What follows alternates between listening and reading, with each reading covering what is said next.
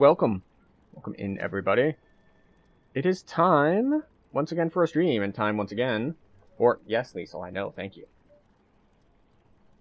And time once again for DDO, which we do once a week, every week.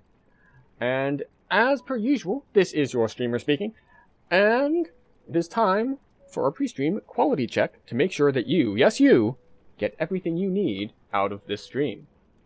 Now, why are we doing this? Well, because we ran into a bit of an issue a week or two back where people were chatting and I couldn't see them. And after that point, I decided that we're going to do a pre-flight checklist so you can understand and you can get the best quality stream that you can get. So, obviously, the first check is going to be that we have audio on our streams, which is going to be probably okay. Yep, we got it there. We have our output going, and it is as expected. We have output there, which is as expected.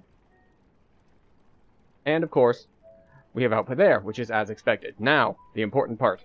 We need to make sure that I can see chats from all of you. So if you would like to join in on this, feel free to test it out and make sure that I can see you and you can see me. You can see me. I've tested that part too. So we have YTV. We also have YTH. The tests, they are passing. And excellent. That should get us what we need. Little bit of an audio check here to make sure that if you send an alert, we catch that alert. This is a problem that has also happened in the past where people redeem alerts and I don't see them. Hydrate, because you bastard, hydrate! There we go. You see the alert, you hear the alert, I hear the alert, and we are all good to go for DDO. Excellent. So, where are we in the game? Well, we are right now level 18. We are rank 92, which is to say that we have, well, we're almost to rank 93. So we have essentially 3 ranks and a tiny bit more before we level cap. And what I'd like to do for these, well, actually we're going to cut this background music down significantly. It's a bit loud. We prefer to use the in-game music. So, let's just make sure that we have the in-game music properly captured. Maybe not. Oh well. We'll turn it up slightly here in a moment. But in order to finish out, I believe we're just going to head over to Wayloon, where that's Evening Star. Wayloon, there we go. We're going to head into prison, because everyone loves being in prison. Yeah, that's not quite loud enough.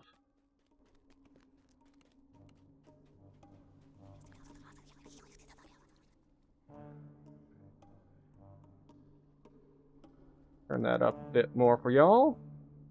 And there we go. We are good to go. So, our first order of business is, of course, to finish leveling up to 20, because this is a racial past life. We're getting our Eladrin lives in. And we should get that off of Wayloon, or very close to. And then we can talk about, and we actually can start talking about right now, what we plan to do for our next life. Because we are only going up to 20, this is just a racial life. We're not going all the way through epic levels. So, we will be reincarnating. Not to worry, of course, if you don't want to sit through all of the inventory management that can come with this. We have handled that off stream. Our reincarnation cache is empty. We are ready to go as soon as we hit level. So, we will have that convenience coming for us. But that does, of course, bring up, what do we even want to do for our next life? We've got a variety of options available to us. Now, the big options, of course, would be casters, because we've done Warlock builds the last 2 lives. We have all of our caster gear on this character, not on mules. So, it's a nice place to start with. Alright, do we want to play a caster? And if we want to play a caster, what caster do we want to play? Because the other trick here is that, well, as a caster, sometimes your power curve is a bit bad in the early levels, especially some, like, arcane casters are pretty bad early on, mostly because they don't have access to good AoE. It's like, you've got Burning Hands and the acid equivalent of Burning Hands, which are okay. They're not amazing. Snores echo in the stone culvert. But it takes a little while. Then you get to essentially Fireball level, and you're good to go. Oh, we dodged the Pay Creeper. Excellent. And once you get to Fireball level, you're pretty much set. Like, everything is gravy at that point, and you only get stronger. Now, obviously, you can grab Scorch, you can grab Chain Lightning. Or, well, no, Chain Lightning's too high level. You can grab Scorch, you can grab Lightning Bolt. All that stuff works a bit early on, but stuff like Fireball is really where it's at. And you don't get that for quite some time. Well, it's not too long, but it's still annoyingly long. Whereas something like Warlock gets powerful very, very early. Something like Cleric. Cleric has access to an SLA very, very early, so that is definitely an advantage.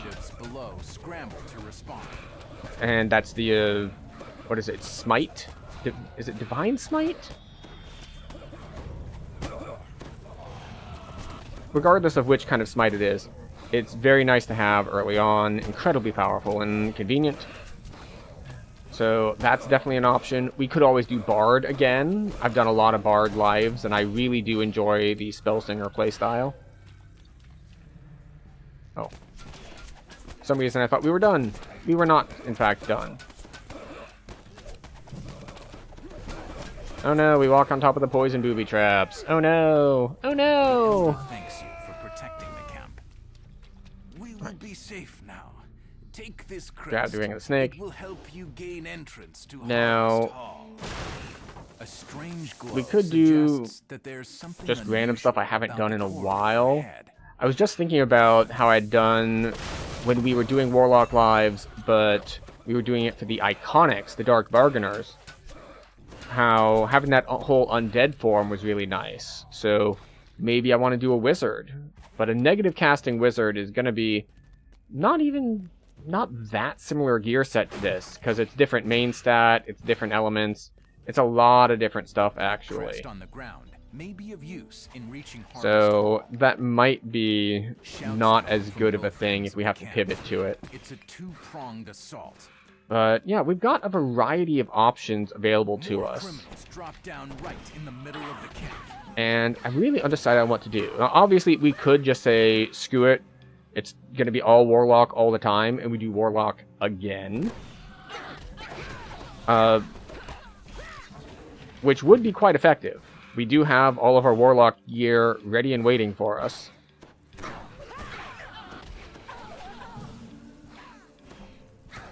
Alright, there's what's-her-face. The gate defenders fall. The criminals force the gates open and pour into the gate. Named one down. And then these guys break through the gate. As the gate defenders fall, and the other one side breaks through the gate. And pour into the camp.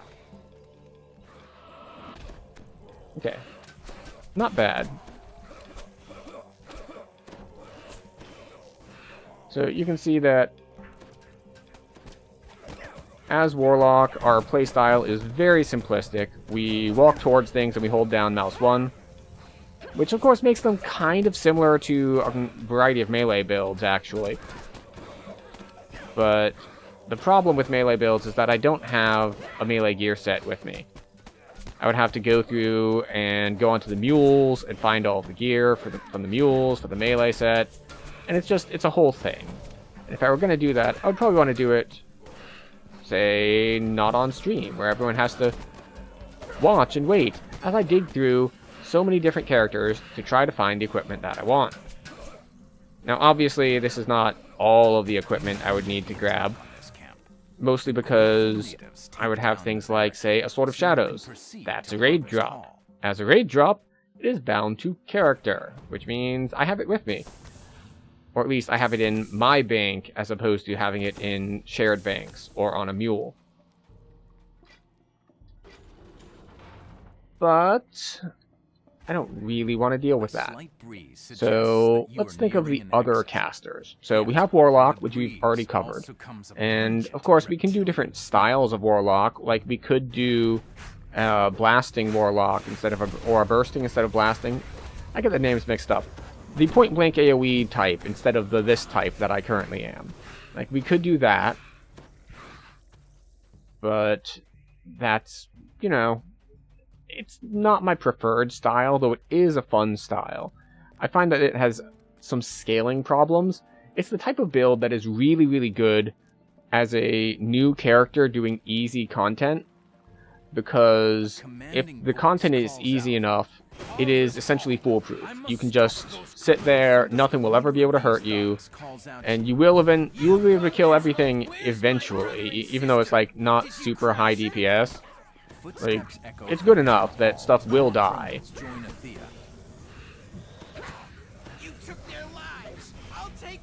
But,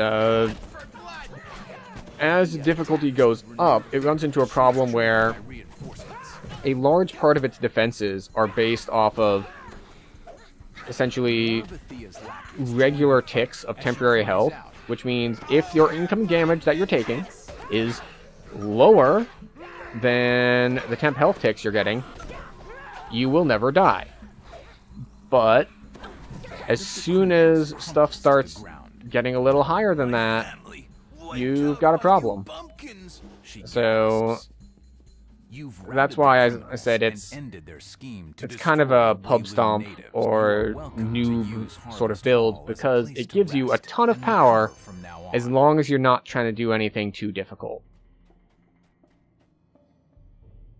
But once you do, it falls off a little bit. That said, it does still have some pretty decent, let's say, defensive tools, but they're like the same sorts of defensive tools as this. So,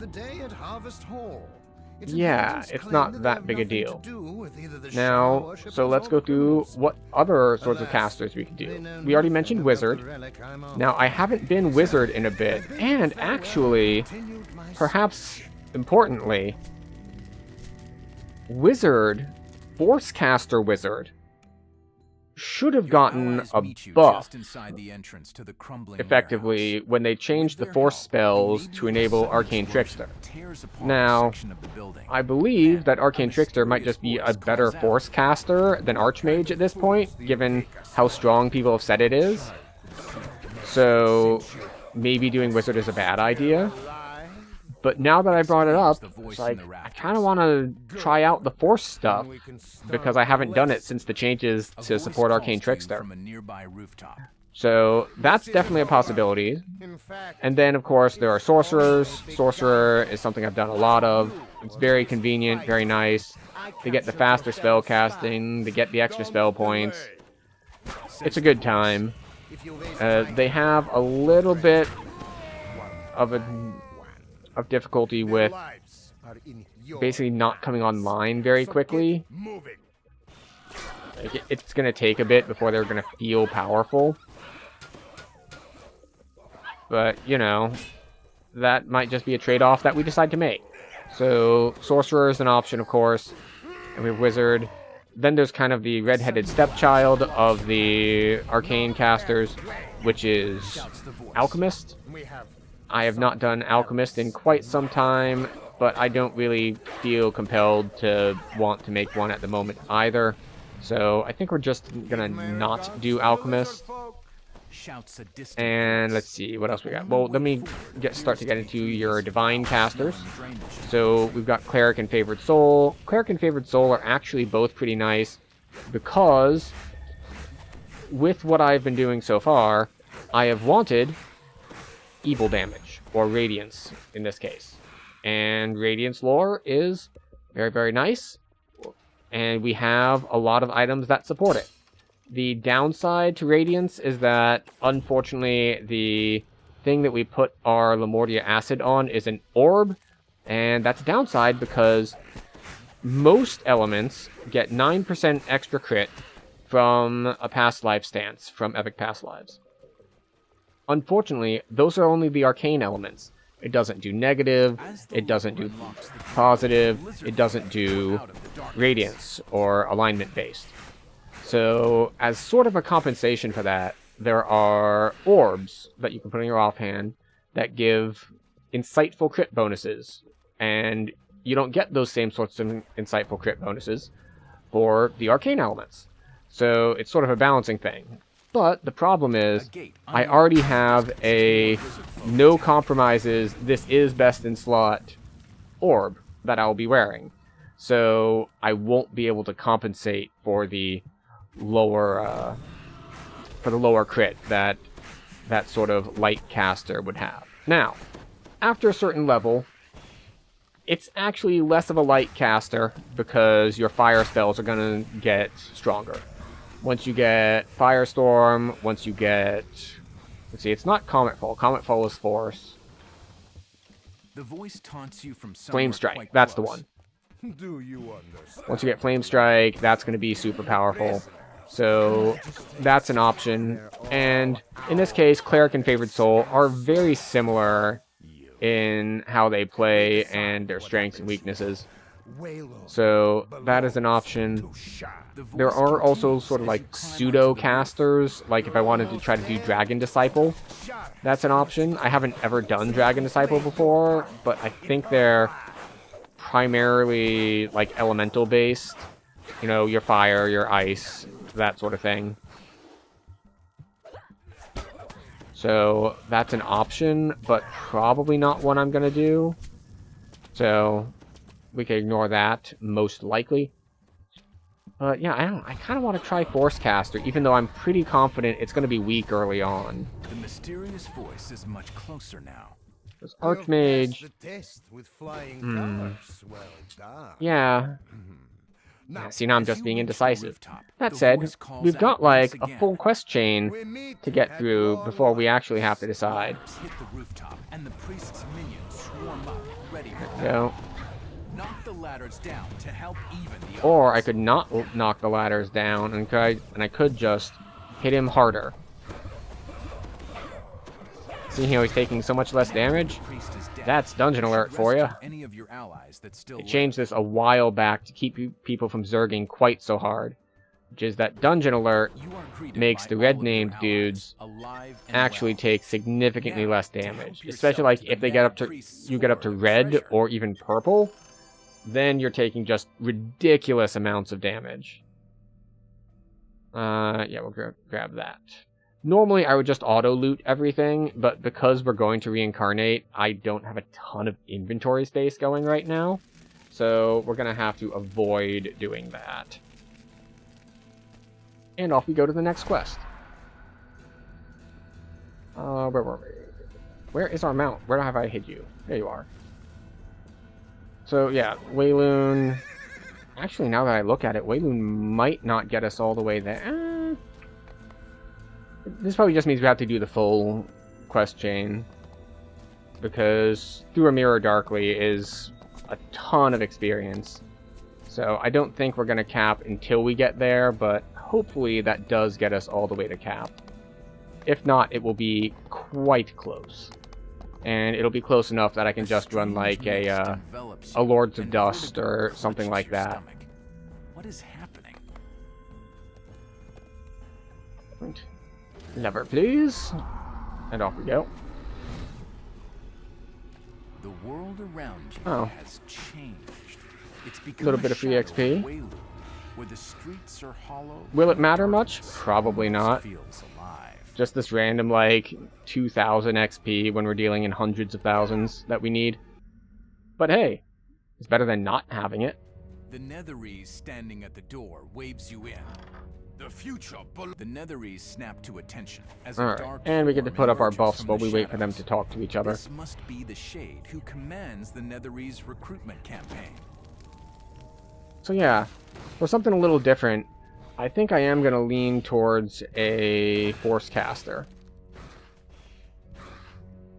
Not the Arcane Trickster kind, but just straight up Wizard. And then, I don't know what I'm going to take for the racial stuff. I'll probably still stick with the heal. But it'll work out fine, probably. Hopefully. The Shade vanishes back into his tower retreat. You might learn how to reach the general by questioning the recruiter. Ooh, wait, Remnant. For some reason I thought there was a group there. Maybe not. Drop some tentacles to catch them. Even if some of them burst through, it's fine. We have lots of damage. We have damage to spare. We're only on Reaper 2, which is a difficulty level that we can easily handle. This guy is, of course, the Keymaster. Now, if only we could find the Gatekeeper, we would be good to go. Hello, and goodbye. Yes, gather up, please. You are not threatening. They say there's strength in numbers, but in this case, your numbers just are efficiency for me as you group up, so I don't have to, like, kill you all individually. Your greatest strength is merely a convenience for me.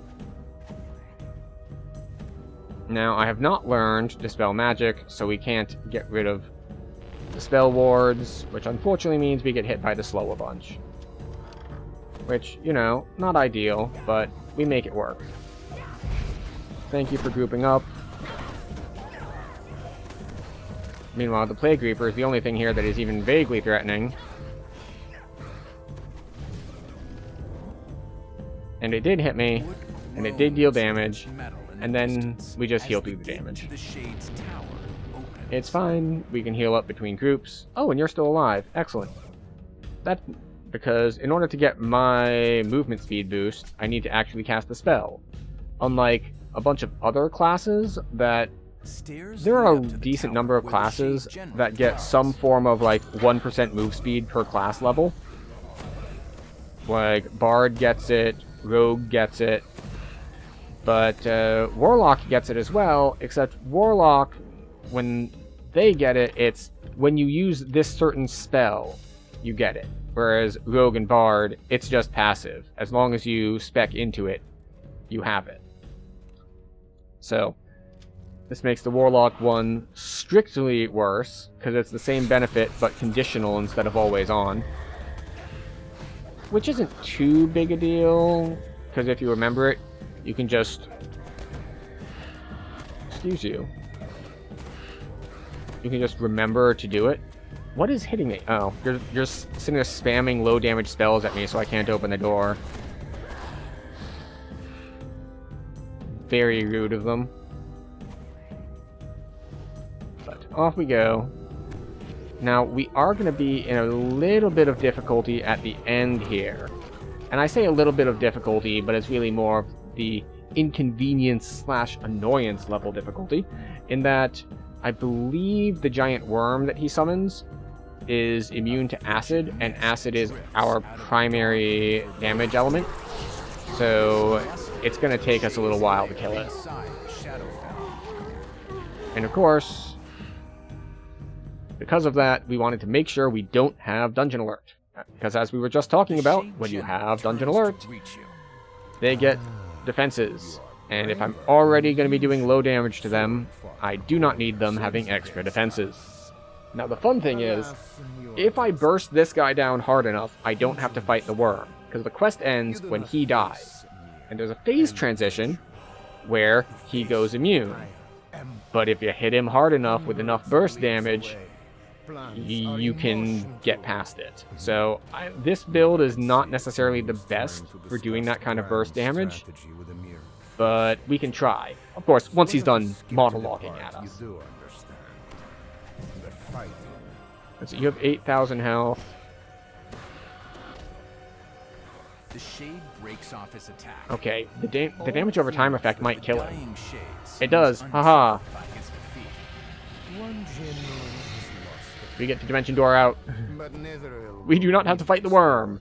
Now, doing it this way does mean that I have opted to not get any of the loot.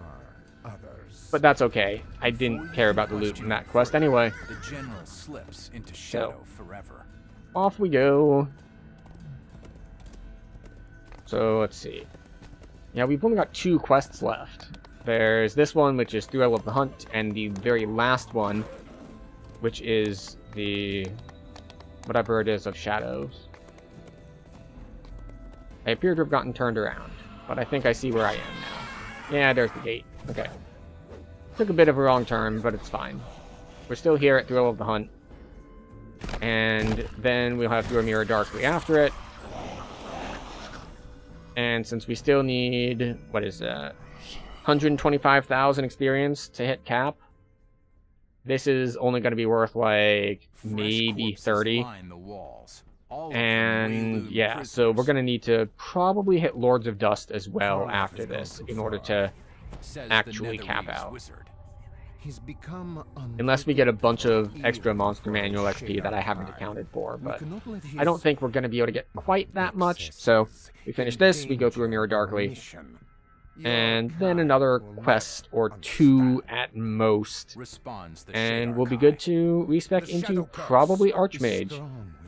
Not that I have the gear for it selected already, but we'll make it work. Did you hear that? Now, the fun thing about Archmage is that Archmage is a wizard subclass, and as a wizard subclass, it means that I have access to essentially all of the spells.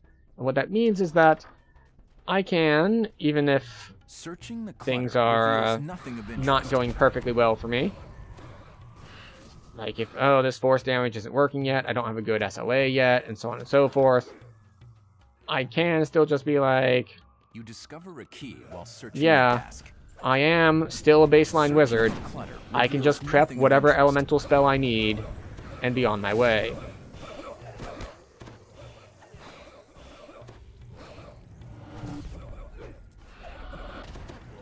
There we go. We found the key, and now we can move forward.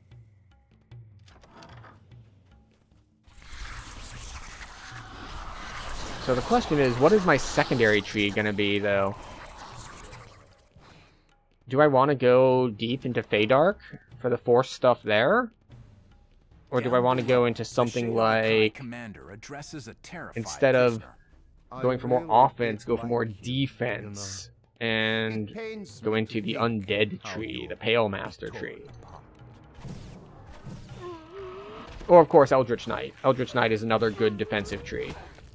So we have a variety of defensive options to go with our offensive options. Where'd the... I was like, wait, where'd the dude go? The poor captive from being mauled by the Howler. Alright, off we go.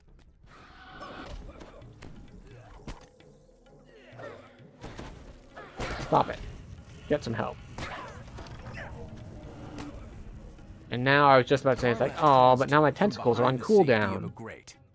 And this is a problem I've gone into even more as I get older, that the tentacle does have a longer cooldown than it used to.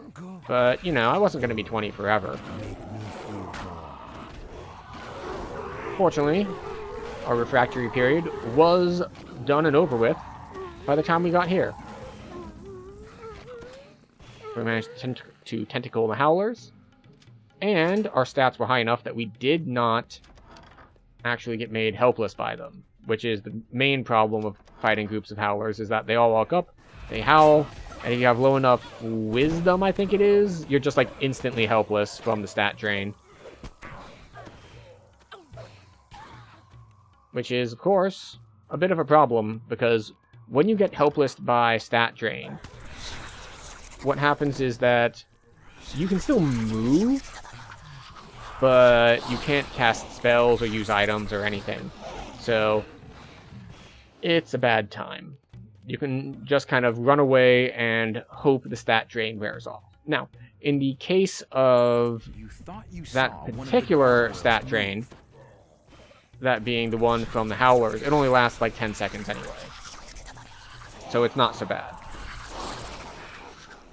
But some other ones, like if it's just straight up like a Ray of Enfeeblement, and that sort of stat drain, where it's not a debuff that's taking your stats down, it's like an actual I have dealt ability damage stat drain. Those you need to wait until it heals. And healing is a little slow. Or of course, if you're in a group, that's when you beg your party members to cast a restoration spell on you. And hopefully, one of them has one prepared or scrolled, and they can help you out. Of course, they do have potions of restoration, but the problem with a potion of restoration is that it doesn't work. Or specifically, it doesn't work if you are already helpless. If you have your stats drained to half, then yes, it's helpful. If you're drained all the way, well, you're helpless, and therefore you can't do anything, and that includes casting spells to remove your helplessness. See, we are currently helpless, and we have 10 seconds until we can move. Yeah, see, our wisdom is at 0 because we did enough damage to him fast enough that both groups got out at the same time. There we go. We did have to just run around and try to not die while our wisdom was drained to 0. And there we go. His hunt for thrills has ended. You've saved the captive from Karleth's deadly devices. Alright, so...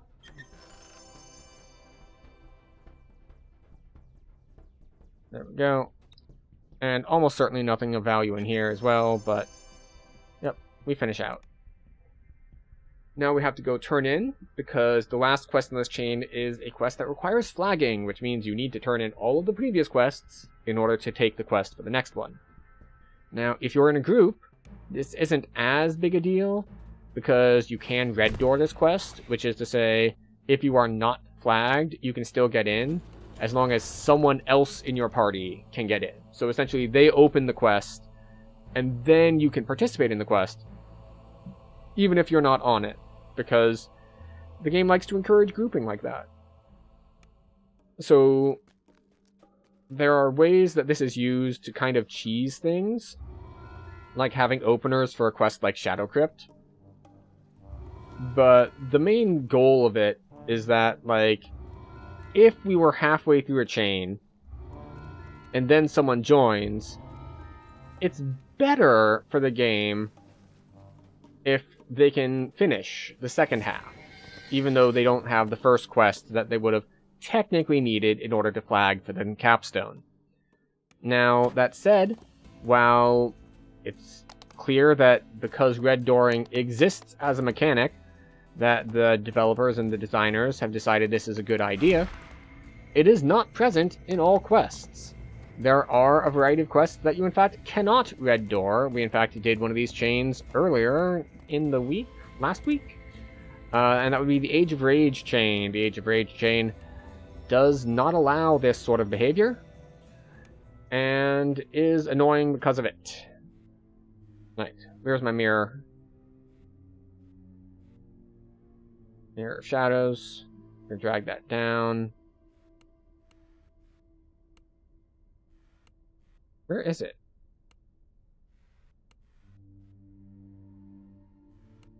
Alright. Boom. Within the glass of the small mirror, you see a strange we buff? We have not buffed. of the room around you. Then, suddenly, you are so, pulled into the shadow, this is a little bit of a tricky quest to understand, especially the first couple times you do it. Because, essentially, there are two overlaid maps, and the key mechanic of the map, of the quest, is that you're going back and forth between them. So there's like the shadow side and the light side, and you have to get all of these orbs in order to unlock the way to the boss. Wow, Black Dragon Bolt hurts a lot. a nearby shadow And those orbs that we're trying to find, like this one, a shadow orb, are distributed. Some of them are on the light side, some of them are on the dark side. And if you're here for the first time, then you don't know where they are. You have to actually explore and figure it out. Now, we have done this quest before, so we know where they are and we know the route. So we can just go directly to them, assuming, of course, that our memories work for us.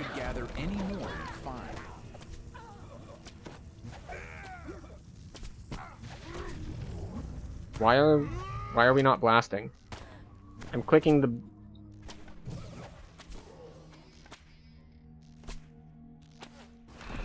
Okay, alright. I don't know why it decided that it didn't want me to Eldritch Blast, but go off game, I guess. Still. That's 2 orbs down, 6 to go. We're gonna go all the way up top.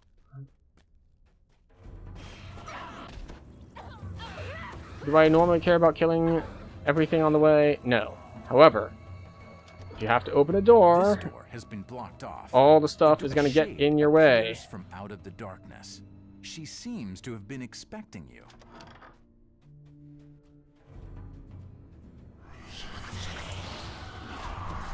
Okay, so...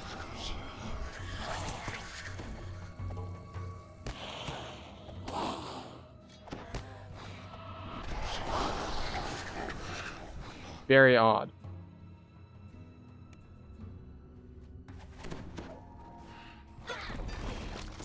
I don't know why it is seeing fit to stop me from Eldritch Blasting. I'm guessing it's something to do with how I am cheesing the transfer mechanic. Because normally you have to do this, you click on it, it channels, then you get to the other side. I have been using the quick method, which is you drag it onto your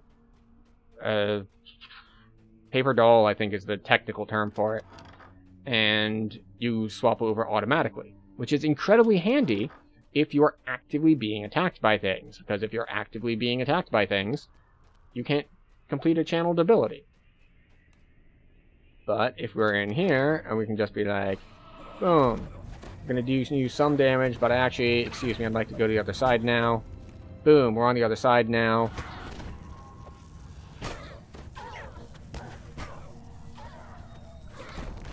It looks like it might be locking me out of using Eldritch Blast for the duration that the channel would be, which is interesting. So it's still snapping me over immediately, but having a separate problem, which is fine. Hello, Trapsmiths. Goodbye, Trapsmiths. So, you might think it's like, you can escape the Fear Reaper by using the teleport. It's like, no, that's not how that works either. Because the maps are not... It's not technically like 2 different dimensions. Really, how this works is it's 2 different maps and you're just teleporting between them. And you can get chased to different points in the map. When there's a Reaper, they can teleport to you.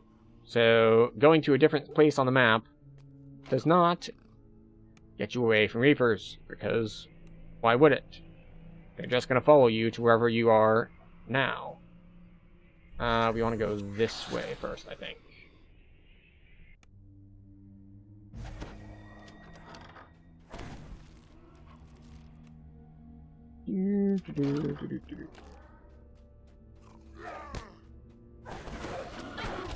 Or was it upstairs that I should have been?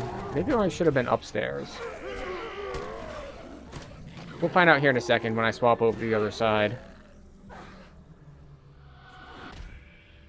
See, the channel isn't even that long. Actually, did they speed that up? I could have sworn that was a longer channel than that. Now that you have all of the shadow orbs, place them on their pedestals to grant further access. You can hear me Nexus. furiously clicking, and Eldritch Blast isn't doing anything. Oh, interesting. It did do something after I right-clicked. Fascinating. Okay, so it looks like the workaround here is just right-click first. If we right-click first, it'll work, in theory.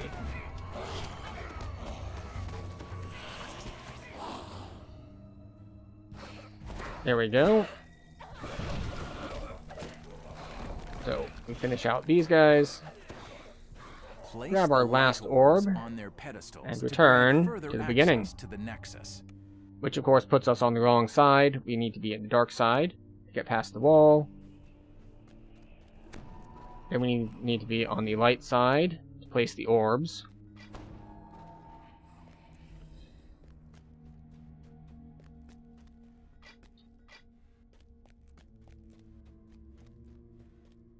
You take a quick glimpse into your mirror. Then we need to be on the Bridge of other solid side to darkness walk is across, formed inside the shadow. and then These another light set of pedestals orbs. Are dormant, but still radiate Orb, a subtle orb, magical orb, aura. The barrier and of orb. light disappears, allowing you to proceed.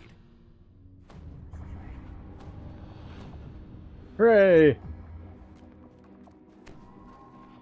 Now we wait for him to talk a bit, and then we kill him. So the question is, will this quest provide me with Well 100,000 XP? Because that's what I need to hit cap. The answer is going to be, no. No, it is not. It'll be like 55, I want to say. Tivorus laughs as he draws a protective spell around himself. You know what I mentioned about it being really handy if you're trying to, like, switch side to side while being attacked? That is very relevant in the boss fight, where the ads will keep attacking you as he is teleported to the other side. Wait, he only teleported once, which is very unusual. Breaking his hold over Orifon. Orifon quickly mutters a mystic phrase over the scroll, destroying the connection between the old stone hall and the shadow. Alright. No, it's 46. Not even close.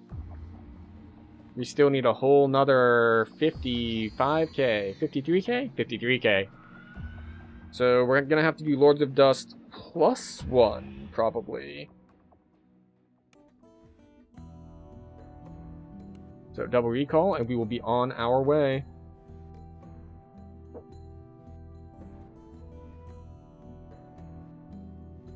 Alright, but yeah, I think we are good to go on the Archmage. Or Archmage. I'm never sure about how to pronounce it. But back to the portal, please. Portal? Now! Oh, that's a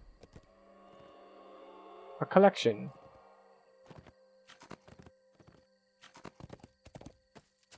So here we go. The harbor is not blocked, which is good.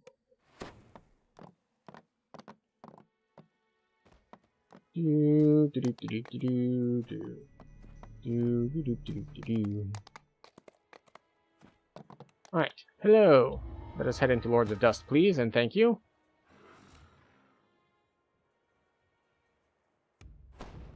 Inquisitor Noman waits for you near the entrance. Novice, stay An near me. irritated scowl on his face. And we can buff while we wait for them to talk.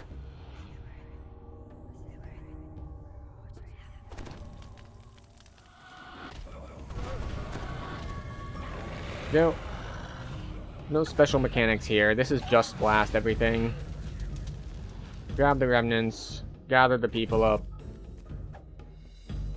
Hi. Get crowd controlled. Get blasted. There we go. I'm looking down there to see the text, because he starts talking after you kill everyone. So that's just a double check to make sure that the quest flags are advancing.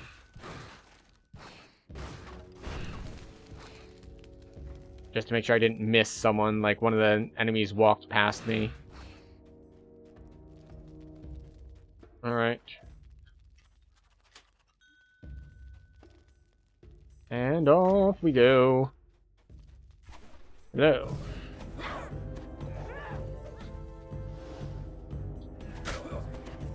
Drop some tentacles to keep them busy. We're on our way.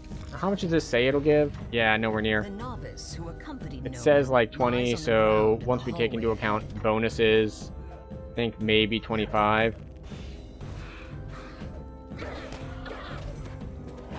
And this is one of those doors that is an anti-warlock door. You have to turn off your blasting and hit it with a stick to break it down.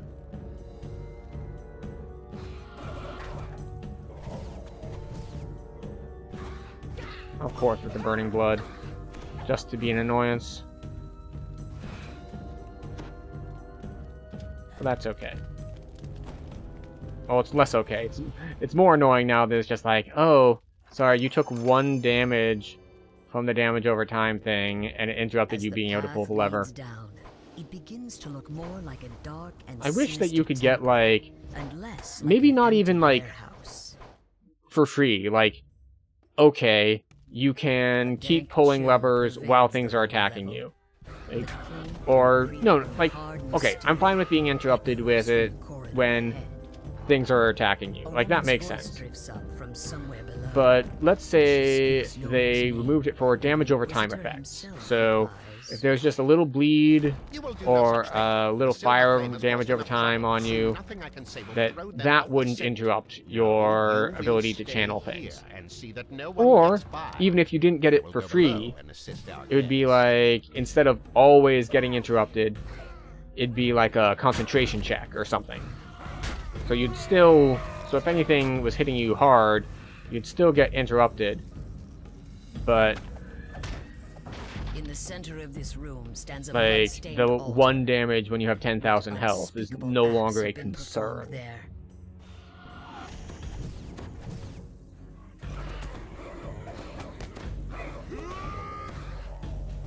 There we go. At least this is not the anti-warlock kind of door.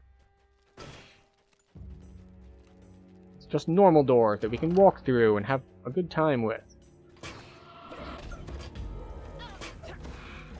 Yes, the trap is just that threatening to me that I just walk through it because I can. I am not concerned.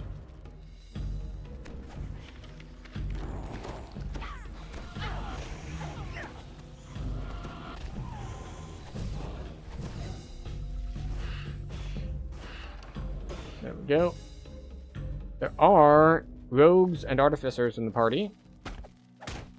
So I can trust them to do traps, give us a little bit of extra bonus XP. Even if I can't trust all of them to do traps, there are 3 of them. So hopefully Surprised one I of am not them who you thought I will get was. them. I should have killed you at the start. This is nothing, my friend, a nuisance. The ritual is underway, and the silver flame is powerless to stop it. Have people been doing traps? pray, No, no one has done shall traps. we continue?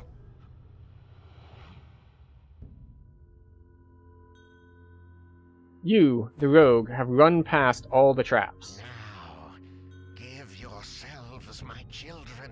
Give to the glory of our cause. Stand aside. Let my minions kill this filth.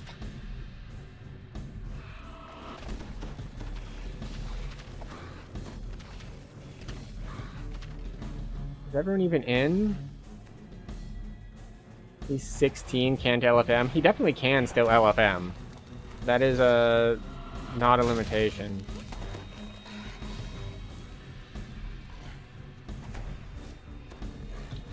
So we don't get the shorthand /I.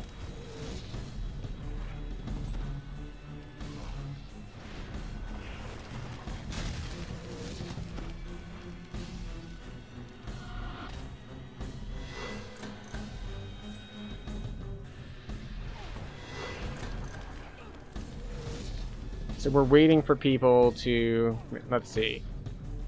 We got someone doing traps. We have everyone inside.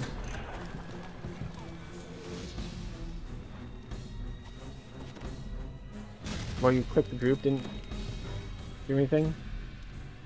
Since it's auto party. Ah, I see.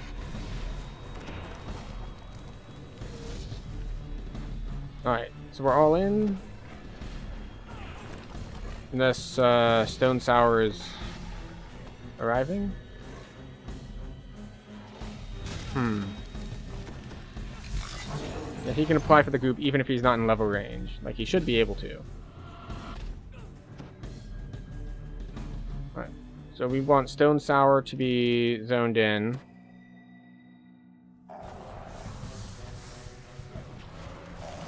Oh. I guess he's only here for a buddy bonus.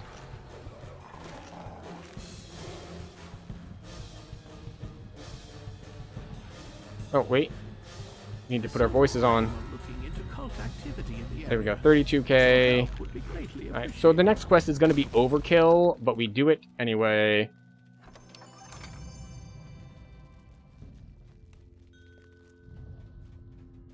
Oh, we're in full buddy bonus. Should've been playing more this weekend, I guess. For like the 10%. Which means that if people had joined us for the previous chain, we might have capped on it. Because we would have been getting an extra like 40-50% XP. Which is not as much as it sounds like. That doesn't take you from like 1,000 to 1,500. Because it's added to the other percentage bonuses. Well, well, well, what, Float? What is it? What are we welling it? Is where you can find water? I mean, hopefully. Depends on where you are. And how aggressively we have farmed and pumped out all the groundwater. Some wells are not going to be able to find water too much longer. It's a problem. Dusty remains. Whether that's almond farms, whether that's a bunch of new AI data centers. There's a lot of people who want to use up a lot of the groundwater, and unfortunately, unlike the standard water cycle of it rains and it goes in the ocean and it evaporates and it comes back, groundwater aquifers take a while to replenish, sadly. Missed this smart events? Yes. Yes, I am the fun killer. I am killing the fun. But since you are here, I actually had a question, since I know you do more of the theory crafting and optimizing side of things. Is Arcane Trickster just better Force Caster than Archmage? Like, that was my understanding of it. Because... yeah. I was thinking about, because we're gonna be capped here, and it's just a racial life, I wasn't sure what I wanted to do next. Because the last two lives have been Warlock, which is, of course, simple and easy leveling. And I got to thinking that I haven't done Archmage since they buffed the Force spells with Arcane Trickster coming out. So I thought I might want to give that a try. Now, obviously, at cap, it's going to be way, way different. But Arcane Trickster has a bit of a slow start in that they don't really have much power at all until they get to level 8.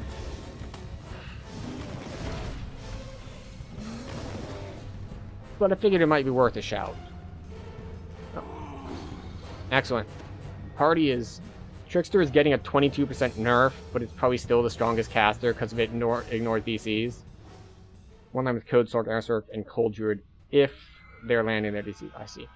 Is the 22% nerf you're talking about the metas applying to your proc damage? Because I know I saw a lot of hubbub about that in the forums. This magic barrier is different. It is flanked by a which pair hopefully of means that empty they'll sockets. be able to balance around things, and instead of like, well, as a caster, where does your power come from? Like 3 specific effects that you can get on mostly raid level gear. It's just like, huh, that's probably not a great place for casters to be in the first place.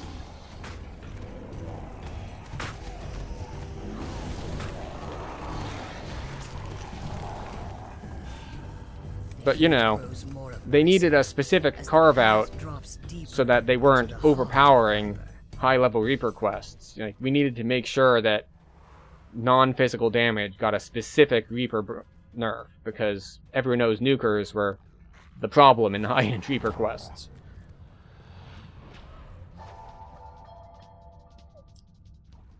It's a nerf to all casters, though? Yeah. I mean, I also saw the DC changes. And I actually had 5, not 3. It still wasn't beating range DPS. Yeah. I was just shooting from the hip. I couldn't remember it. I know that I did test, at least on this character, it's just like, wait a second, I'm using those procs. And I tested turning my metamagics on and off, and it doesn't matter. It doesn't affect Eldritch Blast any, because Eldritch Blast doesn't scale with anything. Because, and this is before I managed to read, like, actual breakdowns of it, because, like, a lot of people were complaining about how it was and, like, how it applied and how it didn't apply. And there was a lot of shouting and very few people actually saying what it was.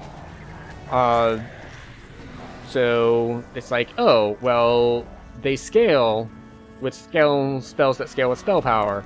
It's just like, alright, well, which are those? It's like, because I apply those effects with Eldritch Blast, but the ones I apply with Eldritch Blast don't scale with metamagics. So it's rather unintuitive. The DC changes are a joke.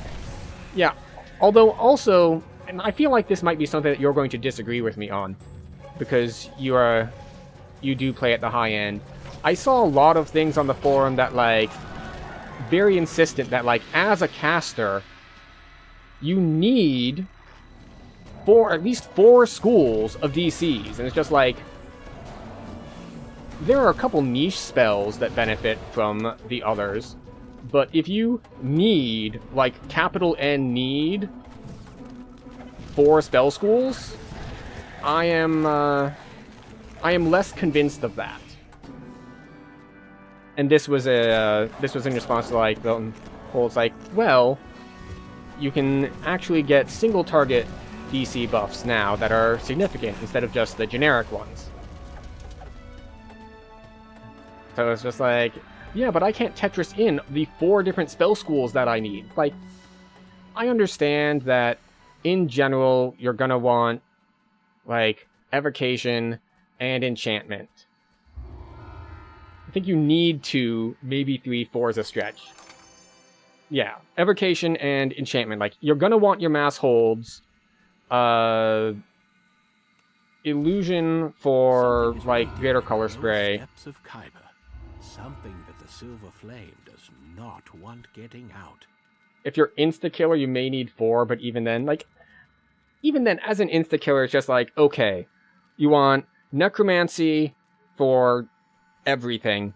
You want illusion for phantasmal killer. You want, what is implosion? Is implosion evocation or, like, conjuration? And Toad is and Frog is transmutation. And it's just like, so you'll get, like, 2 at no fail, and the others at, like, what, 60%? Like, I need them all at no fail. It's like, no, I think you're vastly overstating what the word need means. Like, I get to want to optimize, but calm down. That said, I did look at the numbers on the DC changes. Like, it's just like, at first glance, it looks like, okay, sure, but then you look at it in any sort of detail, and it's just like, that's not actually that much. Especially not compared to how much harder stuff has gotten to land your DCs on.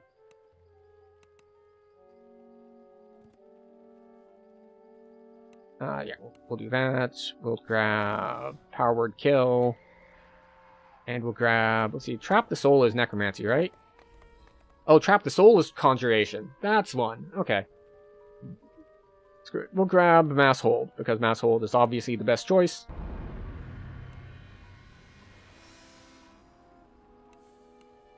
And this stuff really, really doesn't matter, because we're instantly reincarnating. DC caster probably wants Enchantment, Illusion, Evocation, and either Conjuration or Transmutation. Yeah, I can see that. Like, you really, really want Enchantment, because Mass Hold and Disco Ball, mostly Mass Hold, are just your bread and butter. You're gonna want Illusion for what? Like, as a DC caster, you're gonna want... That's Phantasmal Killer and Color Spray. Weird, if you went for Weird. And then Evocation, you've got Burst of Glacial Wrath. Except, I don't know if you actually need that much for Burst of Glacial Wrath, because the thing about Burst of Glacial Wrath, at least for me, is I almost always want to use it on things that are immune to Mass Hold, and the things that are immune to Mass Hold have shit saves against Burst of Glacial Wrath in the first place. Just like, oh, I can't mass hold these undead or these golems. Yeah, and they have terrible fort saves, so I don't need a high DC on my Burst of Glacial Wrath. They're just going to be dead. Or, well, frozen in this case. But yeah, and then you've got like Transmutation or Conjuration for stuff like Mass Frog. Burst of Glacial Wrath can be like 5 to 10 less, yeah. But yes, I'm still undecided on what exactly I want to be. I think I'm still going to go for Archmage, even though, at least at cap, definitely, it is miles behind Arcane Trickster. But it's going to be another racial life, so I think I'll be fine. I'm not trying to hyper-optimize my builds for racial lives anyway. If you do the new House K quest, for example, no fail for an insta-killer is 160 Fortitude. Now, I have done those, but I've done them in Heroic, not in Legendary. So, but yeah, that is ridiculously high. I was nowhere close to that. Like, and granted, it's been a while since I spent time at cap, and I wasn't completely optimized, but we're talking like Spellslinger Bard, my mass holds were I think around 130, which this was probably like when the level cap was even too lower. So, grain of salt and all that. But it's just like, yeah, the DCs have gotten plenty high. Well, not anymore, as I said. I think this was even before Lemuria came out, and when the level cap was too lower, when it was like 32. And even then, you know, that wasn't no fail, but it was good enough to get most of them. And if you're talking about an AoE spell, it's like, well, what's our crowd control like? Well, it's not going to hold all of them, but instead of fighting that group of 10, we're fighting in a group of 4 now. It's like, oh, well, that is certainly an improvement. Heart of Blood. Because we want a racial life. I know that people in the forums have been saying about, especially the comparison has been, and this is, I think, a standard problem that DDO runs into, especially when people are talking on the forums, is that people compare everything to whatever is most broken at the moment. In this case, which I believe, as far as DCs are concerned, well, there are two, depending on which mode you're going. It's either Arcane Trickster, which has stupidly high DCs, just from being able to apply Disable Device to their stuff, or you have Dragon Lord, which, on the martial side of things, has all the DCs you could ever want. Insta-kill is made for group play. You open with Mass Hold or Color Spray and pick off non-champs. Yeah. Well, actually, I was thinking the opposite. Your Mass Hold is gonna land, and it's gonna hold all the non-champs, and then you get things like the Fey Touch champs that are immune to it, that you then need to kill first. Like, the champs are the ones that are gonna have immunities.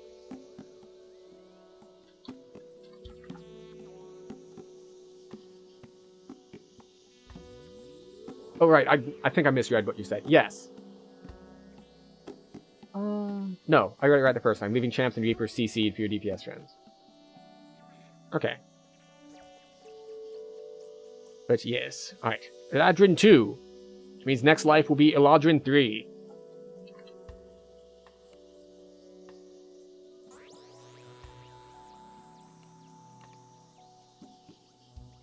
The thing with Trickster is that both a DC caster and a DPS, which you can't do.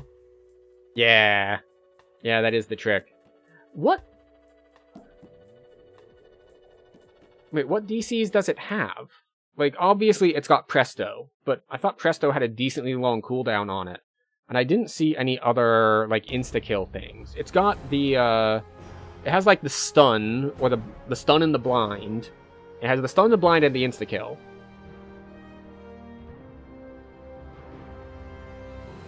And I don't know about how it works with Epic Destinies, because I only took mine to 20. Presto and Frog. Frog, okay. Spell, we're going to do Wizard. We're going to do Eladrin for our third Eladrin life. We'll be very green. Very green works fine. Alright, we want intelligence. We want constitution. We'll take strength, because I don't like carrying capacity issues or enfeeblement rays. And then we'll take dex and charisma, because why not? Okay, we'll take charisma, repair, spellcraft. And those are our only class abilities. 1 in tumble, 1 in UMD. 1 in perform, why not? And then... where do I dump the rest of this anyway? Concentration and spellcraft is all I really care about here. Swim! Oh, I can't put all my points in swim. Fine. I'll put them in swim and heal. Heal gives me negative spell power, and I'm gonna splash a little bit. Okay. We'll take maximize. We'll take... as wizard, do I ever put a meta magic in a normal feat slot, or do I just use all of my special wizard slots for it? This is what I get for not playing very many wizards. Screw it. We'll take maximize and quicken. I'll make it work. The other spell slots can also be used for stuff like... why is it escaping my mind? Like spell focus stuff. Select 7 more spells. Burning Hands, Flaming Bolt, Color Spray, Featherfall, Jump, Magic Missile, Night Shield.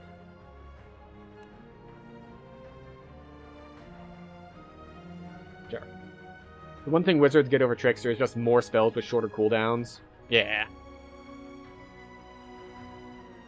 No, we don't want to be LG. True neutral. Alright. Random character thing has decided that we are going to be two-tone hair, green chick with a side shave? Sure. Side shave, blue hair. Excellent. All of my Tumblr dreams have come true.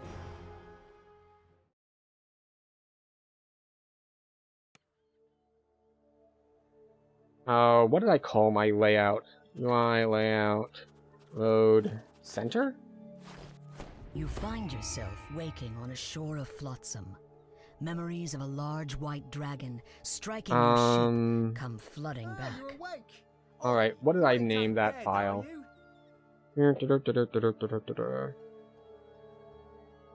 Documents. I recently changed my layout and I saved it under a different name. So now I don't remember what it is. Oh, it's not center, it's centered. There we go. Magic Missile, Chain Missile, and aren't worth casting on Archmage. Just do Chain Lightning and Meteor Swarm to level. Can you talk? Now, Speak to me. I don't know when the last time you leveled is, but using Meteor Swarm to level is kind of far off on a racial life.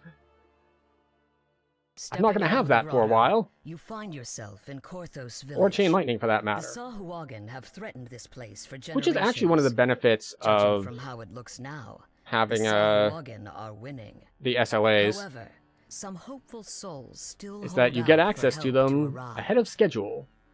Especially something like Bard that gets Shout at like level 3. Just like, what do you mean you're level 3 and you can cast Shout?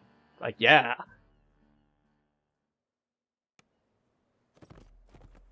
I mean, just do elemental stuff. Yeah. No, I didn't. I know I tend to blend them in. I actually was mentioning that a little bit earlier, is that the advantage of being a wizard is that you do get to just say, and by the way, I get to pick whichever spell is strongest at this level. So, I don't need to change my savants around, I don't need to change that much around. It's just, oh, I got Fireball. Okay, I'll use Fireball now. It's like, okay, well now I got Chain Lightning between the time I get Fireball and Delayed Blast Fireball. So I'll use that. And then it just kind of goes from there.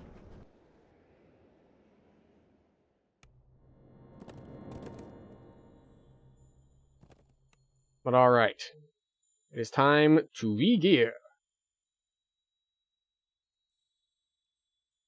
Show me level 1 to 8 stuff.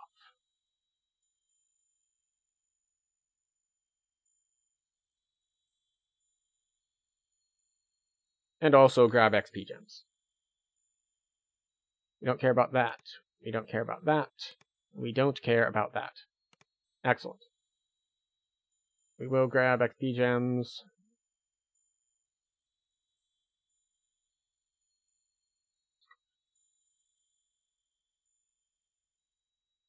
Even these little ones. But interesting that, like, chain missiles and force missiles you think aren't worth it, even after the buffs that they put in. Because one reason I was even considering this in the first place was that, well, they put in buffs for these spells when it came out. So it's just like, well, maybe they'll be more useful now. But it seems maybe that's not the case. So we're going to XP gem our way to, like, rank 8-ish. Okay, still rank 7. It's fine. Then there's Sork, who is level 16 Chain Lightning at level 12. Less than 3 seconds cooldown. Yeah. Okay, so. Let's grab our stuff, shall we?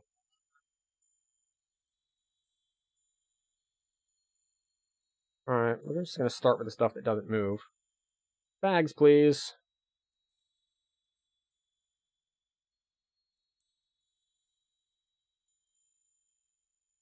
Get our bags, we get our gibbers. We get our Harper pin. And we get our quiver. Alright, then we can go for our gear. Actually, we can grab our spell components, because I forgot to sell them. But fortunately, we are still an arcane caster. We can just use the same spell components and not have to go buy them, which is very convenient.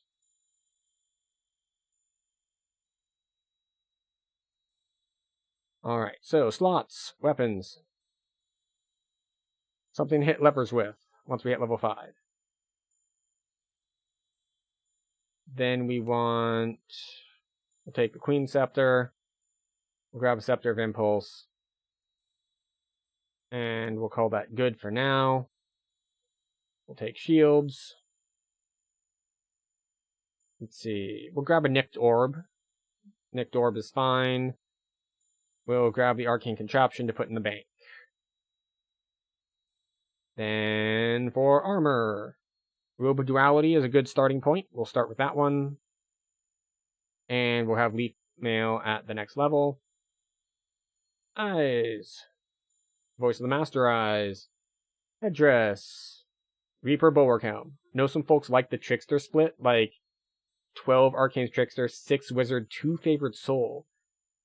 2 Favored Soul. Like, I know a Favored Soul splash for marshals for a trance is a thing, but I don't know what it is for a caster. Because you don't get most of the Favored Soul benefits from that. Let's see, what do we want for our neck? It's max crit chance. Ah, I see. Let's see, what do we care about here? We'll take the Amber Pendant. And we'll take Billow's Ring. For the meantime, Winter Court Necklace, maybe? We'll grab that as an optional as well. Neck. Trinket. That one, and that one.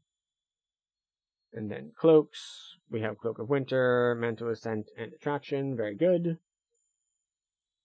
Waist. We'll take Dire Bear. Dire Bear is what we want. Rings. This is where it gets interesting. We want Flame Ring, yes. We're going to grab essentially all of the Feywild rings, because we're going to swap elements a bunch. We'll grab this. We'll grab that. Yes. And then we're going to work out which one of these that we're wearing right now and which we will wear later.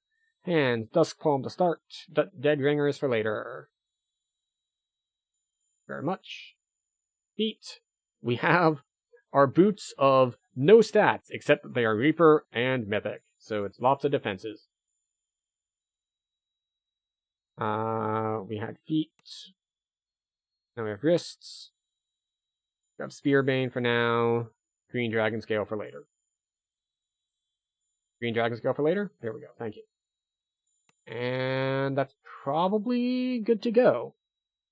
Now we're going to go take level 2. Oh, I haven't prepared. That's right, I have to actually prepare spells. Okay, we take Burning Hands, we take Night Shield, and we take Jump, because I don't like getting caught into corners. Is this just a gnome life? No, this is an Eladrin life. It is, in fact, my last racial life. If I finish this life before they release Duragar, I will have racial completionist, and then immediately lose it when Duragar comes out.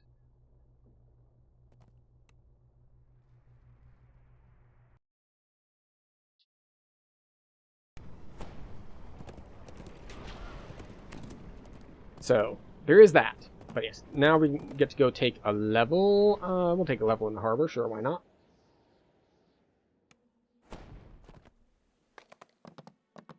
And then we will move some stuff around and see what we want to see.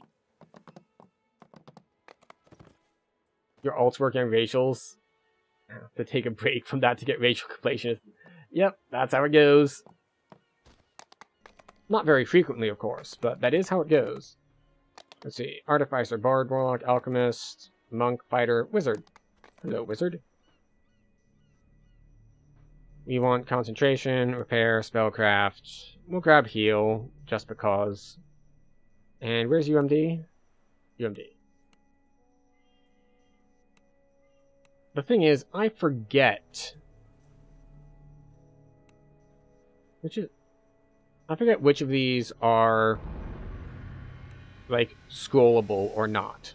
If I weren't on stream, this is the point where I would go and buy all of the scrolls and just sit here scribing for 20 minutes.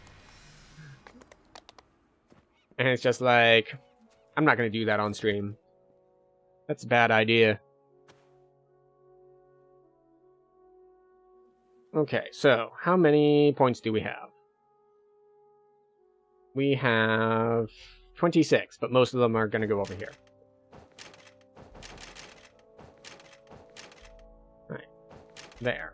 Let's see. Which affinity gives me intelligence? Winter. Okay. Winter it is. And then... let's see. Crit confirmation. We'll take dodge chance. We'll take... we don't care about that at all. One more to int. We'll take that just as a prerequisite.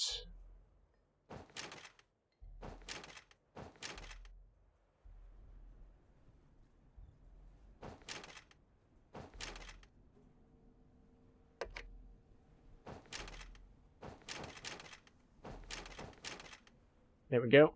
You love Eladrin Deep. Dodge cap on a leaf is insane. Yeah, it's really nice. Alright, so we accept that. Yes, I have prioritized the convenience of auto-searching at low penalty over other things. Like, displacement just feels like such a trap to get early, because it's just like, oh, I can cast displacement at level 1 because of all my racial points? It's like, yeah, it's going to last 6 seconds. Not quite so compelling. So, let's see. What do we want to drop into? We have... oh, right. We have 3 universal points, too. Show me Feydark. Yes. We'll grab that. And some spell points, please. And then we have 5 points for our actual wizard trees.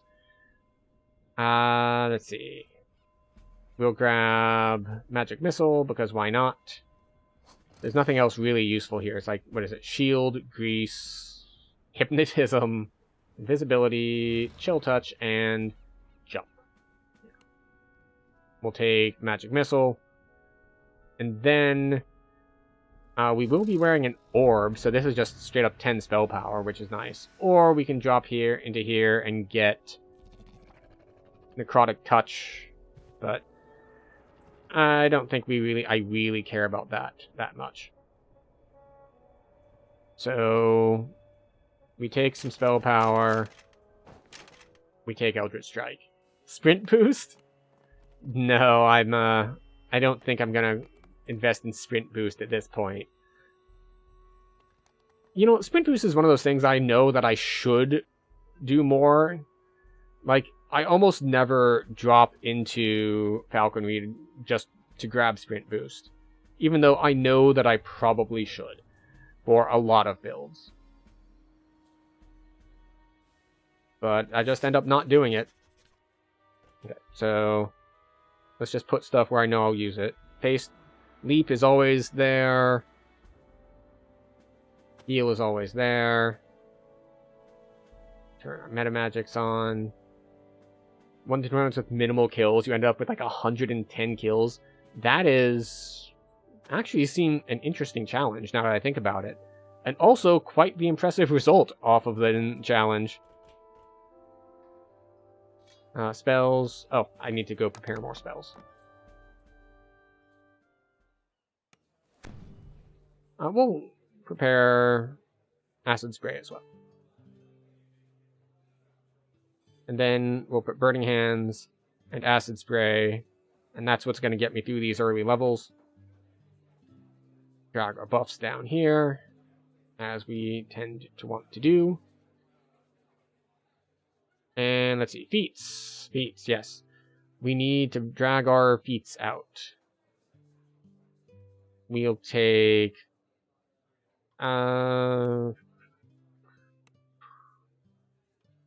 energy criticals. That's the one I definitely want. Then we'll take fortitude, because I'm not going to have it. Then we'll take... and we'll go with fast healing and probably brace. Or, yeah, we'll go with ancient blessings. It's funny how many quests you can finish with purple alert. I am aware that that is something you can do. I just really dislike being slowed down at all, and how once you have any alert, if something so much as like swings a weapon near you, you are now incredibly slowed, and I hate it. So I tend to be more like move at full speed while throwing spells and nuking things. That is my preferred mechanism. We're going to be using acid for a little bit, so we'll go in a deep gnome stance. And let's see, we'll pull out Purple Dragon Knight, put that there, even though it's not very good because I only have one Purple Dragon Knight past life. So we've got that going for us. Yeah. Now we need to actually put on our gear. Alright, so we have our Scepter of Impulse. We have stuff that we'll wear at higher levels. There's our Nicked Orb, so general potency. Our Robe of Duality. So we are now casting Burning Hands, Acid Spray, and Magic Missile at level 4 instead of level 2. Which is a little busted. Devil's Ring goes on. We have our old-ass Runic Trinket, which is Insightful Potency at level 2. So very handy there. We have a Featherfall swap set up there. We have anything else we can wear? Oh, yes. We got lucky on this Reaper Ring. 10 universal spell power. Very handy. And Mythic Ring. Pretty much all of my level 1 gear is because it has Mythic on it. That's basically just how it works. It's like, what stats do you value on Mythic on level 1 gear? Mythic and Reaper bonuses. Aha, and what else? No, that's basically it. But okay, we have no belt, but we have the rest of our gear sorted out. And now we get to go run some quests and see what we forgot. Because this is the best way to figure out what you forgot, is to run into a quest and be like, oh, darn it, where's that thing that I wanted to do? So let's take a look at our stats here. So we're going to be doing mostly fire and acid right now. And yeah, 164 fire, 152 force, and so we're basically sitting at like 150 to all of our spell powers, which I think is pretty decent at level 2.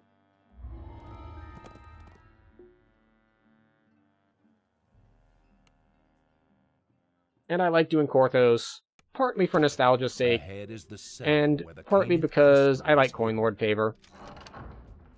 You can feel the life-saving heat emanating from the magic crystal Boldar spoke of.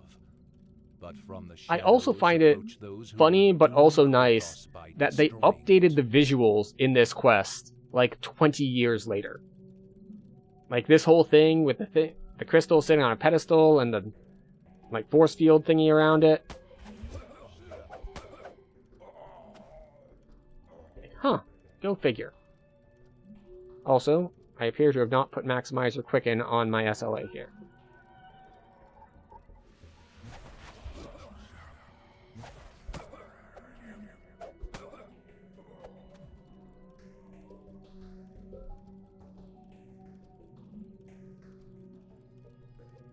Now, of course,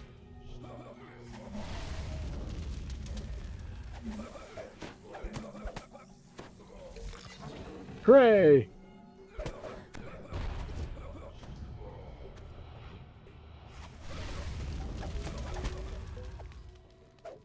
Oh, low-level wizard.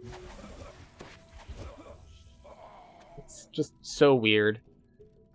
Like, give me a few more levels and we'll just be annihilating everything we see. But for now, not so much. Like, it'll get a lot better actually quite quickly. I believe next level I get access to level 2 spells. And that means that we should be able to do, what is it? Scorch. I think Scorch is the one I want.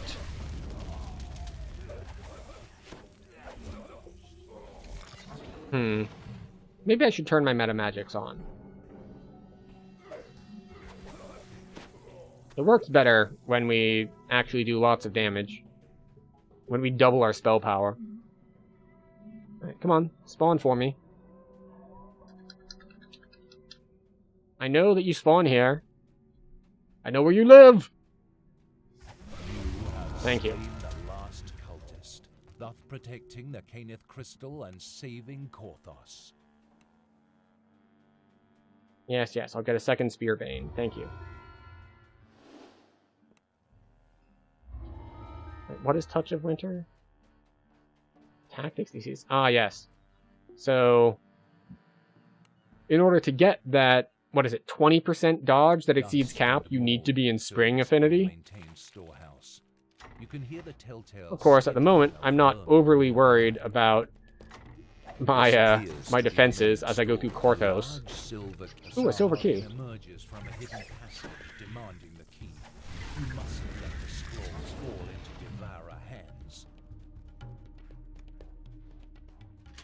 Here we go. The door swings open, revealing a magical sphere around the scroll. Yeah, like the Burning Hands and Acid Spray spells, like they're AoE technically, but the range on them is so short. Like they feel like they should be longer if you look at the animations, but they really, really aren't. The protective spell dissipates. All that remains now is to take and deliver the scroll. Hello. Please give me a belt. I don't think the belt does anything, because I think I already have the false life from something else in my gear set. But, you know, it'll be fine. Coming from deep in the crypt, you hear the strange, Sarcophagi line. You found some kind of secret door in the wall. Once you open it, you can reach There we go. the treasure chest glimmers in the dark passage here. For some reason I thought that was There's a a Sahuagin in here, performing some kind of ritual. Come, dead son of Cor- A magical crest appears from the destroyed altar. Oh, If see, you I take it almost with forgot to pick up the It crest. may be useful later. You continue to hear cultists about their evil work Off from we further go. inside the crypt.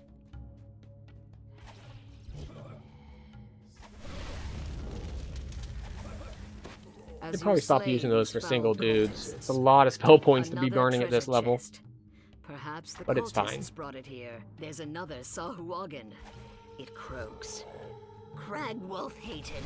In life you Another crest drops out as you smash the altar. There might still be other altars elsewhere in this crypt. And off we go again.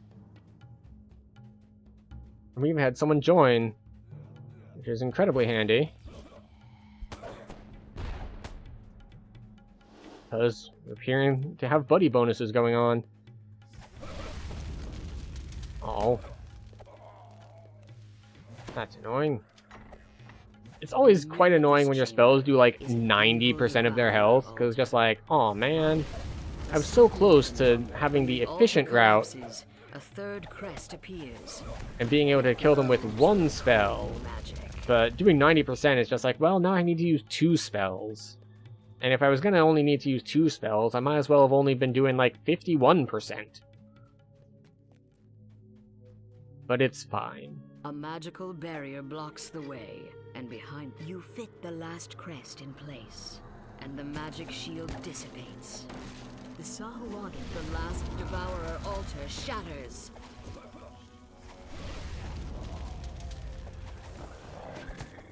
Your bold actions saved Excellent. Porthos, and Perfectly brought the managed Sahuagin resources. spell We scheme to used the naught. last of The our treasure spell chest points in the to kill the antechamber last guy. is now yours. Now we do the collaborator. Wherein we might actually use up our spell points too much. Hero. It is on the people's lips as you walk by. Cautious looks have become friendly nods. Level Then 3 should word be comes pretty that good your for us. presence is requested in the tavern. Also, we have someone else in party now, so we don't need to worry as much about our spell points. Because even if we aren't able to kill things anymore, he is. Your waiting bears Plus, you know, we have fruit. SLAs. This must be the Well, an collaborator SLA, stepping I in should from say. the dark.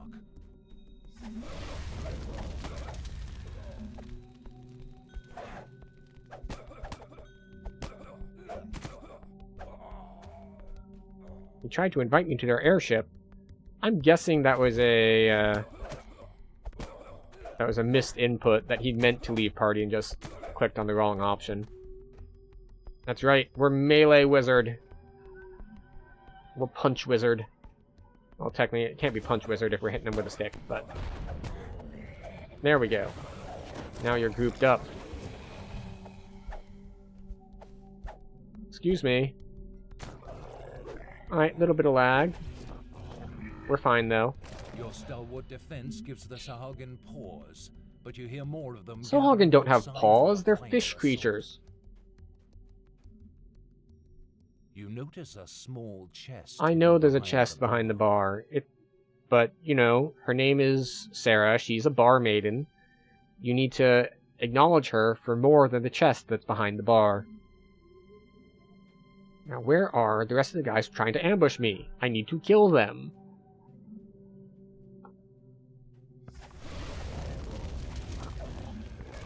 Hi.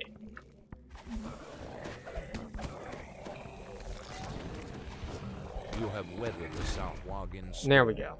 Now, I think it was worth after the 1 that point traitorous Jack of to all get the tricks cleave Dread's out of, hand isn't what's it here. called? Eldritch Knight. The chamber beyond the secret passage looks It's very ancient, nice for these low predating levels when my AoE options are limited and my spells aren't very strong yet.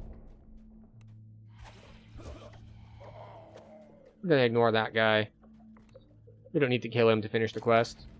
He'll come for us eventually anyway.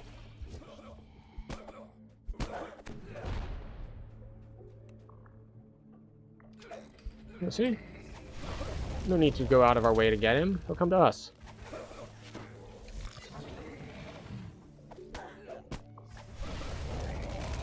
There we go. That Weasley Drexelhand has nowhere left to run. Finish the job. Drexelhand thought that siding with the Sarhuagin would save Oh, hello. There we go. Collaborator is actually not terrible XP.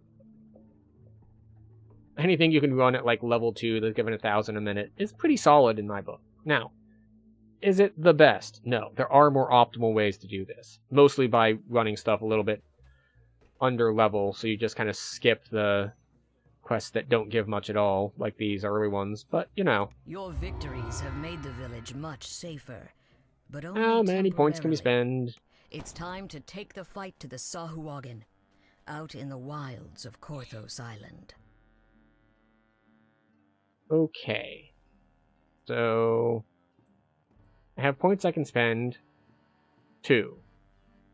What do I care about? 5 universal spell power for 1 point isn't terrible. We could also just drop 1 in here for a lever puller. But I guess we'll drop 2 points in there.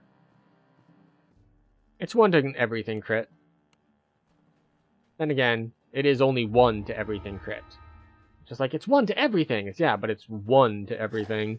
So it's not as impactful as it could be. But off we go, finishing off Korthos. By the time we're done... Well, alright, we're not going to finish off Korthos. I am, in fact, not going to be doing Misery's Peak. Because while it is a great quest, and I would encourage anyone who is new to the game to actually pick it up and play it, because it finishes off the storyline well, and it's just a fun quest in that regard, it is quite long.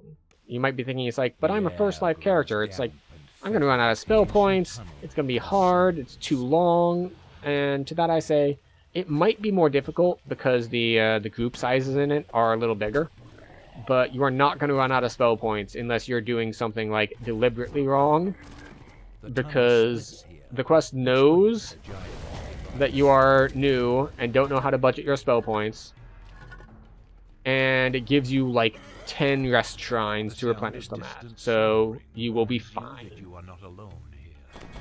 If you're careful, you may be able to take the sleeping guards by surprise.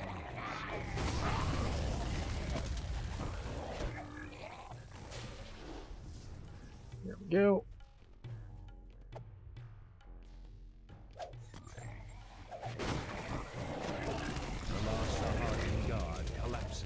We're burning so many spell points, but it doesn't matter. The extravagant gong in this room looks capable of truly ear-shattering noise. With the gong's And that's why I reverberations, brought the you hear auto a search, slight because rumble from the I light. like auto search. But then, if the I am second lazy, strike of the and I gong want the doors to reveal themselves to me. sound of cracking ice. In fact, with how much I like things revealing themselves to me, I really should have gone into producing movies. Where is the guy? There he is. Get cleaved. Thank you. You spot a rusty hatch submerged in the putrid water. And see, the more I think about it, the more I'm like, well, what if I did more Eldritch Knight stuff? Would that be fun? It's like, yes, but if I were going to do that, I really should have grabbed, like, any of the prerequisites that I would need to do that. Like, say, a weapon-style feat. Ahead is the giantish device. The freezing mists it is spewing are directed the wrong way. With the right timing, you can get close enough to There we go. redirect them.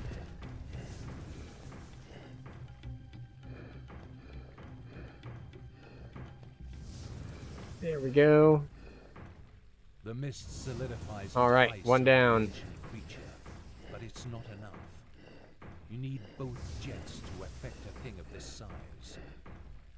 A layer of ice Hooray! forms over the ancient creature, guaranteeing its slumber. Excellent. Korthos is safe for now. Okay. So we're... Steam billows from the hidden entrance to an underground complex. We are getting away with using Maximize all the time, even though we have no reduction on metamagics. This was actually something that was kind of funny with my Arcane Trickster life. Because I wasn't taking it to cap, I was only doing it for a racial life. I didn't care about the capstone on Arcane Trickster. So I splashed into Wizard a little bit, and I took all the Archmage metamagic reductions, and then I had the metamagic reductions from Arcane Trickster as well, and I could just run with like all of them on all of the time for almost free, for practically free. You enter one of the laboratories where which is always fun. ago, House Caneth first in the doorway ahead has been boarded up. Oddly, the work looks very recent. Right, off we go.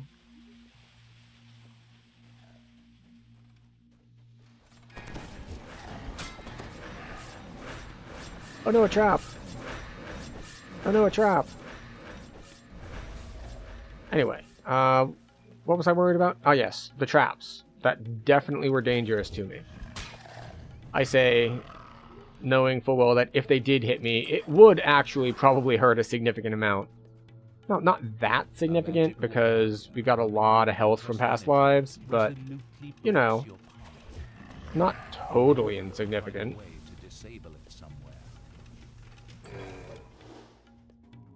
I'm surprised none of these guys have greased me yet. Like, they're gonna when they get next to me. They just haven't had the opportunity to be next to me yet. Of some alchemical compound. Upon turning the valve, you hear a definite alteration in the pitch of the hiss. At least we make our saves. So yeah, there are 6 things you need to turn here. Those 2 in front. And these 2 on this side. And then 2 on this side, but one's in the front, and one's in the back. Without the alchemical jets coating the pane of power crystals, as the last crystal shatters, And the off we power go. slowly fades into a heavy silence. Now, we are extra safe here, because what happens is we need to protect this guy from the onslaught of people. Flame are you? Oh no, the Sahuagin found me. Suddenly the air shimmers They certainly with the did. power of magic. The Sahuagin have followed you in. His life is in my hands now. Fortunately, In your hands. I can cast healing spells. Stay alert. I grabbed Vigor, which isn't super powerful, but it's more than powerful enough to handle this. Sahuagin are still blocking our escape. I love that Amalgam counts as misadventure. It's like, I didn't kill it, an NPC killed it. And that counts as misadventure.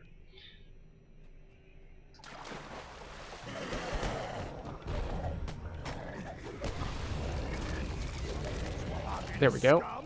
Keep coming. I won't We'll die. heal Amalgam, even though he is a toaster, and he does not take very much healing. Or I suppose the more modern derogatory term would be clanker. But that seems rude. Toaster is a bit more affectionate. Ain't that right? It's okay. He gave me the T-word pass. It'll take more than that to put me down, Sahuagin. Now you see what I have. So, when do I get my spells? So, we get Arcane Bolt.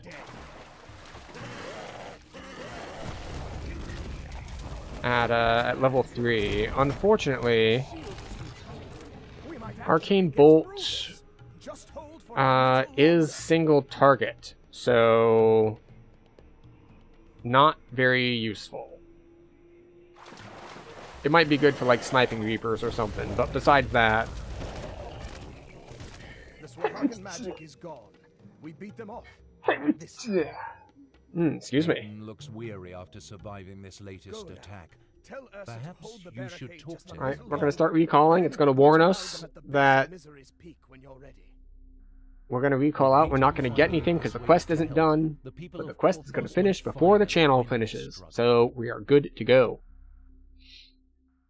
A A mangled sewer grate leads to an old abandoned chemical manufacturer. And let's see. So we are rank 10. Good. Excellent. Exactly as planned. When we finish the last 2 quests out here in the Korthos Wilds, we will be at least rank 11. And we should be able to take level 3, get some new spells, move some stuff around, and be good to go. The decrepit catacombs are slightly obscured by the falling water. You enter a musty hall, heavy with silence Now that and said, weight of dark stone. Archmage T5s are pretty nice, All of a sudden, but the mostly sense for of the big rotten arcane decay explosion spell. assail your nostrils. I remember when I used it See the before, glint of that it metal was great as fun the and I enjoyed it. door It slides felt open. strong. You see a Now, magical has it been sound power across crept? the chamber. Almost certainly. Could it be But Holden drew I still have fond memories of it, so hopefully they don't let me down too much.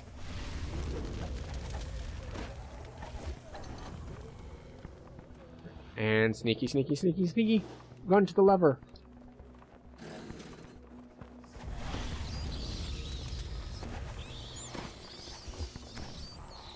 And run away. We'll get those bats here in a minute. But at least we have AoE spells for the bats. Fighting those swarms of bats just sucks if you're low level and you're on, say, a ranged character who doesn't have access to an AoE shot yet. They're just like, yeah,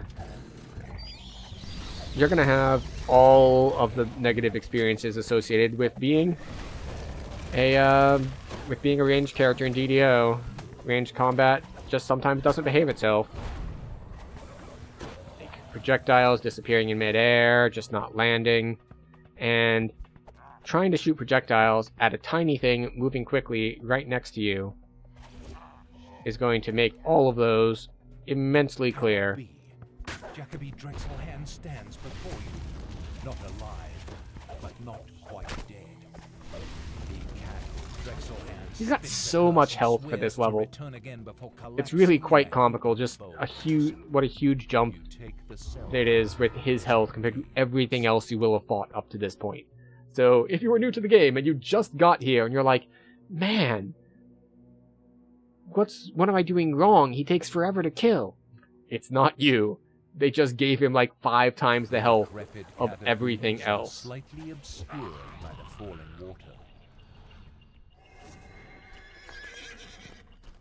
So, alright, we have ice methods. We don't care too much about killing the ice methods. They are, you know, they're whatever. And we level with exploration XP. Very nice. Fine, we'll pick up some Slayer XP too. There we go. Oh, speaking of Slayer, or Slayers, I suppose. A bit of sad news in that the actor who played Giles in Buffy the Vampire Slayer has passed. Apparently, I think it was complications of pneumonia, which often gets semi-old people. I say semi-old because it's not like he was like 90, but still. Still not like expected to die soon age. Block your path. They don't look capable of withstanding blows from your weapon. At least, unlike last time, when there are doors like this that may or may not break when you hit them with an Eldritch Blast, they do hit when you smack them with a stick. And we have only the best of sticks available. Feather falling, go!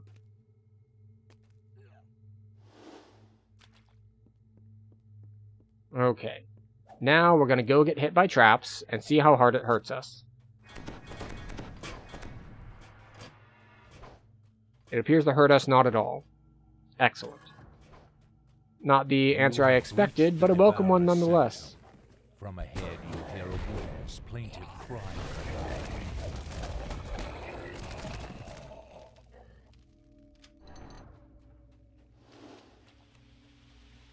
Ah, and she's down here too. The evil cult leader will Hi. spill innocent blood no more. And we're done. So sometimes she's here, sometimes she's up in the jail, like if you leave here and turn left. So, either way, the quest is fairly simple to complete. We are done with Korthos. And we can move on to the This harbor. entrance leads down into an ancient Kenneth aqueduct.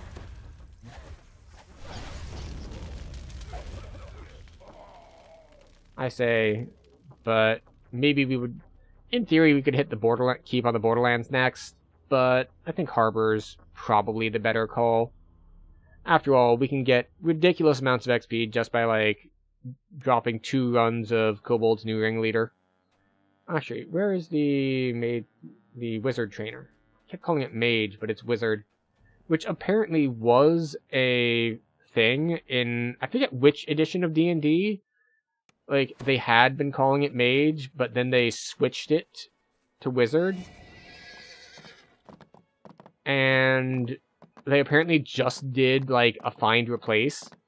So a lot of places that in the book it said damage, as in DA mage, it replaced it, and there's a book published out there that's got a bunch of references to the wizard, DA wizard. I heard it on the internet, so it must be true. I have not confirmed that personally. But it sounds funny, and it sounds like the sort of thing that could happen.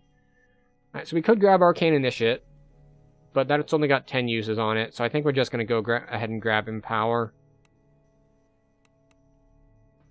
It's going to be like either Empower or Mental Toughness.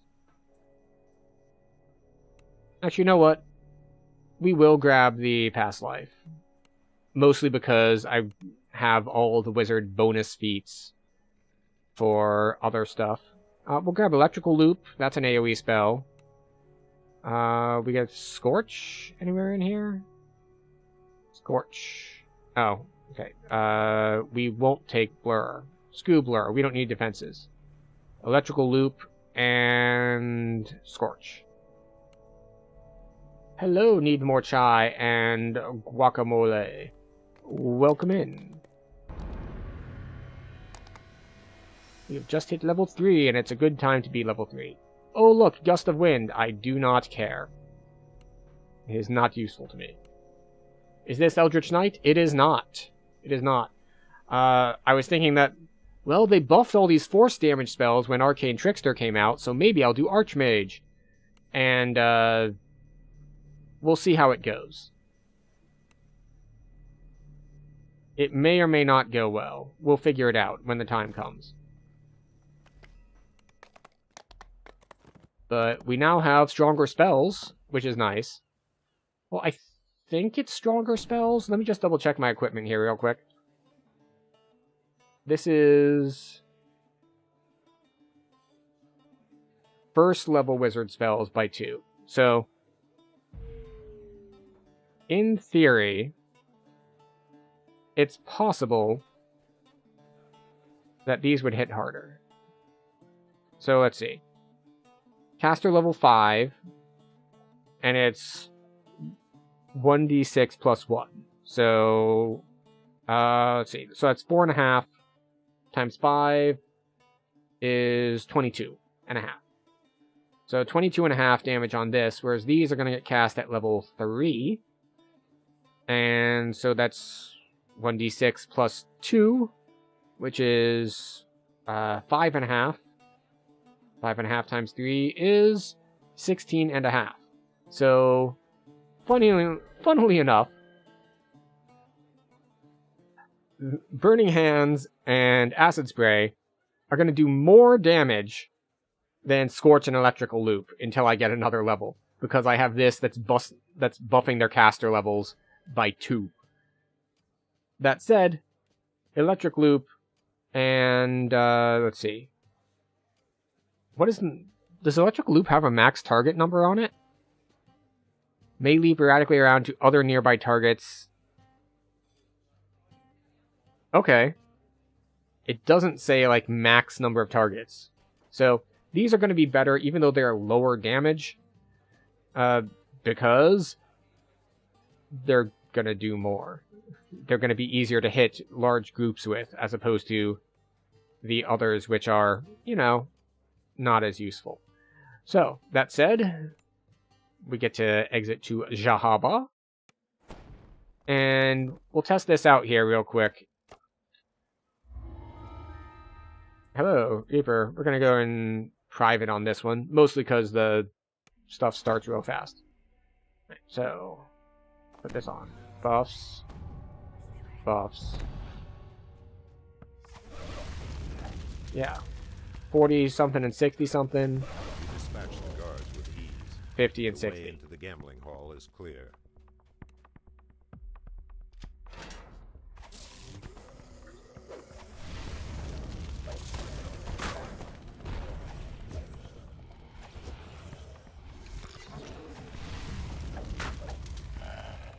Well then. Reapers apparently just light me up, which is unfortunate.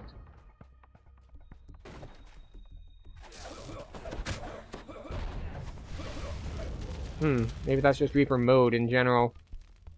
Because we don't have any Reaper points yet, as we are only level 3.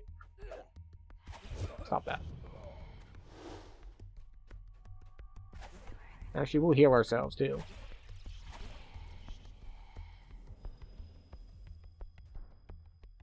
Did he outrun the magic missiles? How dare he?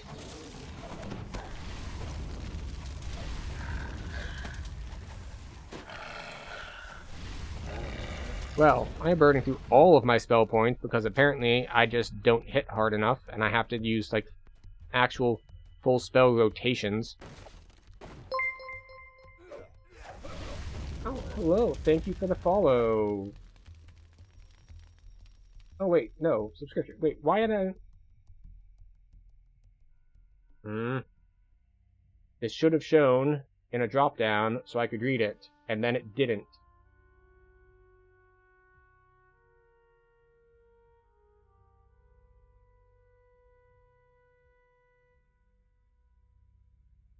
Why did it not? Well, thank you for the subscription. I believe that was on the YouTube side, which is why it didn't show in the drop-down. Should still show in the drop-down, but it didn't. So we will have to... We'll have to check our configuration on that. Because I am not pleased when the technical things do not work as I want them to technically. Right. But we have been live for like 2 hours now, so we're going to take a minute or two break here in a second.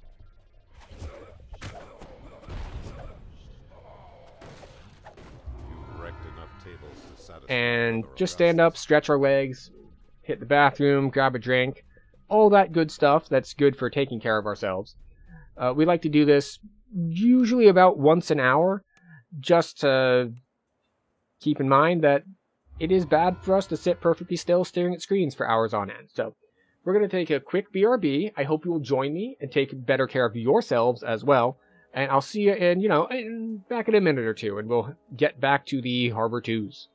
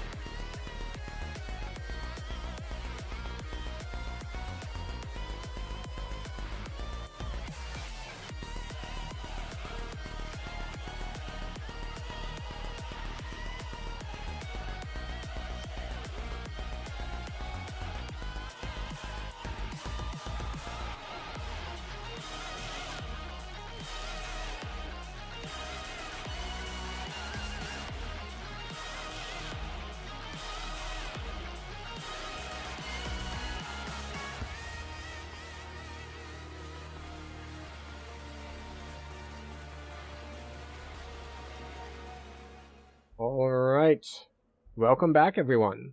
I hope you got to take good care of yourself and grab a drink. Always afraid of using spell point pots that you don't think you've ever really used many. Likewise.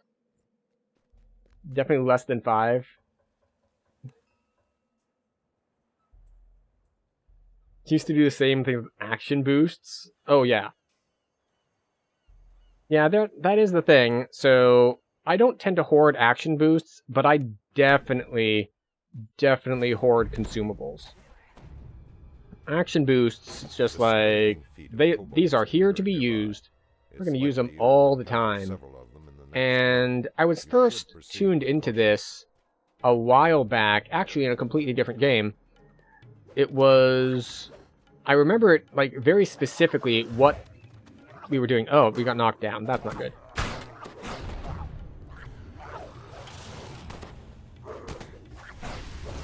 But, this was World of Warcraft, and we were running Stratholme Deadside.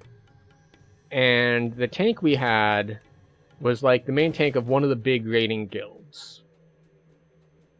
And it was just, like, pulling everything all the time. Like, all the cooldowns are being used. Everything is being used. And upon seeing that, I was like, you know what? That's actually a really good idea. Like, we don't need to save these cooldowns. We can use them aggressively as we, as we see fit.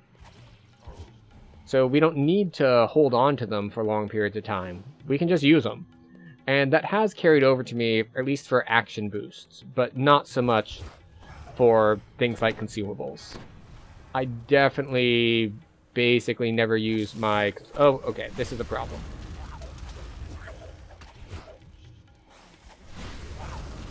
Run away!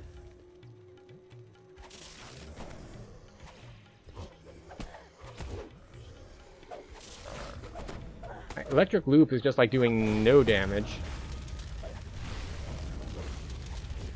Maybe because the Reapers make their saves constantly? So... Huh. Oh well. Everything else, like, takes at least a decent amount of damage, but... Not them.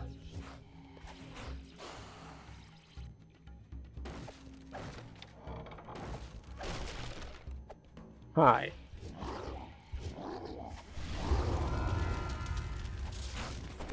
Yeah, Electric Loop doing, like, that little is kind of surprising me, because I could have sworn that it was, Oh, Electric Loop is only 1d3 plus 3? Ugh, gross. Per 2 caster levels. Oh, okay, yeah, never mind that.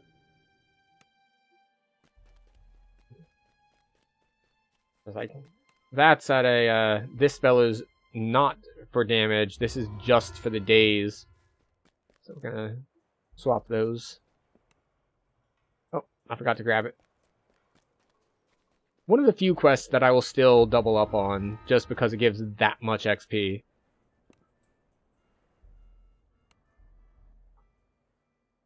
In your head, you just didn't want to run into a situation where you didn't have any for boss fights, but that's literally never been an issue? Yeah, so, from what I understand, there are really only 2 cases for wanting to use a bunch of not spell power potions. Like, spell point restoration potions. It's either you're, like, doing push raids and you straight up need them, or you're, like, just kind of being lazy. Because even in, like, high Reaper content sort of thing, you should be able to manage your spell points and have clickies and things like that where you're not chugging spell point potions. Except for raids, which are a whole different matter entirely, and it's just like, nah, you need them. Doing Caught in the Web on level. Well, then you're just wasting them, because you're going to drink the potion, and then immediately all of the spell points go away anyway.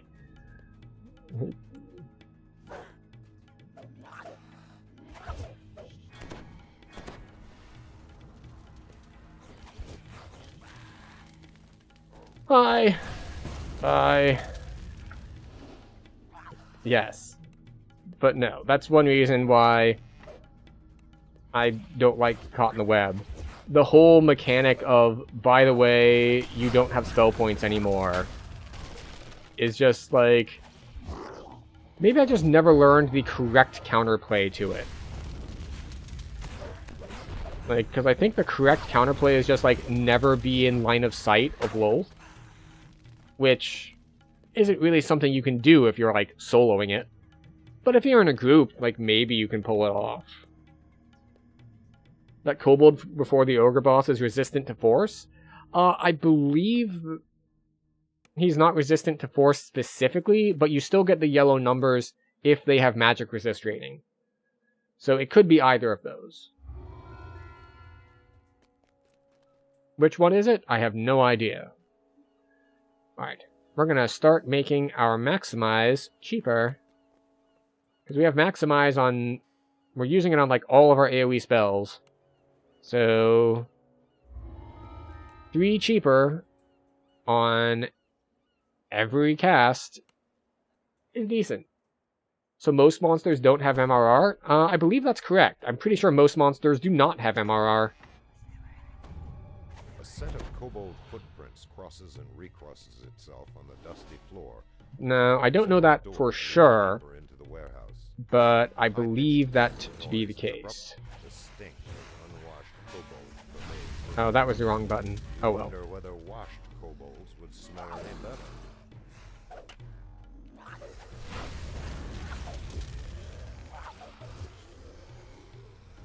Alright, how many have I killed? I have killed 1 prophet. Now, the good news is, having Magic Missile here, where we can do things like snipe various non-prophet kobolds, is quite handy.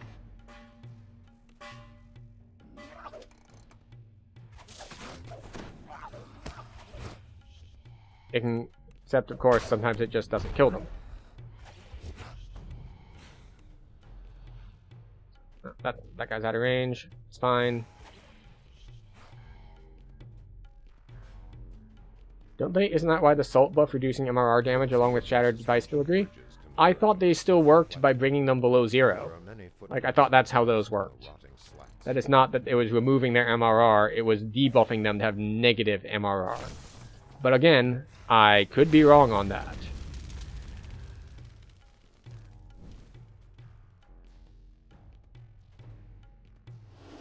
So we've still only killed 1 prophet, which is good. Surprisingly, the ramp is spotless and dust-free.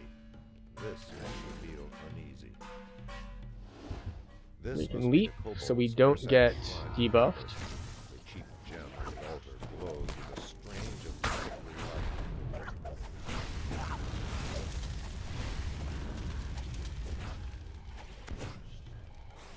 There we go.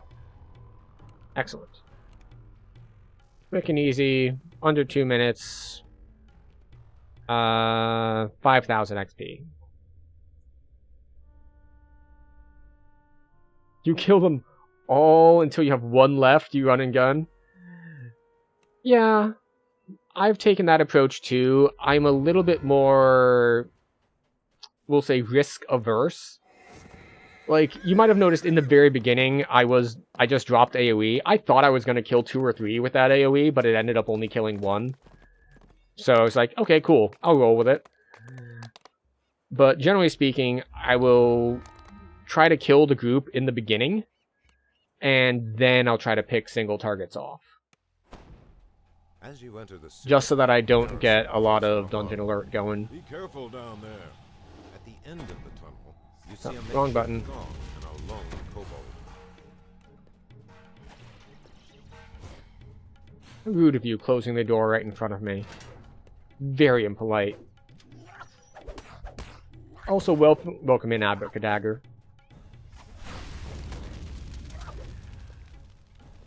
The fact that with Maximize on I don't one-shot things is just kind of annoying.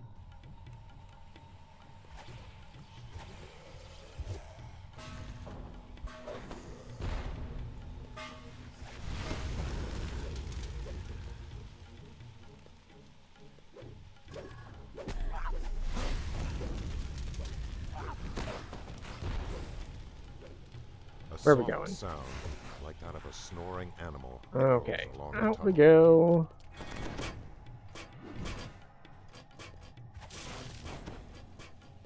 Little bit of crowd control. Running wizard or sork? Wizard. The idea here was that because they buffed the arcane spells when they released Arcane Trickster, I wanted to try out and see how Archmage feels now. And the answer is going to be not great. Alright, we can't move. Not ideal. Especially when the Famine Reaper just straight up popped us for, popping us for 70 a shot.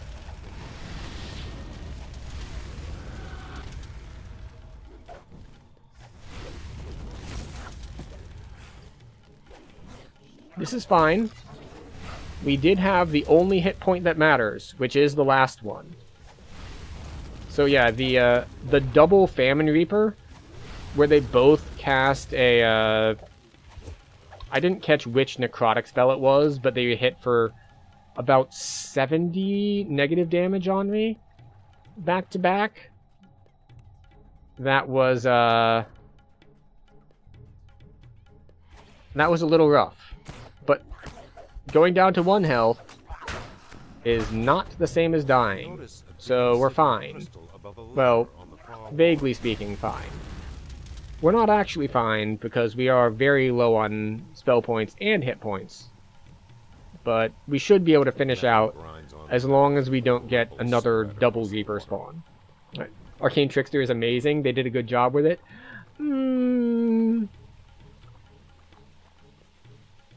I will agree that it is amazing. As for good job with it, I think they might have released it in too strong a state. Like, it's a little bit imbalanced, which I'll admit, it is fun to be imbalanced for a bit. But it's, like, especially the thing about their DCs versus everyone else's DCs. It's like, I understand kind of where they're coming from. It's like, well, they can't have to rely on the same things that other people do for their DCs, because as a baseline rogue, they're not going to have some of the same bonuses. It's like, okay, sure, fine, but you have overcompensated in what you have given them.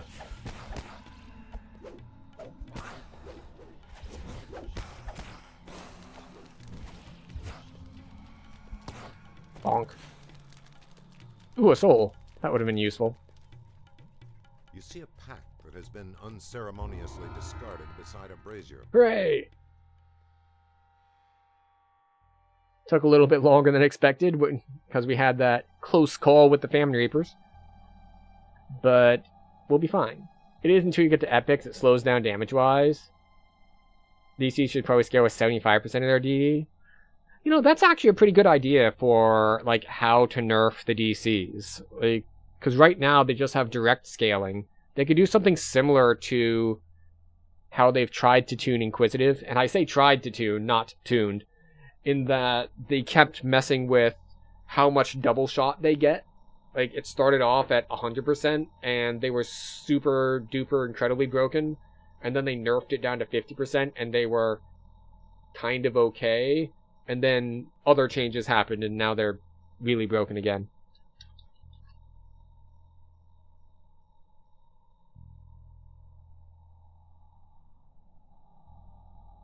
Hello?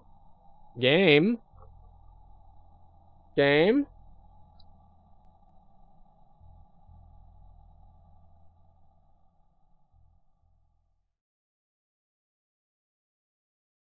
I was right about MMR going below 0, by the way. See the above wall of text from the wiki? Oh, wait, yeah. All the properties listed are able to go into negatives, going from... Okay, yes, yes. Excellent.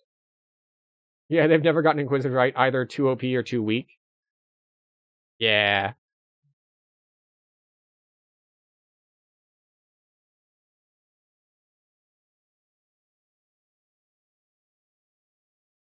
Why have we lost audio?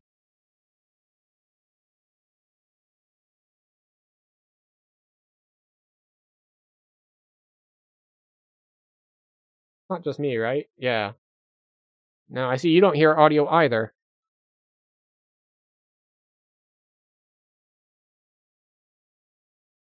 Maybe if we load again. Just keep bouncing it back and forth. Foot on the infamous butcher's path. Okay, our audio is back. I guess it bugged when we had our zoning issue. Right. I really need to group stuff up, otherwise I will run out of spell points. Hey everybody!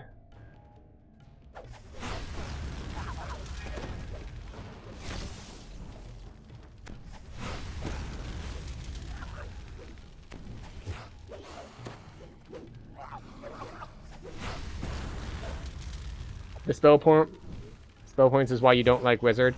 Yeah. It's actually quite the adjustment for me specifically, because my last 2 lives have been on Warlock. So I would have just walked through here holding down Eldritch Blast, not worrying about spell points at all, ever. Right. Group up, please. I'm trying to be efficient here. If you could all get in line for me. Thank you. You're at level 29 Blightcaster at your moment. Probably your favorite caster. I did Blightcaster for the last hardcore season. Oh, speaking of which, that's what I forgot. I forgot to go grab my wings after I TR'd. I can put on my footprints, because footprints stay when you reincarnate, but for some reason, wings do not. Don't know why. They went out of their way to make that change so that you kept cosmetic feats, and then, like, they added a cosmetic feat that you don't keep.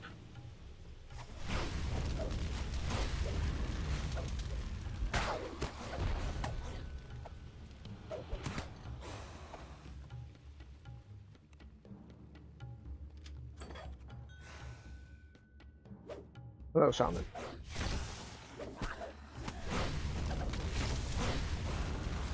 Oh, another Shaman down here. Guacamole. Oh, yes. Welcome in. The party is like an open public group, so anyone else who has someone on level who wants to join is free to do so.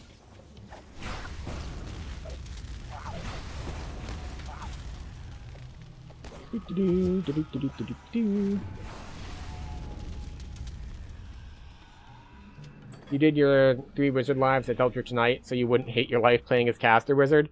Yeah, Caster Wizard is,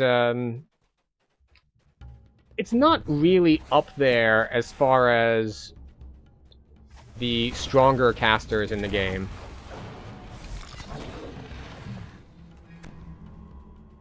Which is unfortunate.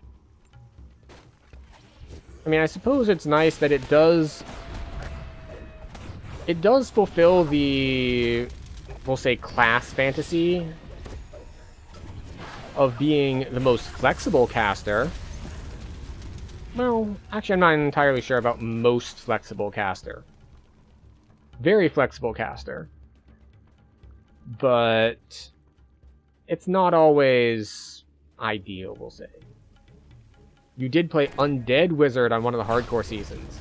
I believe I tried that as well. I did a Sorn, but mine was also like Eldritch Knight at the same time.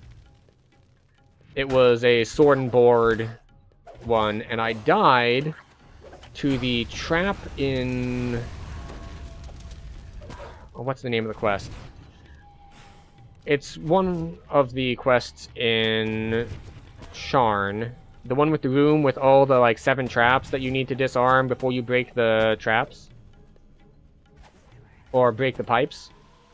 And, we didn't have a trapper, and I broke the pipes wrong. And that's when I went back and learned exactly where the 7 pipes are. Because, like, we'd broken most of them. And then, like, the gate didn't open, so there was a pipe left. I'm just, like, running around like a chicken with its head cut off, trying to find that last pipe. No easy feat, even for the bravest of warriors. And I died. Yeah, Sharn 2. It's House of Pain, I think? I think it's House of Pain. It's the one where you, with Thorin and what's-her-face.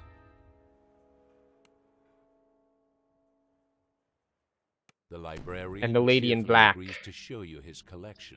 He leads you below the tower, then motions. Yeah, but that's why you like closer Eldritch to Knight, so you step. can still cast fun spells that deal damage, and you can mix in melee. Yeah, I think the funny thing about playing Eldritch Knight is the power curve on it. Despite this, the books seem How, bone dry. like, Magic must be at work. based on what level you are, it's just like, alright, I'm just going to be mostly meleeing because my melee is stronger right now. And then you hit a new level, and it's like, oh, now I have Delay Blast Fireball. I'm not going to be meleeing anymore, I'm just going to cast Delay Blast Fireball.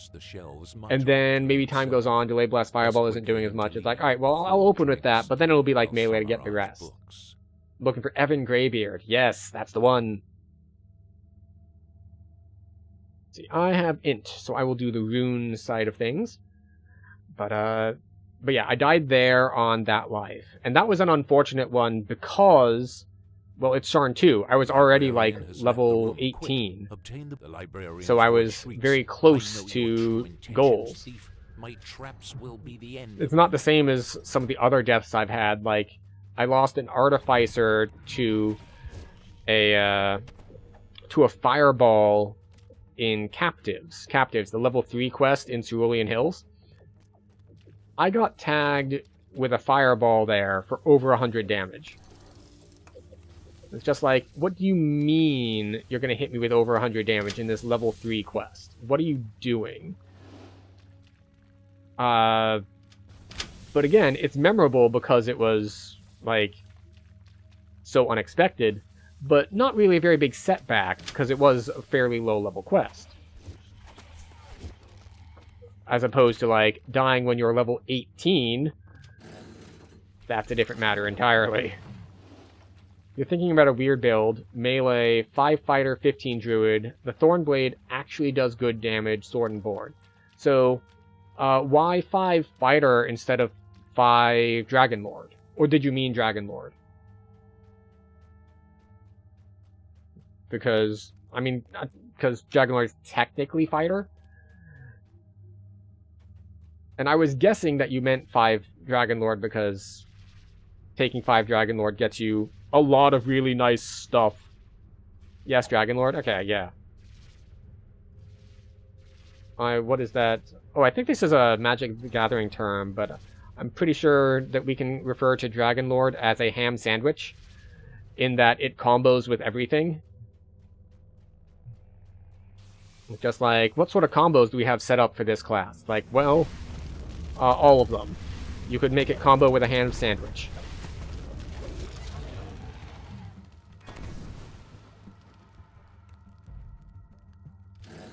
Just like, well, you go 5 Dragon Lord, and then 15 of whatever the hell else you want. Dragon Lord is so OP, it's ridiculous. I feel like it's just really, really well balanced. And I don't mean balanced as in, like, OP versus weak compared to other classes.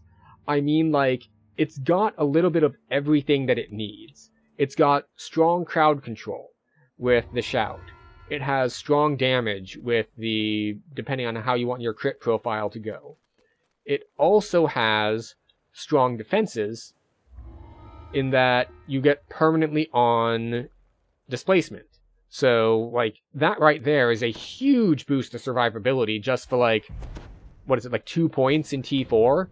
So you're like, I'm level 6. I have permanent displacement now. Dispellable? No. I've just got it. It's mine now. Just for existing, I get 50%. Stuns, trips, elemental damage. I will say that the when I played it, I didn't end up doing that much elemental damage with it.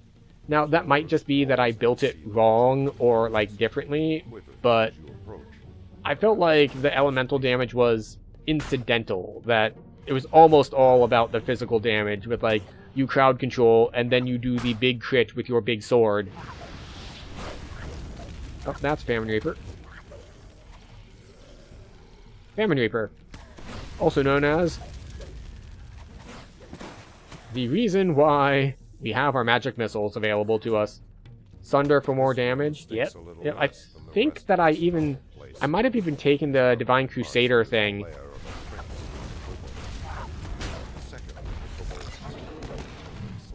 For even more damage on it. You played Dragon Lord more than any other class? Oh, neat. I think I've only done it like two? I think probably only once. But it was a racial life, so I have no Dragon Lord past lives. So once I get to doing my class completionist, because this is my last life for racial completionist, at least until they release Duragar.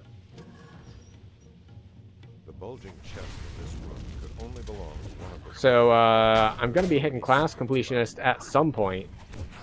And in fact, I've got some variety of iconics to do as well. So it might be worth doing some Dragon Lord lives in there as well for the iconics.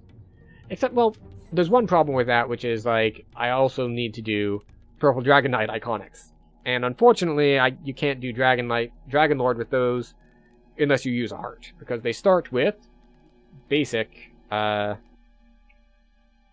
stuff. Took you over a year to get all the racials. You know, for most things, saying, it took me over a year to accomplish this goal, that's a long time. For doing all of your racial past lives, that is incredibly fast.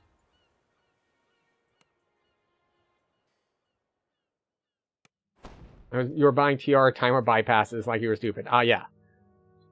I was just like to do the math on that. It's like, wait a second.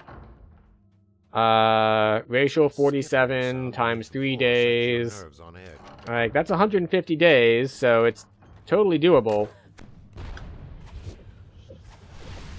Oh, right. We can turn on, maximize again.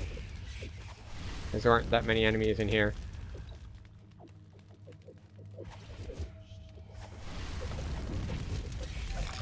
But yeah. Actually, you know what? I haven't seen you in a while. I think we had this discussion when you dropped into stream, oh, probably like 2 years ago at this point, or something.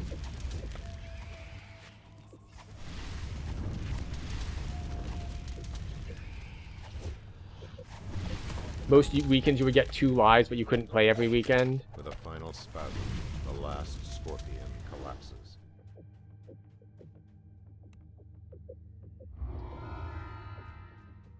Took you about a year and maybe 4 months. Still, that is an incredibly fast timeline to get all of the racial past lives. Like, even if it was, like, not this year, so maybe there was 1 or 2 fewer races, that's still an incredibly fast clip.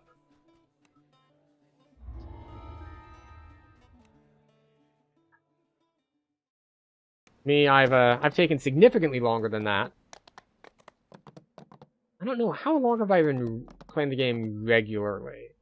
Like, my account and how long I've been playing is probably close to 20 years. Probably like 18 or so. But there was a chunk of that where, like, I wasn't playing the game. Like, I had played it, and then I was, like, not playing it regularly, and then I eventually came back to it. So, it's a difference. You have full completionist, just waiting for Duragar now. Triple on all lives, except iconics. You don't like iconics? Oh, interesting. Any particular reason why not? Iconics, it depends on the iconic, actually. Because some of them have some pretty interesting stuff in their trees that makes them play differently. Like, the biggest one that comes to mind would be the Shadarkai having chains, especially since they buffed it a while back.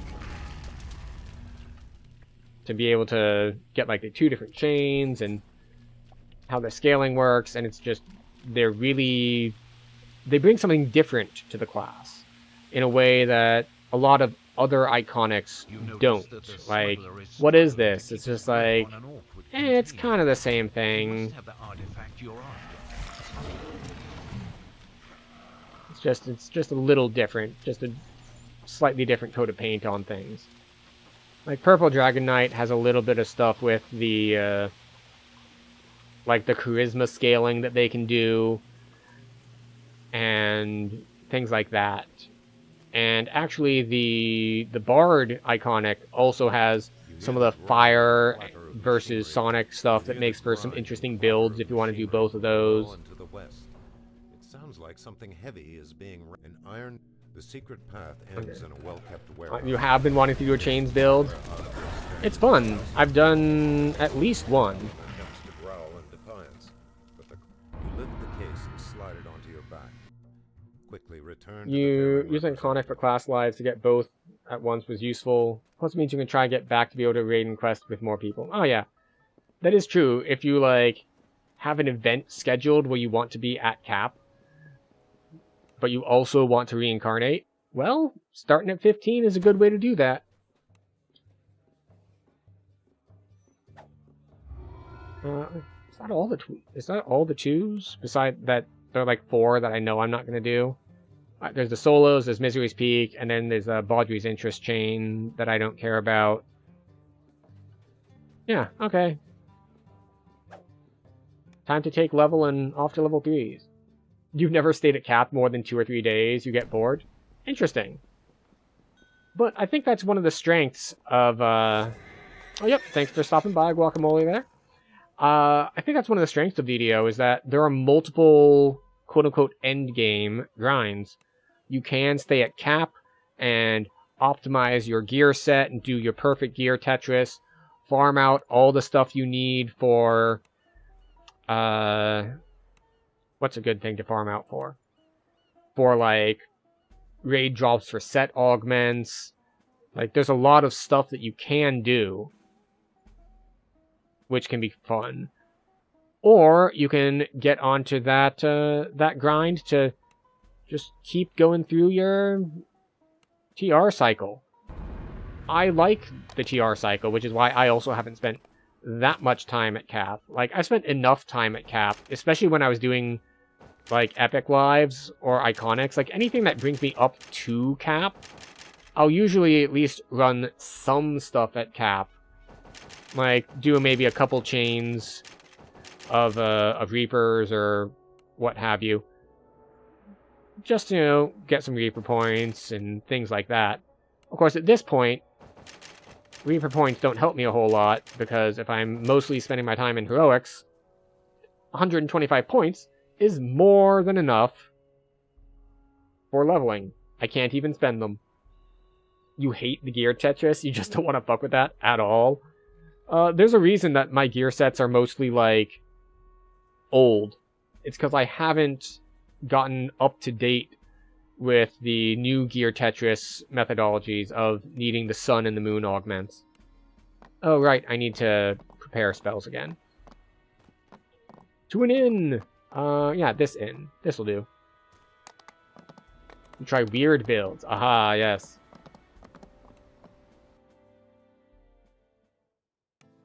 What is perhaps the weirdest build? Like, the one that comes to mind for me that I did, it wasn't even that weird. It was just like it was just melee Warlock. But instead of focusing on the bursting, I tried to make it essentially Eldritch Knight. And I saved that build file as, like, I think I called it Eldritch Knight, but worse. Because, honestly, that's what it is. But, you know, it wasn't bad. It performed pretty decently. I grabbed a dagger, I went into Vistani Knife Fighter, and it performed, you know, okay. Not great.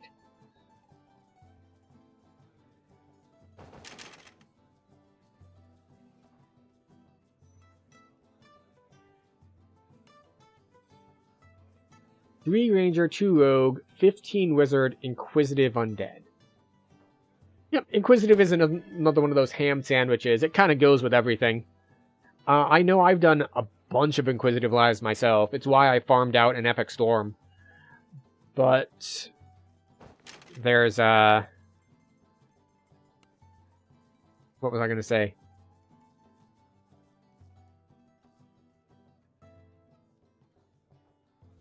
I lost it.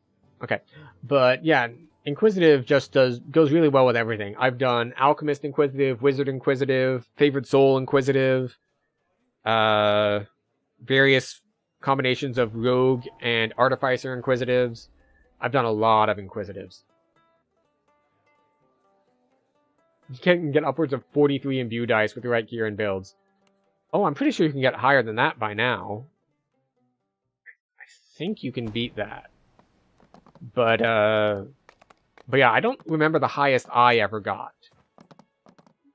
But it was decent, I remember. Not amazing, but decent. That was like 2 years ago. Yeah, okay, that makes sense.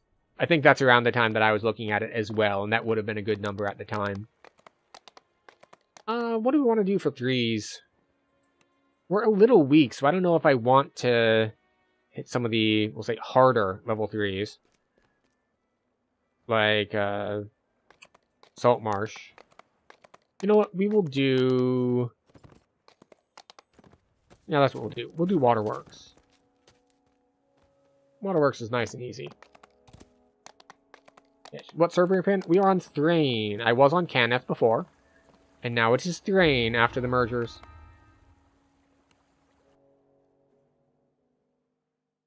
Now, I have various characters scattered about, mostly because I made a deliberate effort, because I was playing on the various hardcore servers, that when transfer zones opened up off of the hardcore servers, I would like move my level 20 to some other server that I didn't have mains on. It was just like, you know, might as well have at least a level 20 on various servers. You would love to see Legendary Waterworks and Chanticleer. Chanticleer could be interesting.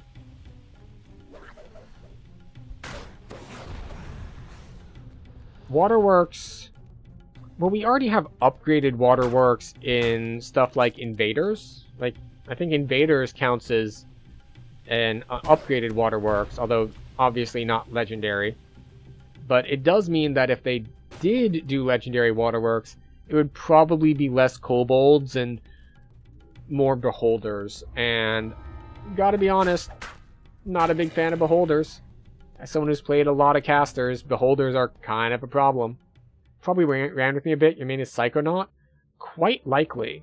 Although, funnily enough, I actually played Psychonauts on stream like last week, I want to say?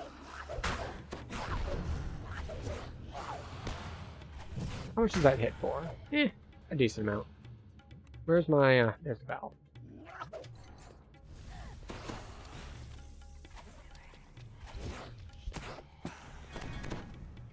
Alright.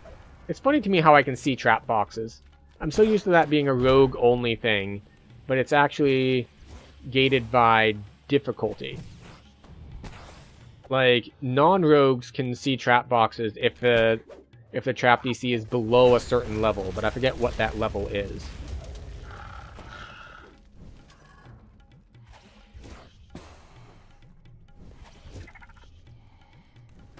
Oh, there it is. You have to actually acquire the key in this one. Even if you have access to knock or pick lock, you still need to come here and get the key, because the quest says it for quest progress. They don't need beholders, just use the big kobolds. The big ones, like kind of a big deal. Bring that artifact back from that quest in the extra tales of White Plume Mountain. No, from Enter the Kobold. Okay. You get big kobolds in the level 6 and the 12, yeah.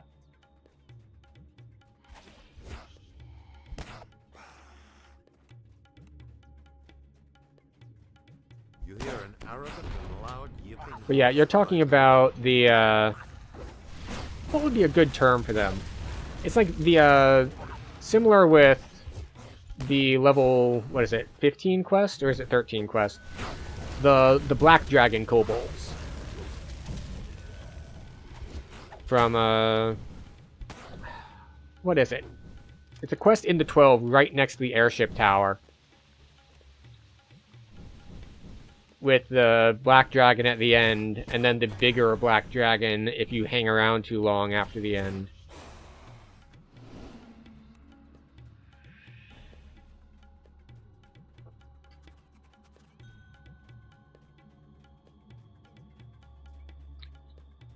I was gonna check in my list for what it was, but I'm too low level it won't show.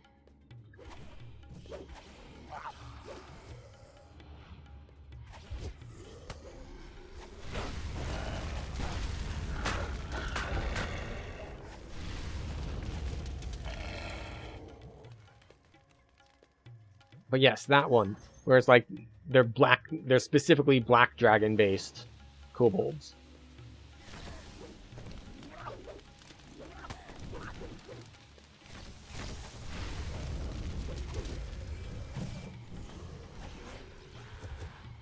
Bye. They're running away. Actually, you know, we can stop to fight these. Mostly because the two people that joined party are not here yet. So I have to wait for them to zone in anyway.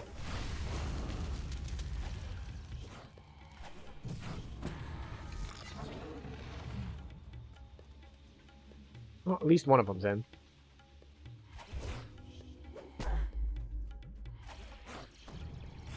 Yeah, running and gunning. A little bit of crowd control. Crowd control, anyone? Thank you.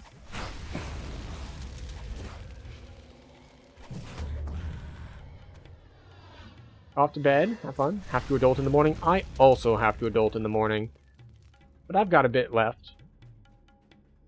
One of the advantages of working from home is that going to bed at midnight means I can still get 8 hours of sleep before work.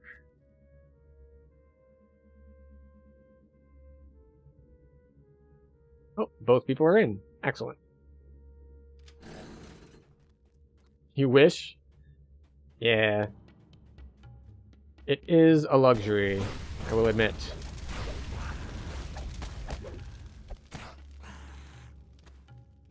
Inform the party to put their voices on. Check that they are all the way in. They are all the way in. And we can go forward.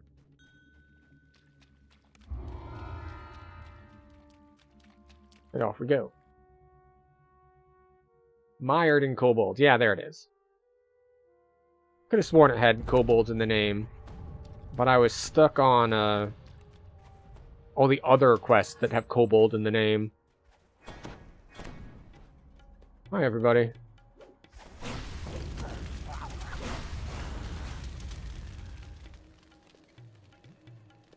There we go. We're getting better.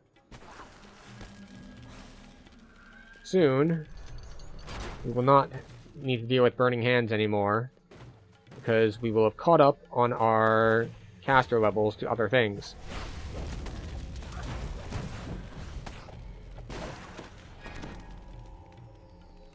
There we go. Because max caster level means burning hands and its companion acid spray. Just, like, they don't scale.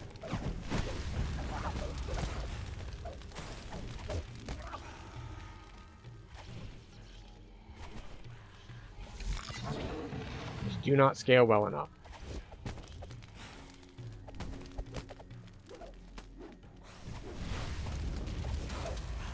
Okay, so where are we? Just fighting a bunch of things, like one-on-one.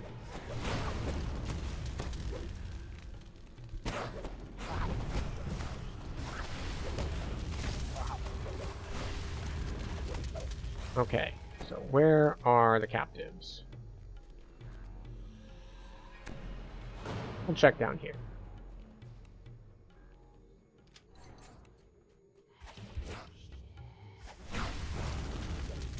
Okay.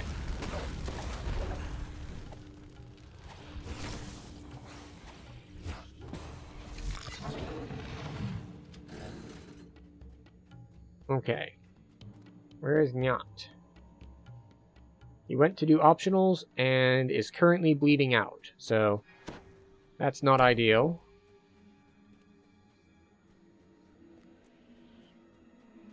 Who knows? Maybe he'll make his saves. Alright, well, I guess he was upstairs. And I just wasn't paying enough attention. Ah! Haha, he's back. Excellent. Oh, there we go. While I was running around down here looking for him, someone else in party was actually taking care of things. So there is that. Oh, and he's down again. Oh, someone's taken 4, which is fine and dandy.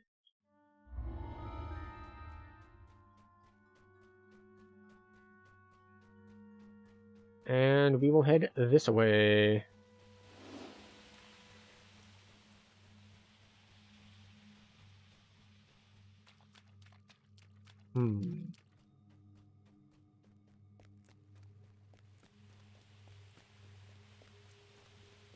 What is the... Let's see. Yes. 2 charges per rest based on your season. 20 temporary dodge bonus. Plus 1 per 2 character levels, which is a ridiculous amount of dodge. But only if you're in spring. And we are not in spring. We're in winter, because we are being greedy on intelligence. Summer is 3 bonus damage. Autumn is 3 bonus sneak attack dice. Not 3 sneak damage. 3 sneak dice. That's handy. If there were any way to actually recharge them, that would be super busted. As it stands, it's just a nice convenience thing. And of course it goes up a bit, so what is that? Plus 1 per 5 character levels. So if you're at cap, that's 9 sneak attack dice for 10 seconds. That is a pretty nice damage steroid, I gotta say. So, hi, I'm here to cleave you. Pretending I'm an Eldritch Knight.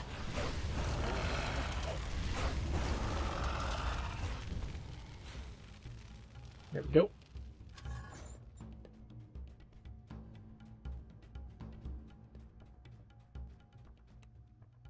Alright. So we are under level. This is a base level 4 quest. We are level 4, so we are under level, but we skipped doing things like keep on the Borderlands, and therefore we were going to be under level guaranteed. Alternatively, we could have just left and then come back. We could have been like, nah, actually, we're going to go do the other level 3 quests and then come back and finish Waterworks. But at this point, it's just like, I'm not going to split Waterworks into 2 different sections. If I'm here, I'm doing all of it. A grate covers a shaft that disappears into the depths of the sewers. Is it a good idea for me to drop down here as this class, at this level, at my current power level? Probably not. Are we doing it anyway because we are greedy and make bad decisions? Yes.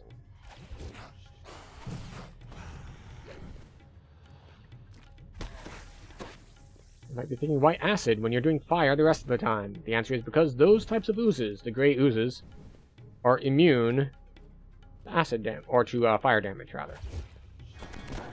Which is why we hit them with force, and we hit them with acid. Now, if you're low level, on a first life, you might think, ooh, scary acid traps. Until you do what I just did and walk through, and it's just like, oh, this particular set of acid traps doesn't hit particularly hard. Or I believe it's one of those cases where most of them do almost no damage, but like 1 or 2 will actually hit for significant damage. So it's kind of a luck of the draw sort of thing.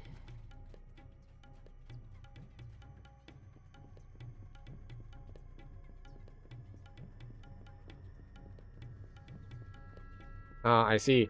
Our party member has gone to handle the optional.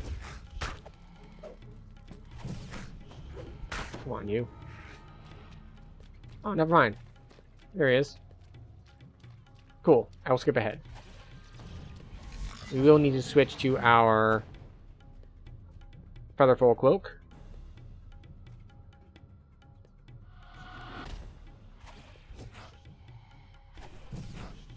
And we will see if we can actually do this. So the way to do this is you want to head east. Shove your face against the eastward wall. Oh, but I glanced off of something so I wasn't falling straight down. I couldn't do it properly. If you don't glance off of something, and you can just shove your face against that wall there, then you can land directly on this platform before everything is aggroed onto you. And usually, you can pull that lever unperturbed.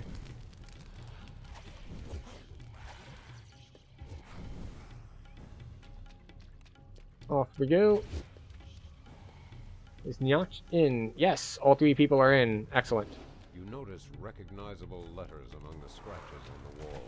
They read, Chief Jittick's Room. There we go. You hear loud footsteps on the other side of the door. And off we go.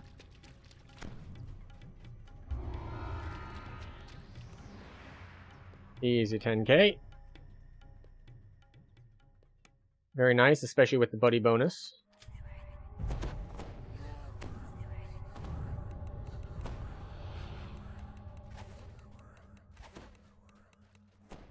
We spam our tab target to look for the body. You know, spoiler alert, the guy you're coming in here to save is not so much going to be saved as avenged.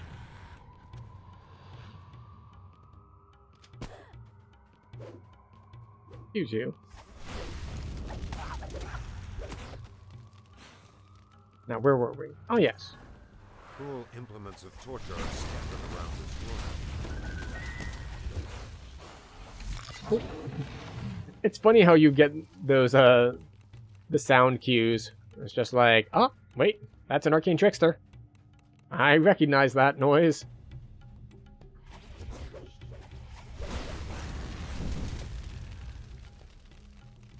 As an arcane trickster, he will carry me later. But for right now, he is relatively weak. A shamanic-looking kobold shrieks nonsense at you.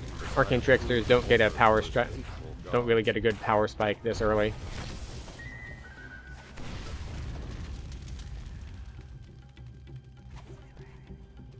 All right. We see the bedraggled prisoner, but what we do not see is the body.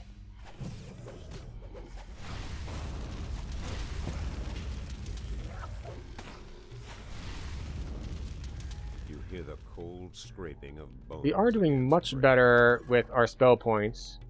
That's partially due to having other people in our party, and partially due to just leveling giving us more base spell points to use, and of course also partially due to having our points in the thing with the stuff.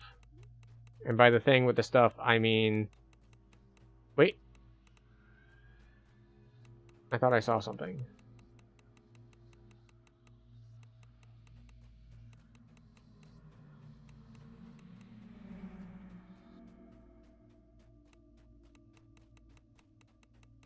No, just more prisoners. We don't need to go down there. Guess we go down this way? No, not that way. Wrong way.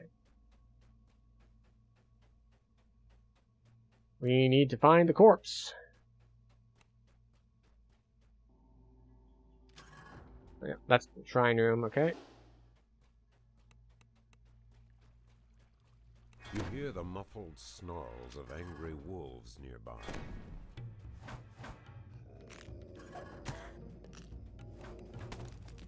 Oh, yep, found him. He's in here.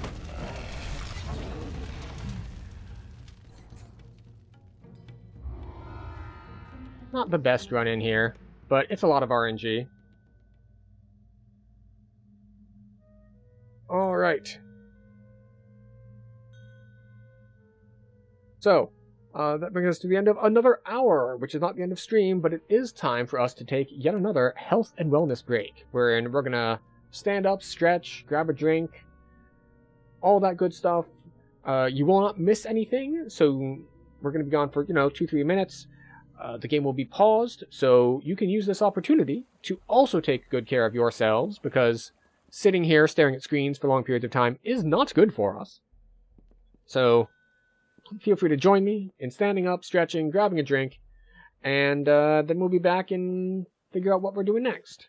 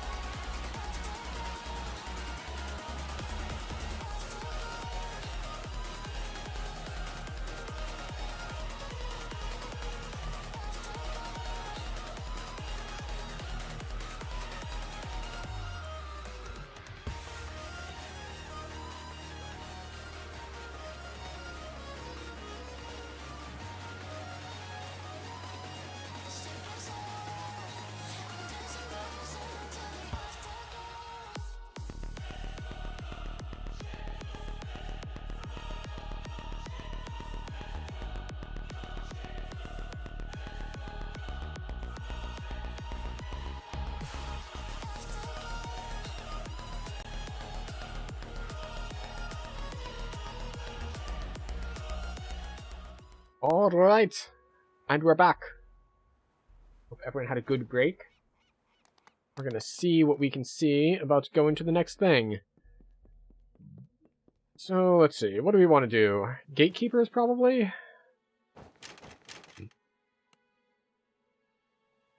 Pull this back out, because we put more points in it. Maximize, always on. Quicken, always on. There we go.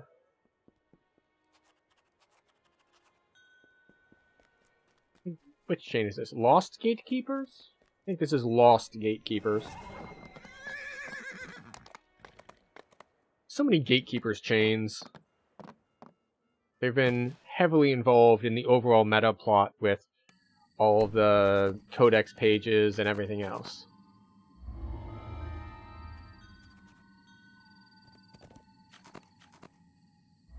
Yeah. Right. Yeah, we'll do Cerulean Hills. which means I need to go grab captives. I always forget to grab captives. Well, when they're other people's captives. I can grab my own captives as much as I want. That's why you have them, actually.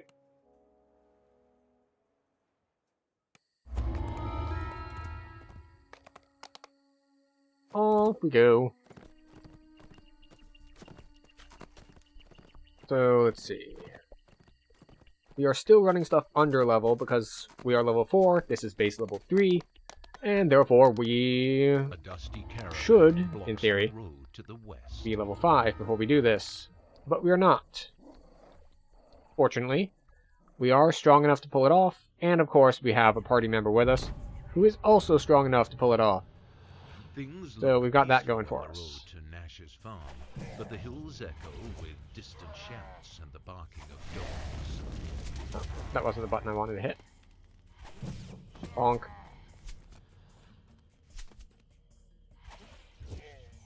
The Orc raiders have thrown up a crude barricade across the road to discourage anyone from returning to the farm.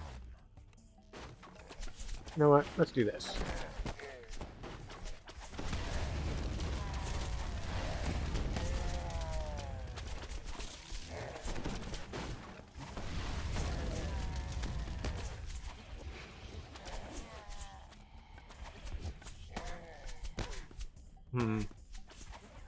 That's a lot of archers shooting at me. I don't think I'm a fan.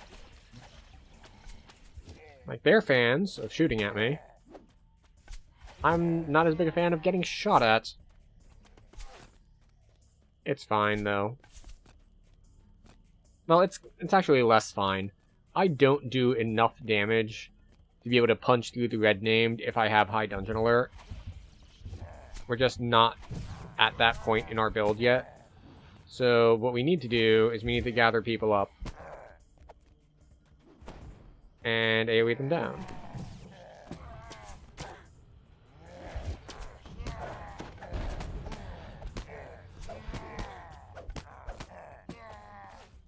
And where there's smoke. There we go.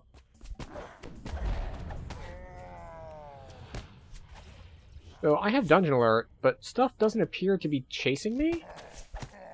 Like, I expected, like, I was waiting here because I expected more guys to come up this path and come after me, and then I could kill them and get rid of my dungeon alert.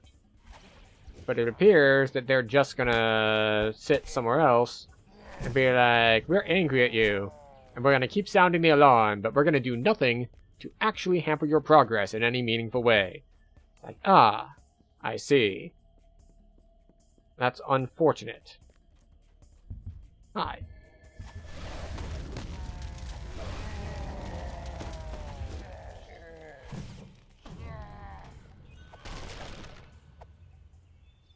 Smoke rises in the distance. Oh, someone joined and they are almost dead. Save Nash's house from the flames. Presumably they slash death to get them out of wherever they currently were. So, okay, we have one person who's getting spells, one person who just joined. I don't need to be starting the final fight under these circumstances.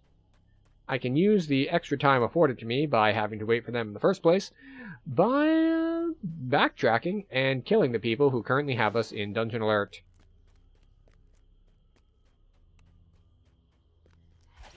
I don't even know if you're one of the ones that has me in dungeon alert, but we're going to kill you anyway.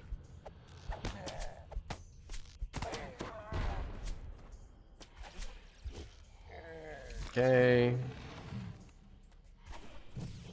Hi. Hello to you too. Wait, why are we orange now? Ah, another party member joined.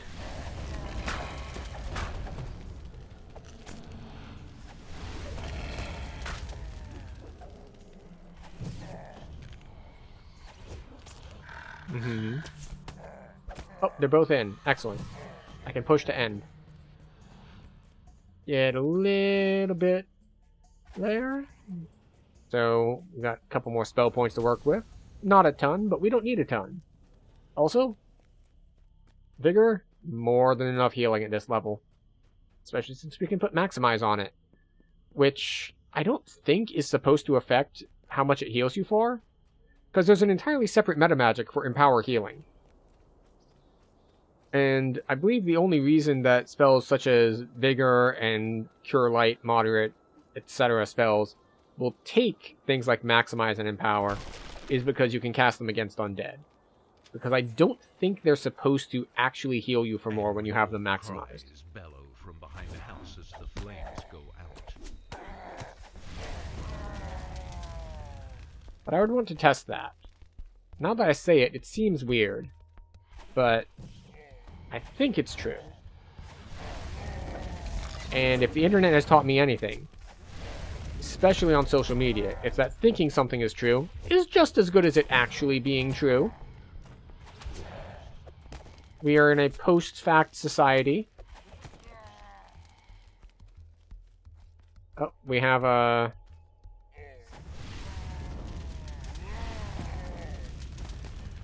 We have someone who is having difficulty here. The local orcs will think twice before raiding another farmstead Okay. in the Cerulean Hills. Our sorcerer is having a bad time. But hopefully he'll be able to join and be standing next to us going forward, and then we can heal him. He appears to have already released. Can I share the other quest, please? Yes, yes I can. We can absolutely share the other Dusty quests. caravan blocks the road to the Right, west. so we will share the captives. We will share the Lost Seekers. Where are the others? Gatekeeper's Grove is what I want. There we go. Housekeeping. Rosemary's. Sacred Bounty.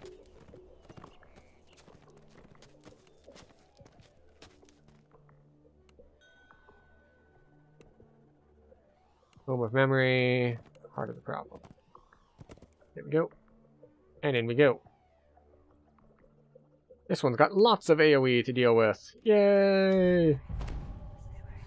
The local orcs have transformed this cave into a shrine. Something glimmers nearby.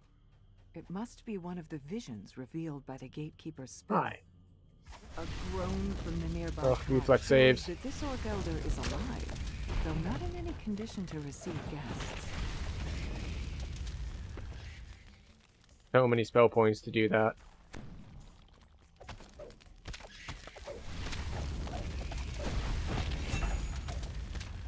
Big cleaves.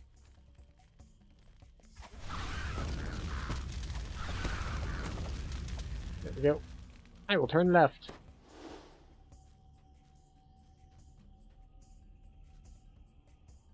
Can I hit the lever before they hit me? Yes. Hooray. There's a small fountain flanked by 2 large bears. Fortunately for you, these particular bears are stuffed. It is somewhat unfortunate that there were 2 light bearers in here, and they absolutely lit me up. But it's fine. Everything is fine. I forget if once one person goes in, the rest can go in. I think everyone who wants to go in needs to get the buffs. So we're going to grab the buff anyway. Decorate this modest fountain. Clear water. Our party member, of course, Into the basin. was better prepared than we were.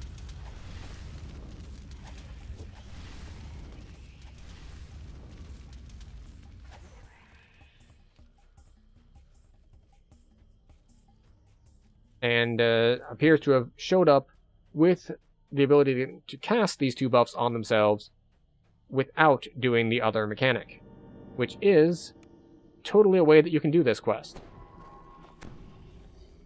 Instead of going to the sides and touching the shrines, you can just straight up cast those buffs on yourself, or use potions or scrolls or whatever it is you need to do, and it'll just work. You're just good to go. It seems that the final resting place of the orc elders has a watchful and hungry guardian. Now,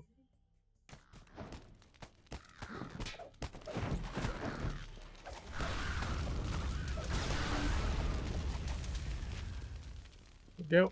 You found that the initiate was sent to Well, I retrieve did the skull of an pop a orc heal elder. on the Yet Sork. who was it that sent the initiate to plunder They this appear sacred to site? still be kind of alive, And but they why? are definitely short-stacked here. Like, we're sitting here at 200-something health, 200-something health, and he was at 1 health. Or rather, he's at 95 health. In fact, I'm noticing just now that he is at the same health inside of Reaper as outside of Reaper, which means either he is reincarnated and forgotten to allocate his Reaper points, or he's new enough that he does not have any Reaper points to begin with.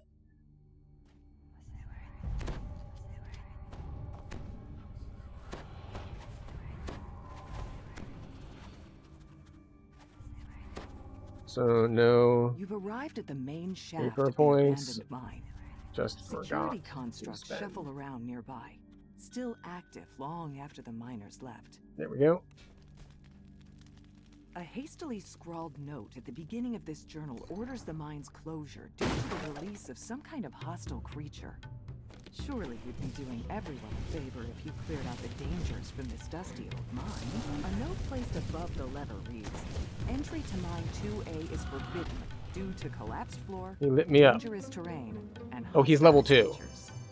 The rotting Ah, wood that'll do snaps it. as you step on it, dropping you into the fiery pit below.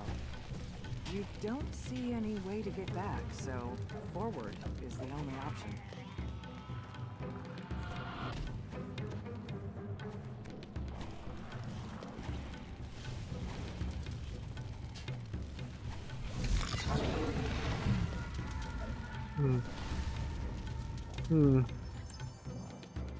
That'll do it. He is, in fact, level 2, and that is why he has such low health. And no Reaper points. In fact, the game prevents him from spending Reaper points. You need to be a minimum level Magical energy. of, Connected to a barrier 4. that blocks the path Like, forward. I meet the minimum level A requirement. wave of searing heat buffets your face. An ancient magma brute lumbers about in a large chamber ahead. The rumble of the brute ends, leaving only the sound of its magma flowing into the floors below. You then look and pick up a brightly pulsing Hooray. creature. The We're good to go. heart of an ancient magma brute. The But okay, yeah. something old yet new We're both that level 4, capstone he's level sent 2. you He's to. not at a penalty here for being under-leveled. So he's just gonna get that level real quick. Because these quests give a good chunk of XP, and level 2 doesn't take that much XP to get through.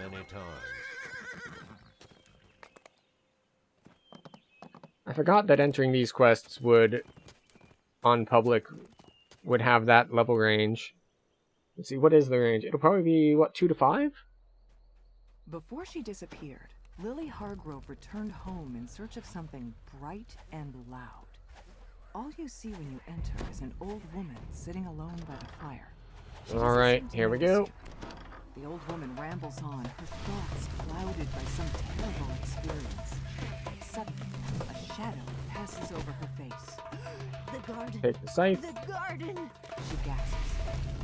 You find a dull and rusted scythe among the other garden tools in this Good. workshop. You take it I love with the you. whole leapfrog thing you can do when you're in a party, where if there are multiple objectives, one person goes one person goes one way, one You see person goes signs another that some way. monsters have taken up residence in this musty system. As you approach, they spring from the dirt and attack.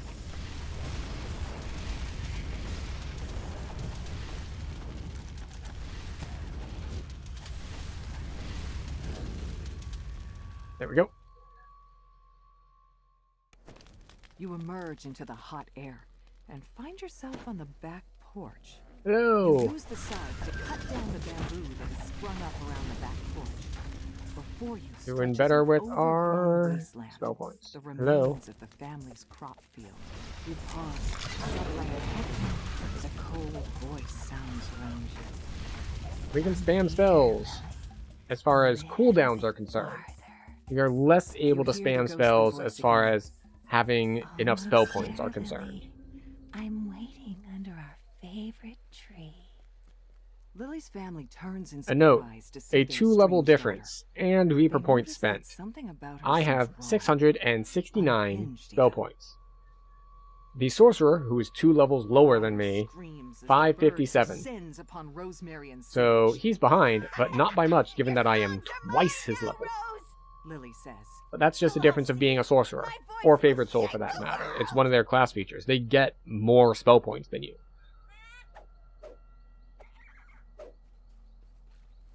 When the vision fades, an incorporeal figure appears before you. So jealous, Lily. And now look what Hello, and goodbye. Come and get them. Blinded and enraged, the phantom lunges toward you. The phantom shrieks, her voice echoing through the clearing and sending a sharp pain chest. to your skull. But soon she We're good to go. dissolves into a thin mist. So yeah, that was like 7,000 XP, 2.5 minutes. Found Rosemary's That's why I like these quests. but most of the pages Also, are they're torn pretty and decent quests as far as like atmosphere and everything goes. They've got a plot line that runs through them. There's a good variety in the types of things you fight. Like, especially at these levels, if you're in the older quests, it's like all zombies and kobolds. So being here where it's just like, alright, so we got some vermin, like we got spiders and scorpions. We've got some scarecrow stuff. We had elementals and mephits in the other quest. We had like orcs in the other quest. So I really like that doing this quest chain gives you a little bit more variety as to the types of things you're fighting than if you were just hanging out in the harbor and the marketplace. Foxpaw came here to find some sort of sacred bounty. It's time Hello. for you to figure out just what that was.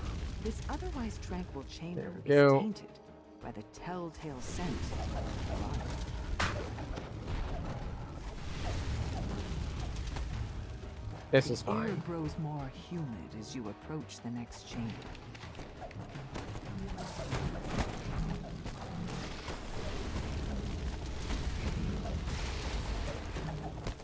It's unfortunate that they resist fire. Which means I should have noticed it earlier and switched to acid earlier, but you know. I can't always be smart. Sometimes I have to catch the dumb too. Clanking can be heard echoing down the hall. Why is the sound of tears heard inside a temple devoted to the goddess of nature? Hooray! Making progress. Now, if you die there, you might think, oh, I can just run forward Rose up from the caverns deep and then get to this shrine down here. And you can do that. But you will need to run back up to the top. Because there's a quest trigger at the top of that, we'll say, shaft. That if you don't pass by it while alive, the quest doesn't advance. So you do in fact need to get at the top of the shaft metal claws on stone. while you are alive. In the eyes of the mechanical guard as it focuses in. The guardian collapses into a heap, and sparks of electricity jump into the nearby rune-carved stones.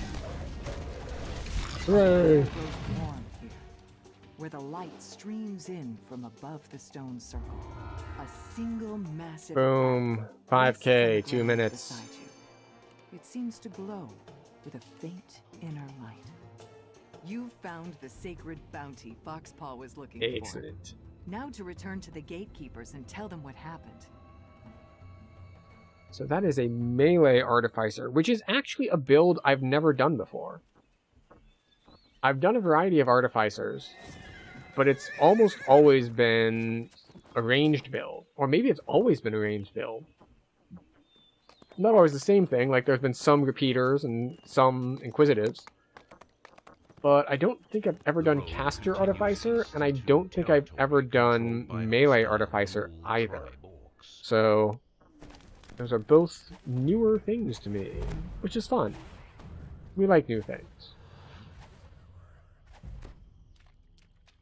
And yes, we will take the fall damage because it doesn't actually bother us. Just like, oh no, I took fall damage, and...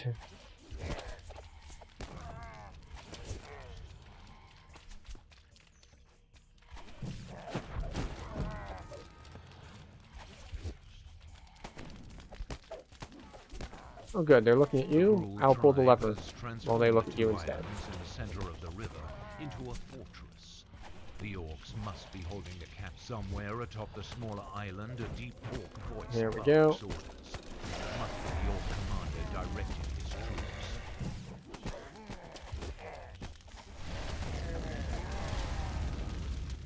We're taking some hits, but it's fine. We can heal through it. That wasn't actually a spell I meant to hit, which is why I had to, like, last second adjust and twist. It's like, wait, no, I hit the cone spell, not the targeted spell. We need to actually face the dude instead of just, like, kind of look at him sideways.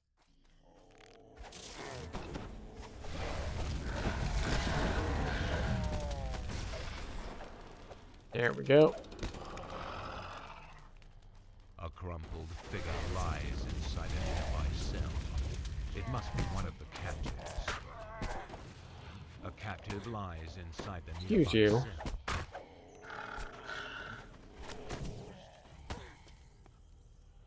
You know, honestly, I thought that our party member would have killed these guys already. Inside the nearby cell. Judging from the clothes, it must be Lady Asdal. You freed Lady Asdal and her bodyguards from the orcs.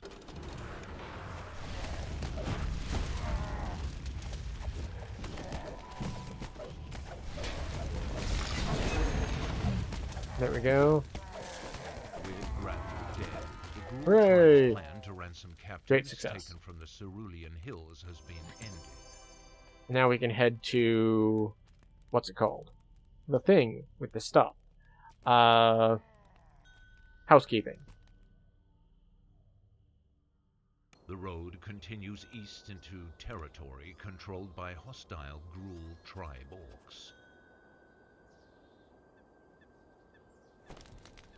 Yeah, we're good to go. So we double recall. We go to our trainer.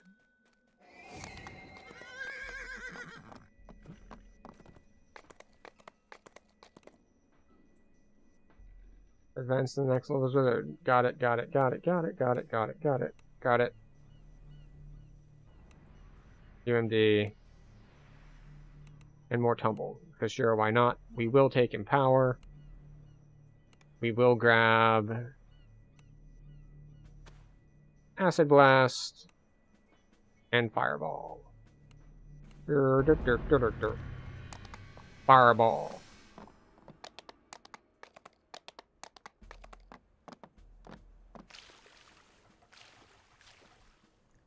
Oh, right, I need to prepare those spells before I can actually cast them. Can I get both? I can get both.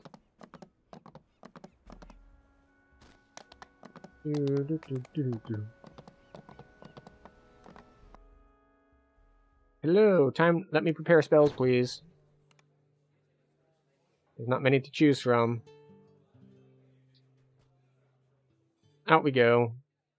And the spell point cost doesn't really matter that much differently because, well, we already did it. Enter housekeeping.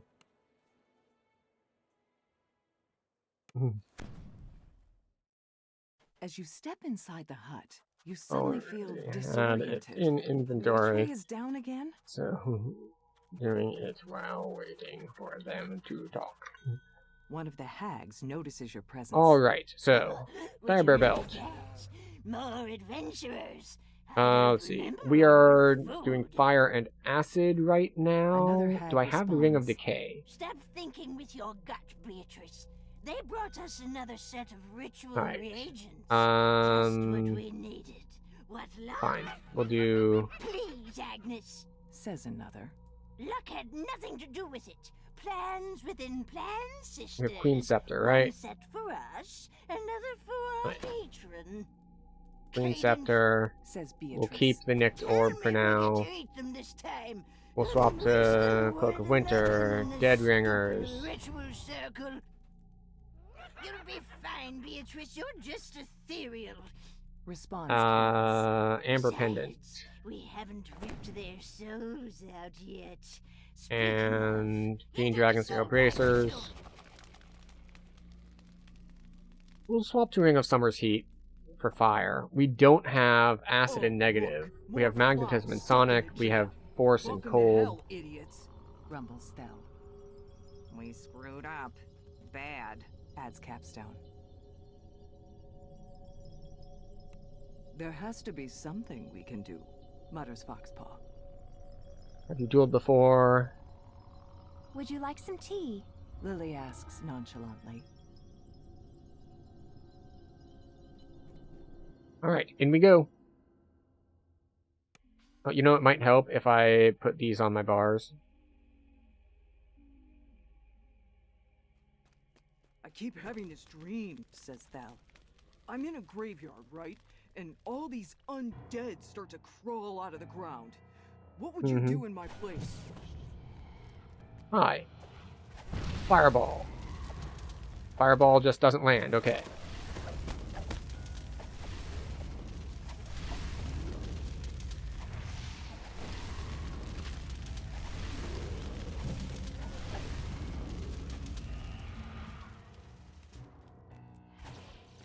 Here we go. Thal continues. So I start fighting, but the undead kept coming and coming. It's the ancestors after their revenge. Look, I know now that taking that skull There we was a go. bad idea, but Neutral agent, welcome. how was I supposed to know that the threat was me? We are on a new life. Think straight when you're fighting. We have sought out new life and new civilizations. What were you up to? This is in fact our last racial life. We will soon be in a post-racial world. Well, okay. Not for long, because Duragar is going to come out. But I hope you had a good stream. I hope everything's going well with you. Am I just a mad dog tied to their leash? Oh, that makes me so angry. Presumably you were also on DDO this evening? Says Thal. And I hope things are going well for you. For anyone who is not familiar with me, I go by Trying. I do DDO at least once a week. The other days of the week are part of an ongoing project I have for Variety, where we're going through gaming in history. And it's been moving forward 1 year per week. So last week was 2006. We did Okami, and that was a good time. We also did Prey, which is actually an abandonware game. So that was fun. And this week, for 2007, we have Portal and Bioshock. Leveling without you, Sky. How dare you? Getting an epic PL for when you level again on Wednesday, trying to catch up a little. Oh, okay, I see. He abandoned you first. Well, that makes it okay.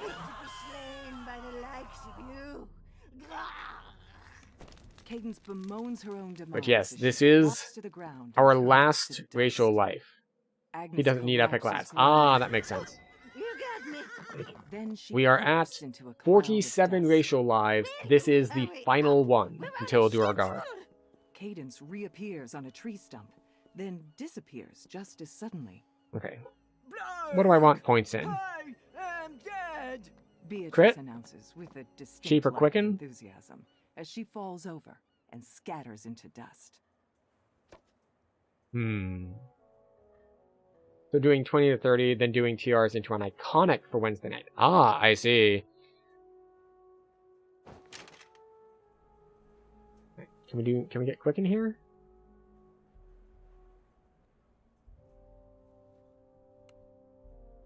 Wait, what? That can't work, can it? 28. 25. Okay. I swear you're not supposed to be able to do that. Double up on taking efficient maximize? I mean, I'll take it. So should be able to get lots done in time. Okay. What is next? Oh.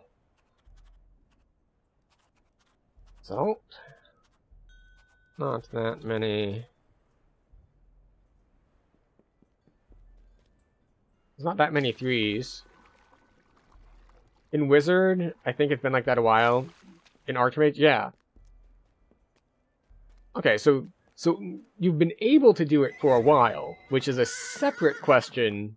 Like, whether or not it's new is a separate question from whether or not it's intended.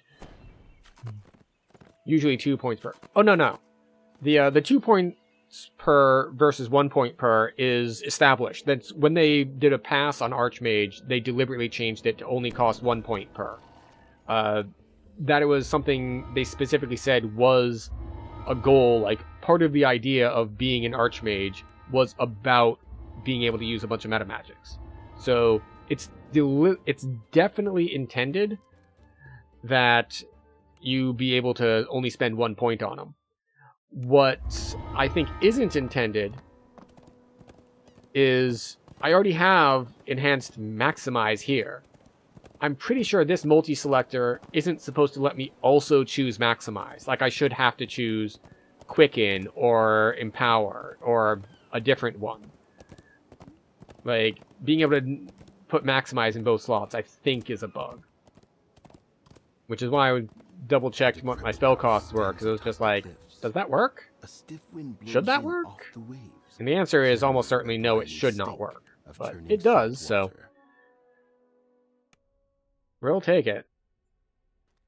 The front door opens into a musty, dirty entrance hall. You spot some faint footprints in the filth.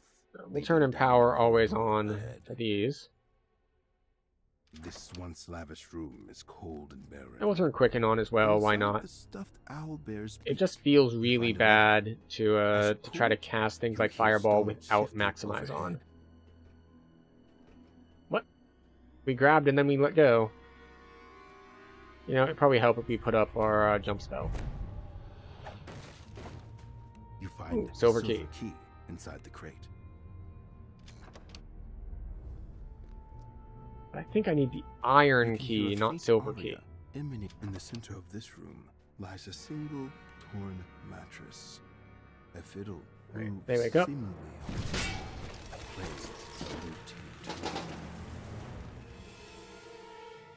Okay. As you ascend the stairs, you hear an angry voice. Who is it? There's the gold key, beneath the rug, which is still not the key we need. We need the iron key. The only sign of human life in this chamber is the flickering, shiny lantern set on the windowsill. You find a small lever in the fireplace. When you pull it, the runes in the floor light up. Right, I solved mine, buddy. And yes, not all the puzzles require the same number of actual turns to unlock. So I have no idea if he messed up his puzzle or if he just got the harder one. A festering infestation has twisted this bedroom into a spider's den. From the doorway, you can see a glint of metal in the fireplace. Alright. There is what was once a fine a known answer to this. Now stands dirty and decayed. A small wooden trunk stands at the foot of the bed. Hooray, we got it right. The ghostly figure in the corner of the room turns toward you. Get away! Get away! Get away! Come on. It yells, become targetable. Morphing into a monstrous figure that lunges towards you.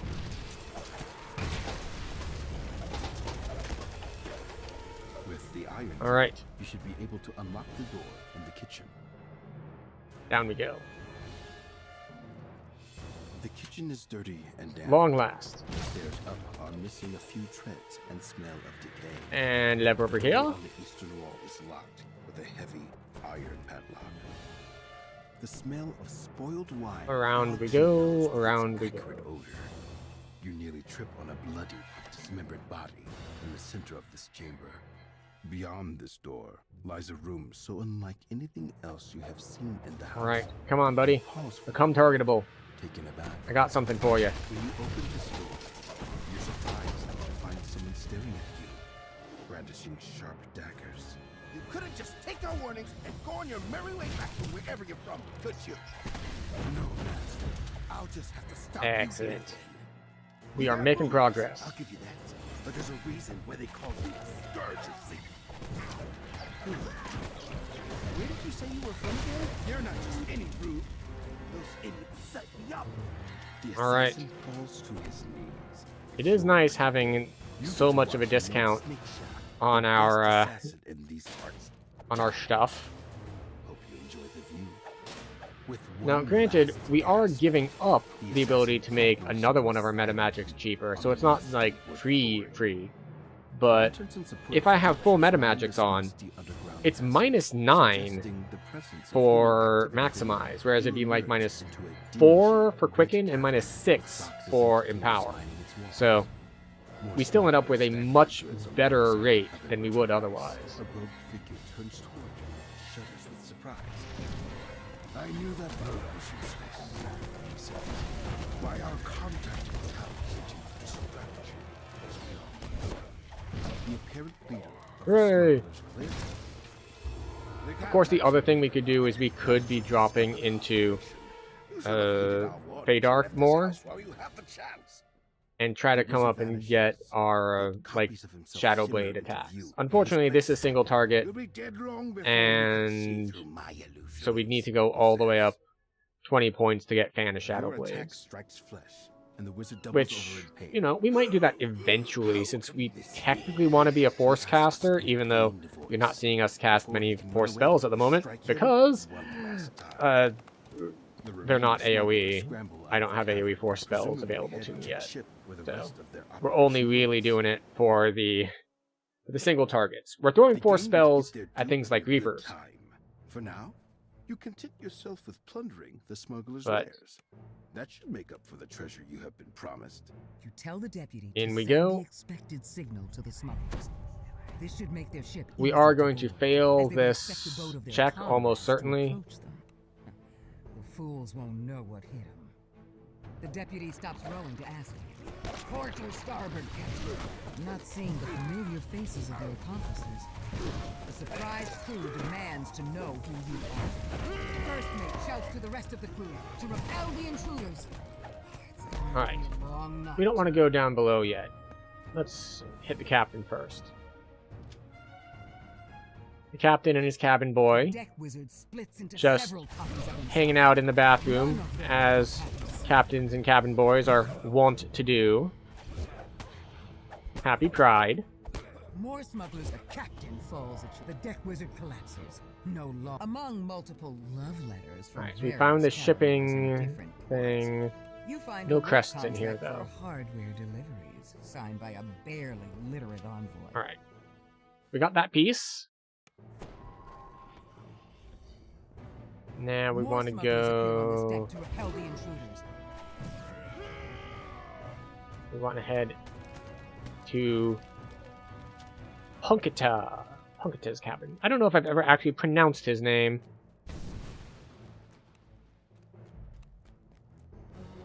Okay, no crests here either.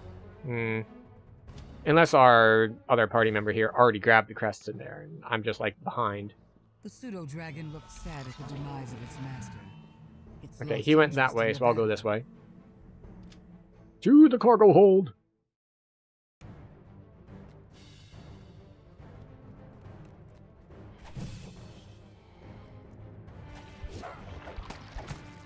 Oh, there's one.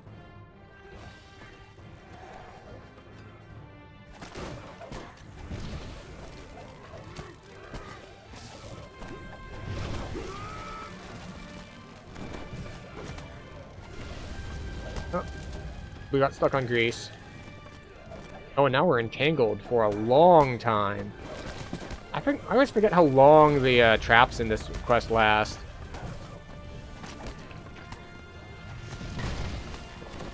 With the last of the ship's officers slain, the rest of the smugglers would be wise to surrender. The ship is yours. I dashed off of one patch of grease onto another because I've got the weird draw distance bug thing.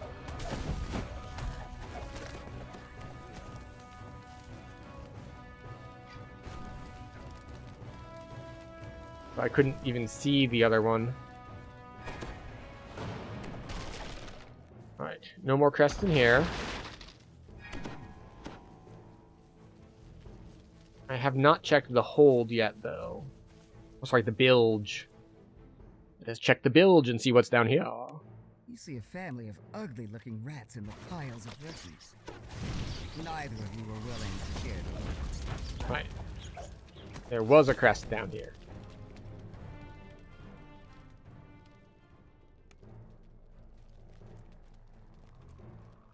There are no rats left in the bilge, though you can't be sure about the rest of the ship.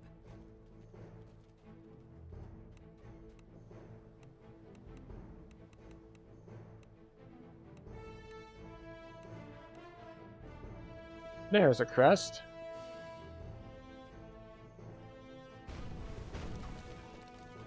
Okay, so I got 3 crests.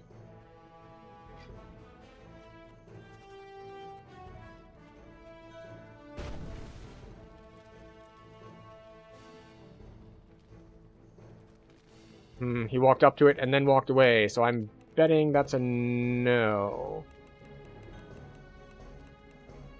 You think you know where? Okay.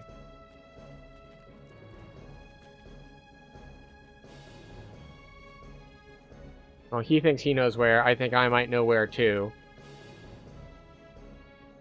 We're gonna find out here in a second.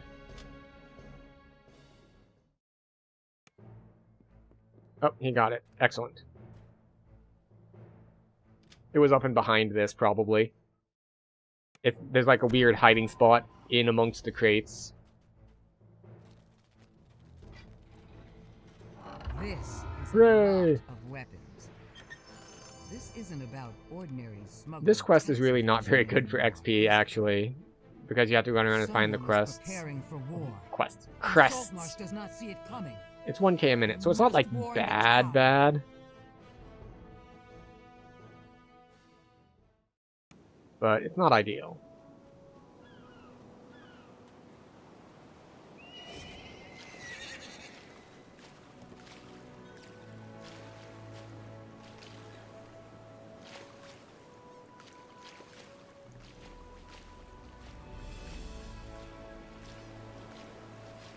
Alright. I can definitely kill and do traps. Indeed. So yeah, the Duden party is, apparently he doesn't know Saltmarsh very well, which, fair. It's not a super popular pack.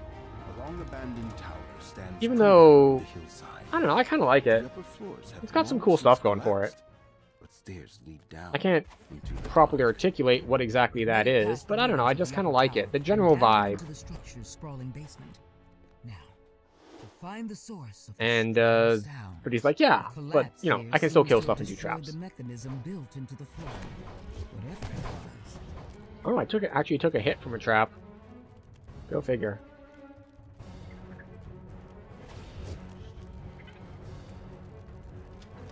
Got it. Of course.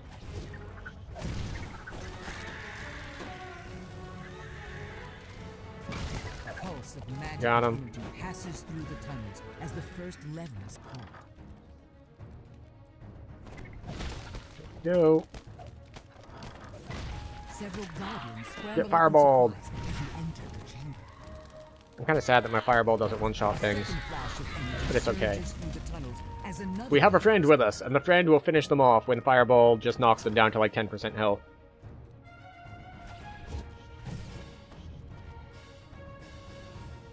There we go. Actually, we should heal ourselves a little bit. A fetid stench wafts from this room. As the third lever is pulled, the barrier sealing the large chamber moves out.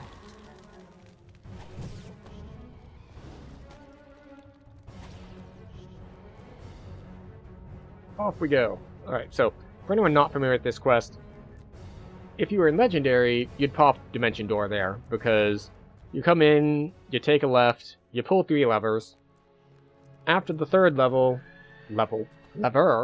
you return to the beginning, and turn right instead of turning left, and that takes you to the boss. Alternatively, you can come around this way, like you can come from the room you were in down. I don't know why I prefer this route. It might, in fact, be slower. now that I think about it, if you can't dimension door. The mage stands defiantly at the top of the stairs. You're too late. Nothing can Hello. stop me now. My new creation will set the land ablaze.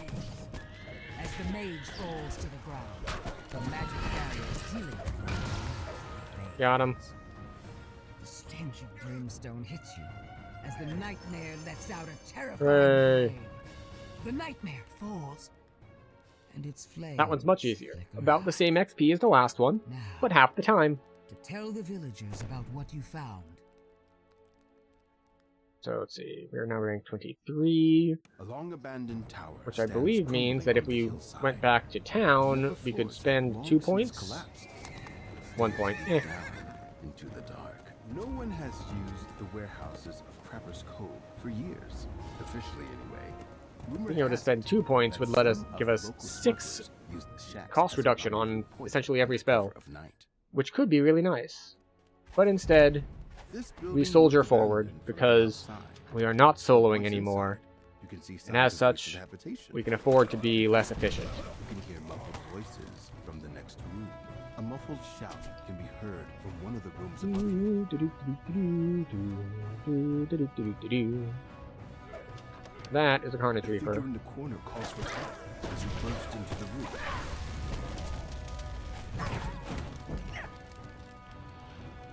The prisoner tells you that his captors interrogated Yep. him about a strange script he couldn't read. He says that the other captive was taken See? down through the He said he doesn't know them, but he knows where to go. Well, I guess technically he said he doesn't know them well, so he probably knows them kind of, but forgets parts, which is how it works for me when I know something, but not like all the way know it. A door creaks open down on the main floor. Dank air. Like, you know the general gist of things, and kind of where to go, but you can still get, like, turned around. Stairs lead down Like, to the basement. not know which of those doors to go through, for example.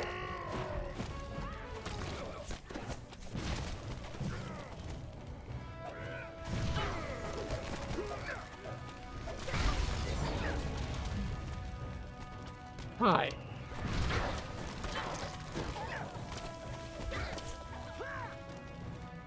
Go. The door opens. And this is one of the quests where you have to kill everything a lot in order for things to unlock. It's like, okay, And squeaking can be heard from deeper. yet another case of a bad boss being like, you will keep this door closed even if it kills you. In fact, I'm going to make sure that the door can't open with you alive. While the locked door to the west has 3 dim crystals above it. Yes. We will go right. This is one of those places where you have to split. Oh, sorry, you don't have to split. You get to split. If you want to split, you can. You can take advantage of things.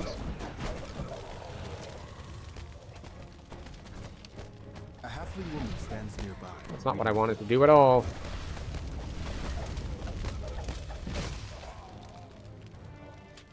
The halfling tells you that members of the Brotherhood. One lever here. Did he go to get the next She one? fears that they're trying to yep. summon a great evil. He is slightly lost. This is the lever that we care about. Now we go back the other way.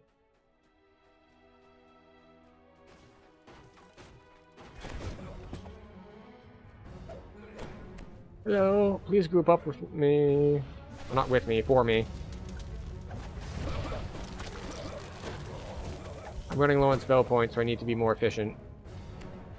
A series of gears click in the distance, and a loud thunk reverberates There we go. through the cavern.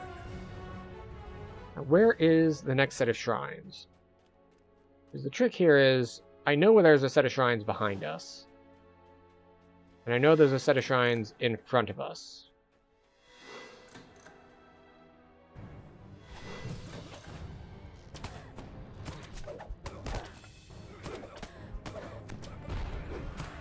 I think I have one spell. Of chanting can be So I need heard everyone to from group deep up for me, inside please. Thank you. Not enough.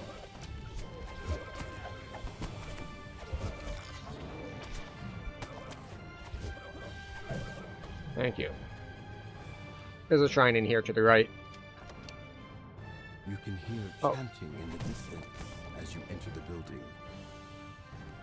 This is fine. Plenty of spell points remaining.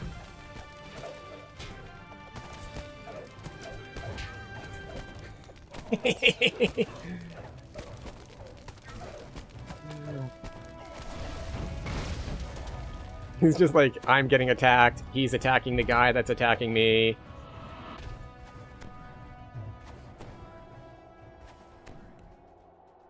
The lever is on top of the crystal for whatever reason, but it's fine. We will make do. Next one is in here.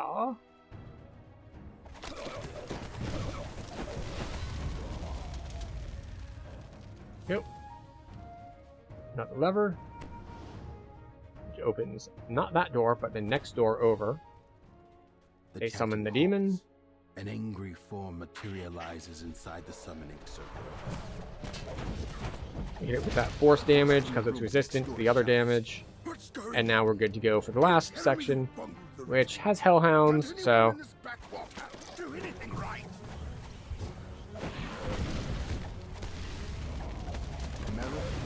Hooray! The violence of your struggle causes part of the chamber floor to collapse. A coffin lies in the corner of this dusty crypt. Not the best, arcane wards. but again, the creature in the casket we're making do. We're making time. But you decide that there must have been a good reason for the thing to be bound inside its coffin. I think the main thing that makes Saltmarsh okay is the fact that you do get a saga at the end. The warehouses of Crabber's Cove for years. It's a lot of, like, kind of okay quests for XP, and then, like, a couple good ones. So, there's a balance to be struck here. There's also a very good argument to be made to never come here at all and just be like, no, just go straight from Waterworks and go from there to Three Barrel Cove. Are you several levels too low? Yes. Should you still do it? Also, yes. You just hit Three Barrel Cove super early, and then you can do all of Feywild without overcapping. Then you can go straight from there into Isle of Dread, and straight from there to Lemordia. And because Isle of Dread and Lemordia are like one level apart, they each have more than one level of experience. Starting out a little early is a good thing. A lizard folk calls to you from up ahead. Parley with me, stranger. Our queen will wish to meet you.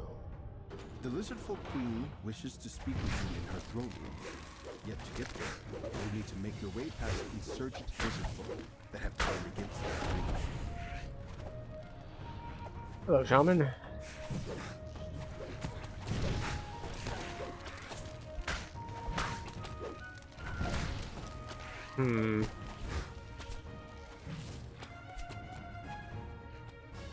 Probably a bad idea, but we're gonna go for it anyway.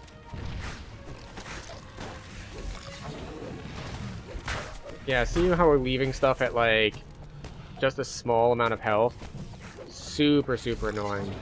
But it does make me think that we might need to turn on more meta magics. So that, like, okay, the spell costs more, but it might actually be more efficient. Because doing the spell that costs more once is better than doing the spell that costs less twice. The lizard folk queen greets you. I must speak with you, outsider. So let's go into our feats Destroy us all. and take our meta magics. magics. No harm to the nearby village, but she faces a growing rebellion within her tribe. You've agreed to help her defeat High Shaman Kefin, Empower. the leader of the rebels. There we go. And hopefully, with Empower on, even though that's going to cost 15 more spell points, they will not one-shot things. Unfortunate.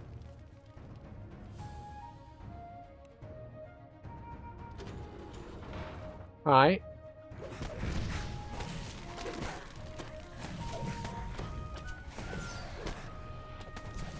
Alright, this is a problem. These officers must be fomenting rebellion. defeating as many of them. Alright, we got a bunch of dots on us from something, so that's not ideal.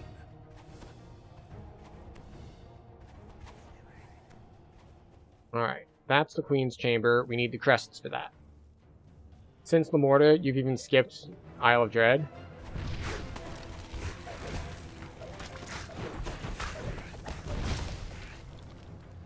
Yeah, it all depends on how early you start is the thing. Like, if you are starting early, then the fact that there's too much XP isn't a problem, because you have built-in slack from being too early. But if you try to start stuff like on level, then yeah.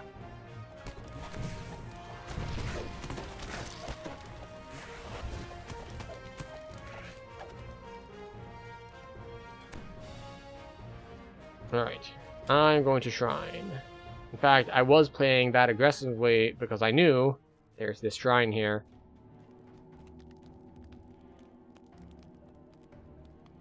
But yeah, I think after Saltmarsh... Well, one, we're going to be done for tonight when we finish Saltmarsh. But I think we're going to go...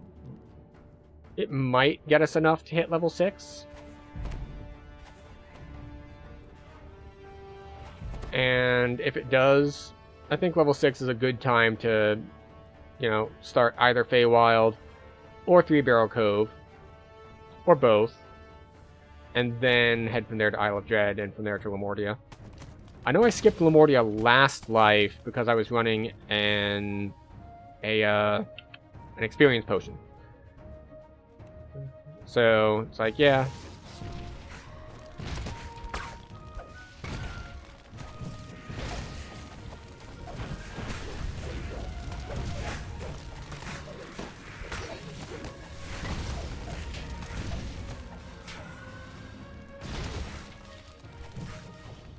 Yeah, I'm really not impressed by my damage output.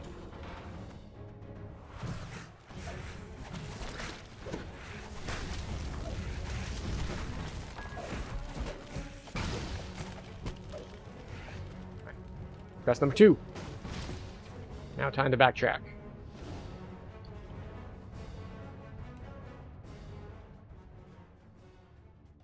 You need to take the crests and bring them here. Where you see the sockets are actually even marked on the map, which is something they've been doing a lot better semi-recently, which is, like, a lot of times stuff will be straight up marked on the map when you need it, which is very handy. They also do that some, I know, in Myth Draenor. In particular, I'm thinking of, like, Times Long Past, where they mark which door you need to actually use your key on. It's like, this is the iron door. It's like, aha, I see. The other rebel leaders have met their end. Now to tell the lizard folk queen. So yeah, if you didn't know that, if you have high enough wisdom, you don't need to backtrack. You just hit that rune, says that the lizard folk are willing to and it gives you a portal that brings you right back here. Speak with the 3 ambassadors. I usually go on the rightward path, not the leftward path. But we will follow the guide. If you don't, you know your way around here, you find that this map is somewhat maze-like, then you too can just talk to the guide, and he will bring you where you need to go.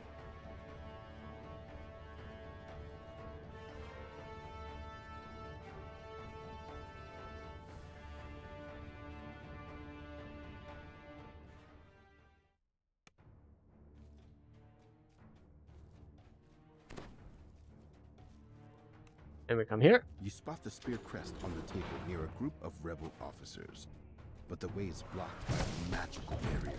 The rebel officer laughs and casts a spell that creates barrier at the entrance. You'll need to fight to get the crest.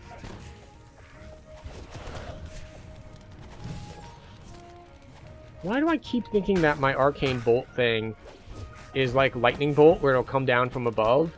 It is not. I keep just shooting it, and it doesn't do anything, because it runs into terrain.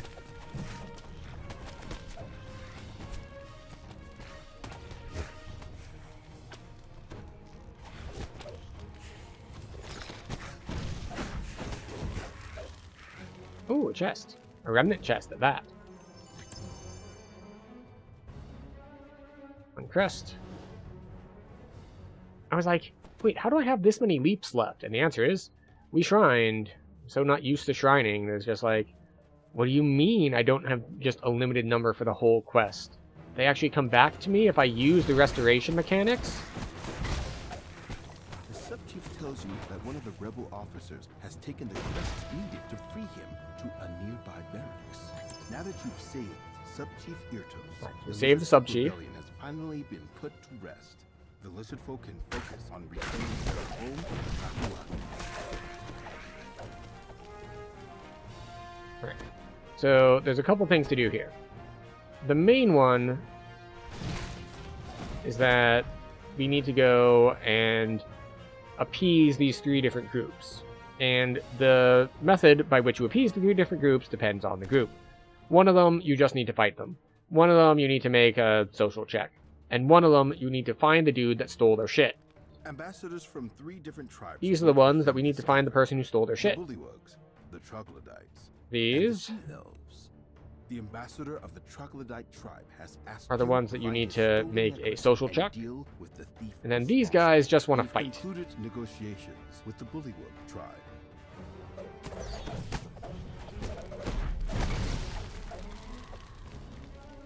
You've All right. secured the sea elves' support in the Now the alliance.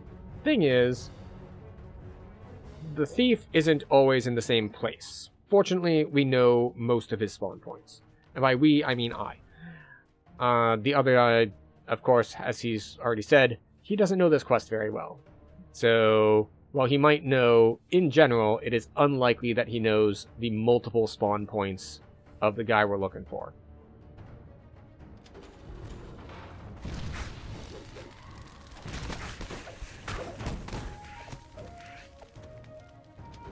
One of them is in here. And he is not here. So we move on to look for the next one. A furious Sahuagin springs out from the watery prison cell. Oh, he opened a cell. That's fine. Did we get seen? We did get seen.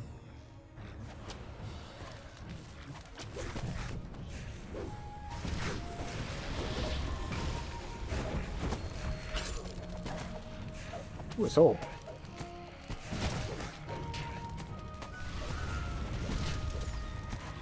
I am incredibly disappointed in my SLA here.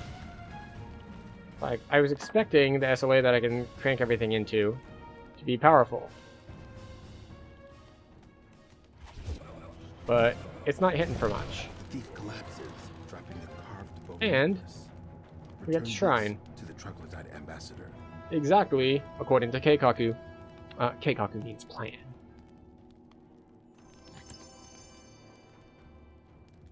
There we go. And around we go.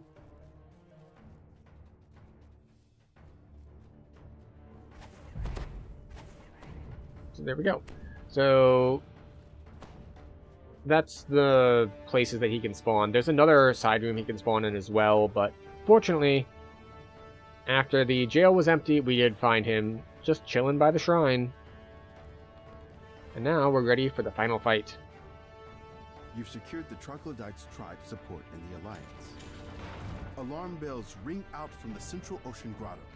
As the lizard folk tribe weakened by rebellion, they'll need Hello. your help to survive the attack.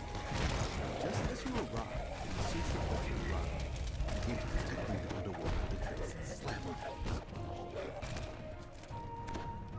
them. Yeah, our arcane zap thingy is just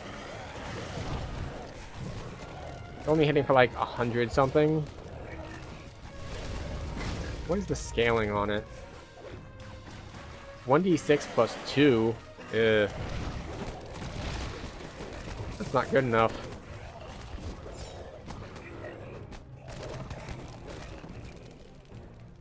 Nowhere near good enough.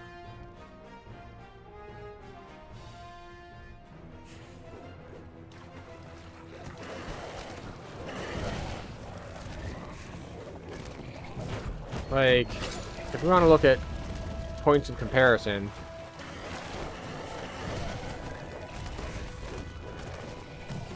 we have like Fireball.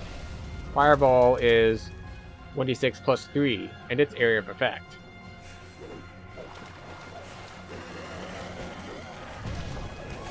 I would expect a single target spell to be a little bit more effective. Boom. Good to go. You have earned the gratitude of the lizard folk outsider. Speak with me once more. There we go. 12k, 12 minutes. So it's a big XP quest, but it takes a while to run. It's a little faster if I hadn't had problems with mana and have to shrine twice, but it is what it is. We are playing Wizard, and we are playing Wizard poorly.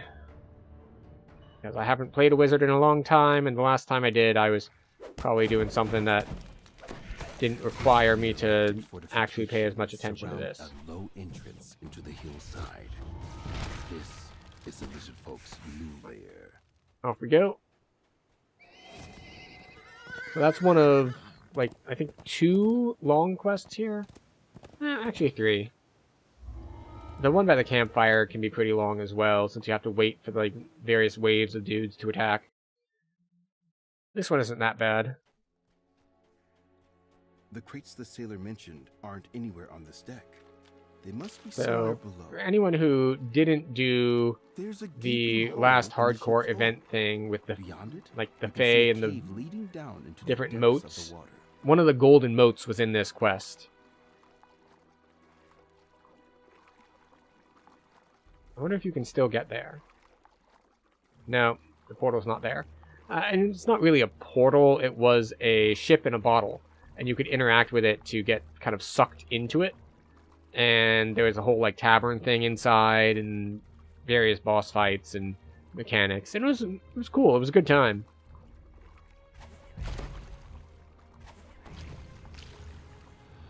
I am definitely feeling a lot weaker than last life. Like, last life I would be on higher skulls than this, and doing equivalent damage to these fully metamagic spells, but, you know, without having to spend spell points for it.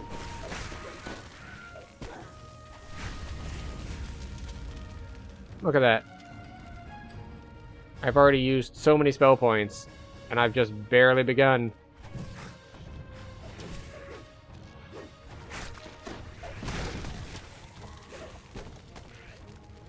There we go.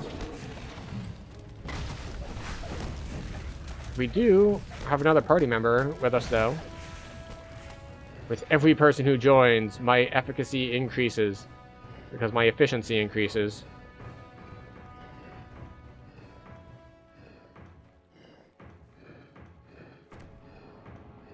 Boom. Got it. Into action, and the ground shakes as a massive door grinds open nearby. Nope, that is... Clutter of stone. The door grinding open is in fact the optional path, not the quest ending path. This is the quest ending path. Oh good. That person who joined is already in the wilds, so they're making good time. The cascading spray of the waterfall.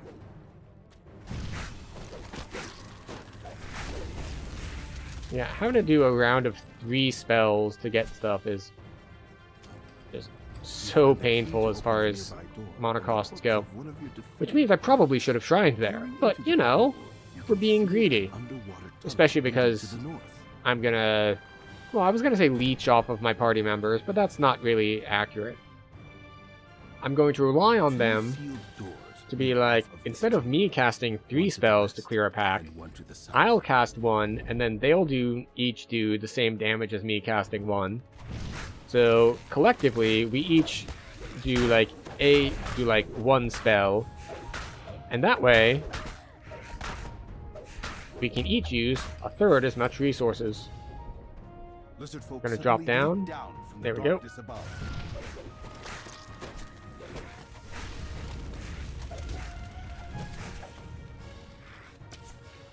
Can I get this? I can. Excellent.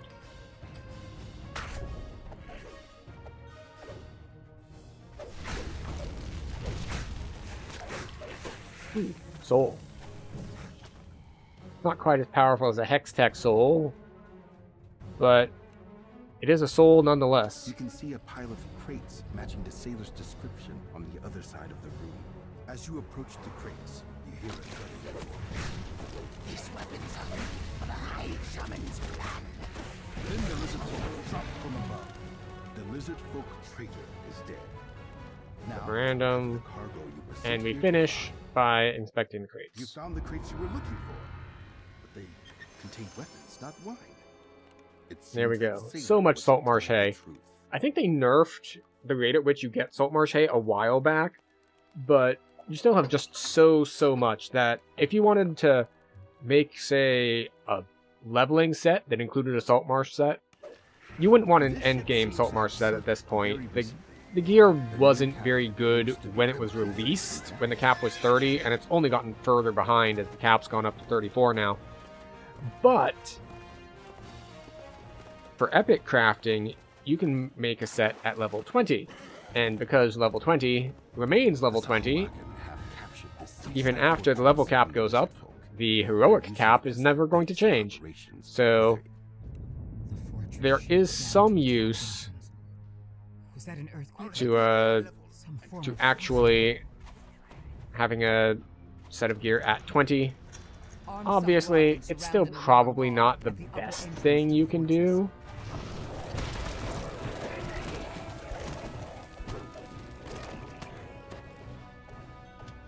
But it's still decent.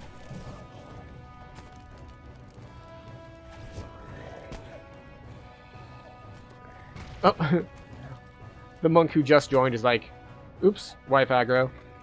Gotta go. It happens. Construction tools nearby and new tile on the walls show Oh, that was a bigger group than I thought. There we go. I cast Fireball. Did I ask how big the room was? No. I said I cast Fireball. That should be enough.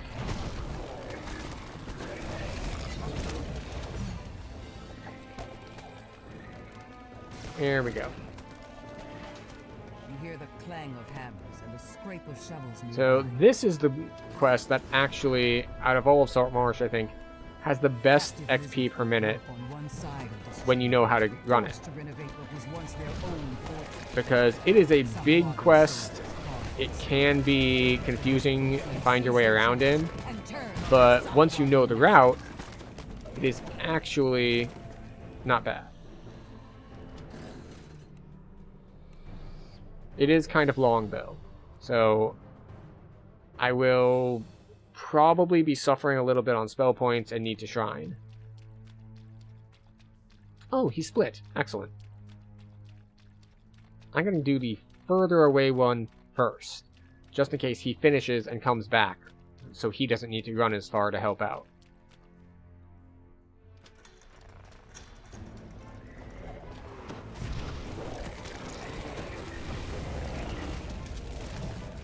And as always, the sea lion is the hardest one to deal with, because he's got so much more health than everything else.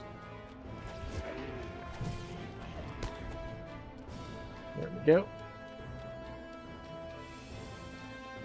So here, as you might have seen when we came in, there are 3 signal crystals that need to be lit.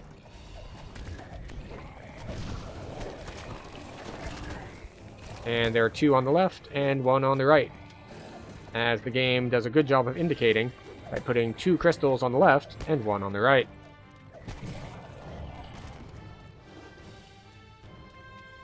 And now it's open, because our compatriot handled the other one. We will shrine. Why are we shrining while shoving our face into a corner?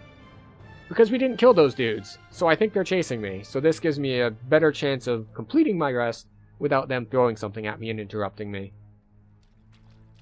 Looks like they didn't follow me anyway, so I was needlessly paranoid. The ground trembles, and the water rises once again. The Sahuagin But, must you be know, using magic to sink the entire fortress. Down we go.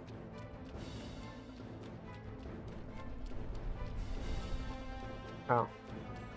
He appears to be on a secret mission. A secret agent man going somewhere. Unknown.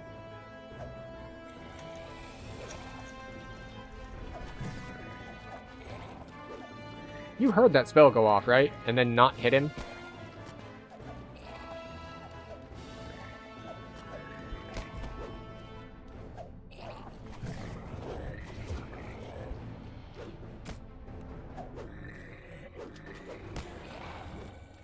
Oh, that's a Plague Reaper.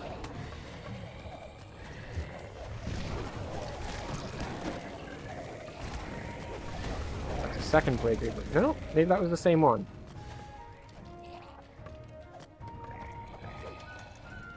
So we do need to kill this one.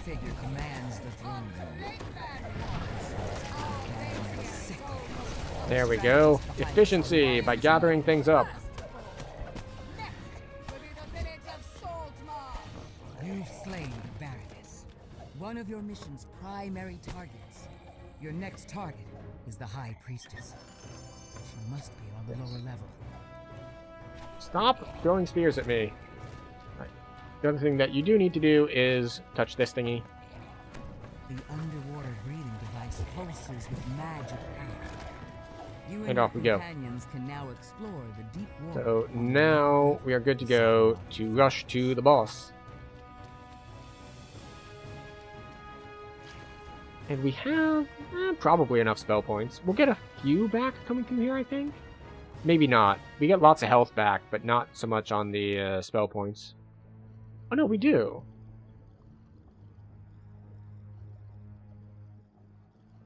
Is it 50? Yeah. 50 spell points. Not the worst. Oh, is he ahead of me? If he's ahead of me, that's great. Although the druid is not here yet. So he's not ahead of me.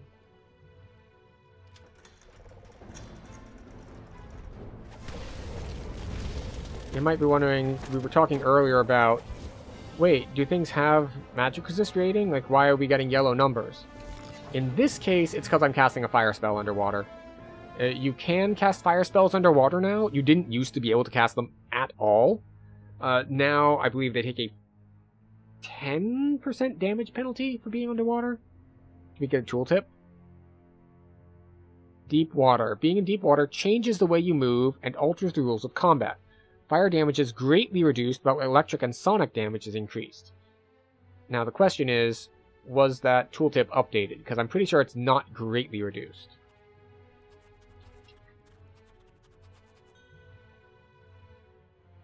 But it used to be, like, straight up disabled, like a silencing effect. Like, you cannot cast Fireball at all, but they changed that years back. So we are going to have a little bit lower XP per minute in here than we initially anticipated, because we are waiting for someone to zone in. But that's fine. We're good with waiting.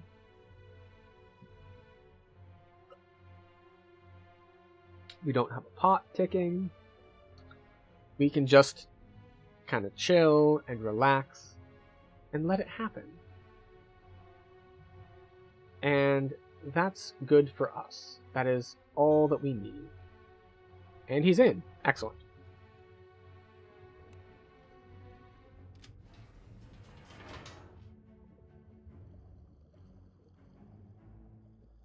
Off we go. The High Priestess has just arrived at the fortress's main entrance. Found primary target at last. Fools! You and the air breathers cannot hope to stand against us! You've slain the High Priestess, crippling the Sahuagin's leadership.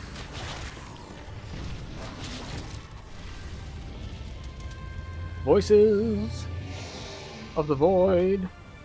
Take the codex. Boom. 16k. In 8 minutes. Of which, you know, maybe one-ish, 1 or 2 was waiting. Able to invade Saltmarsh and the surrounding coastal areas. So we could take 6 now, but we're not gonna. We're gonna finish out our route. So now we need to go jump in a hole, fight a crocodile, and then explore a campfire. So there are 3 quests left here in Saltmarsh. The crocodile one is the shortest one. The others are a little bit long.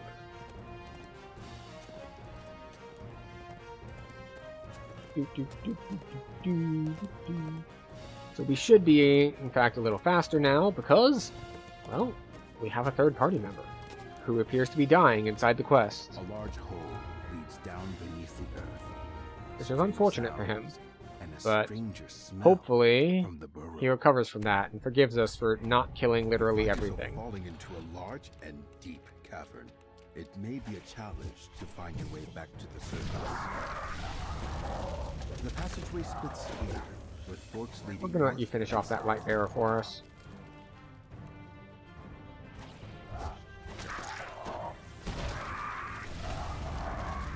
There we go.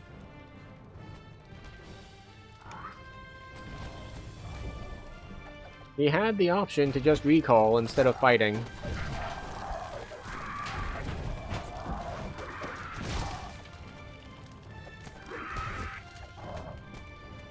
This isn't one of those matters of like, oh, we have abandoned him by zerging and he's been left behind. No. He joined late, we finished after he said he was in, and he decided to press forward. That is his decision. His greed. His greed has punished him for wanting to loot. You grab the fungus. I do appreciate when they do things like that, where they put a collectible by a door that's hidden. So you have a reason to walk over there. And then, if you have the spot for it, your spots go be like, hey, there's a door!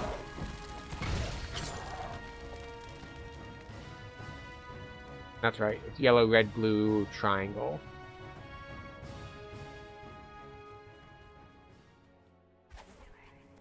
Forget where the shrines are, though. The good news is that if I want to just let my ego go a bit, I can get carried by the other dude, since he is quite adept at killing things.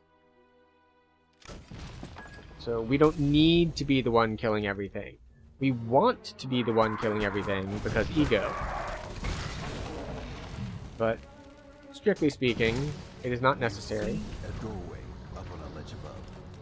Perhaps it leads to the way out of the cave. Yet to get there, you'll need to make your way back over this forest of towering columns. As the wheel aligns to the correct symbol, there we go. I don't know why I bother looking up or trying to remember the pattern here, because the pattern is, you know, revealed as soon as you turn the wheels, because go figure, the wheels make a dinging sound when you get it correct. It's like, I don't know. How will I know when the puzzle is right? It's like, it tells you immediately. Oh.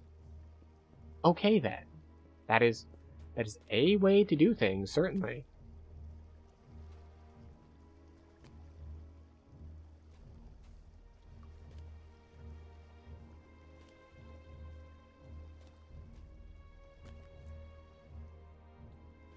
Aw, he got greedy on the last jump.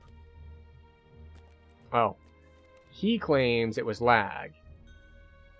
The flow of liquid to the waterfall. It's okay. I've opened up the fast travel for him.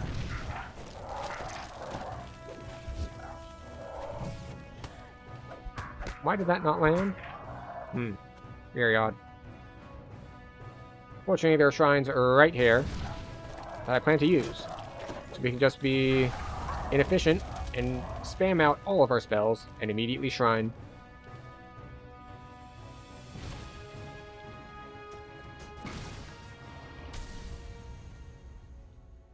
The door opens to reveal a large bullywug camp, open to the sky. An impressively large bullywug commands his smaller kin to attack. Is this the one I want? Yes.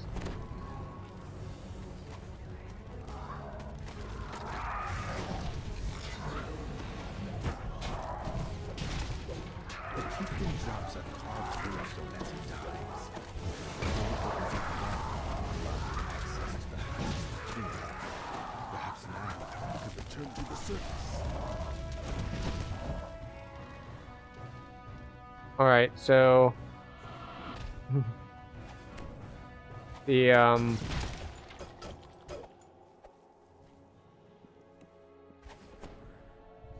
Is Vol still in the previous quest? Alright, if he hasn't even left the previous quest, I'm not waiting for him in this quest. Bullywug's lair. You've escaped at last. Wait, which orb is this? Is this the one that has an alchemical bonus on it? Leads down beneath the earth. Strange sound. Immaculate globe. I remember there being something special about it. It has stability on it. Okay, maybe that's what it was. Bonus. Okay. Never mind. Maybe it's only like the legendary version that has something special about it.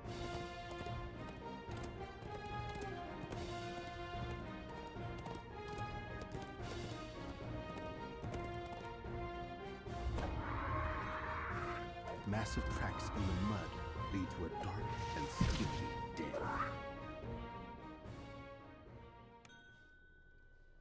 Rock and campfire. Those are the two we've got left. This cave stinks of death, magic, and wine, in that order. Judging from what you can see, the Sahuagin have set up some kind of ritual to control the giant crocodile. And they're using it to raid passing ships. Oh, some of these wine that is a plague reaper. What is the thing on this one? I think this one is this way. Best to avoid a swim. Intruders! Yeah, okay. This way, that way. Got it. Hold them, my warriors. I will commune with cows and Hello, 1,000 teeth. Thousand Teeth retreats into the water, unaccustomed to food that fights back. Alright. Cursed beast! Stay and fight! Oops. I did this one wrong. This will go this way.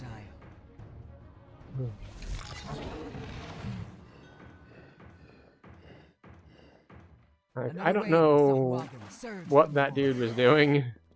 Just like, why is he still in the incomplete quest? Or the already completed quest? He didn't say anything either. Like, if he's like, hey, I'm looking for this piece of gear or something, then I might know why he was doing that. But as it stands, it's just like, but why? Okay, this goes there, this goes there. These go this way.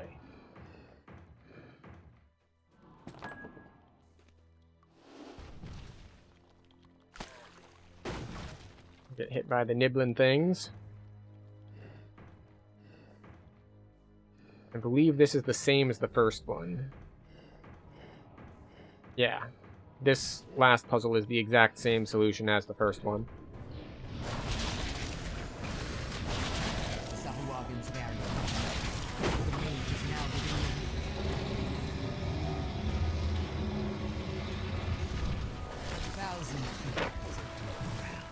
and charges again. The beast is Here we go. We spam out all of our spells. Oh, there was a Reaper there. Yeah, this one is actually pretty good on an XP per minute basis, but because it's a shorter quest, it doesn't give a ton of XP. It's just like, ooh, lots of XP per minute. Okay, and how many minutes? Not many. So off we go to the last one in the saga, and it will be the one that's not marked on the map. The campfire doesn't show on the map. You have to actually look at your look at the terrain with your eyes. Be like, aha!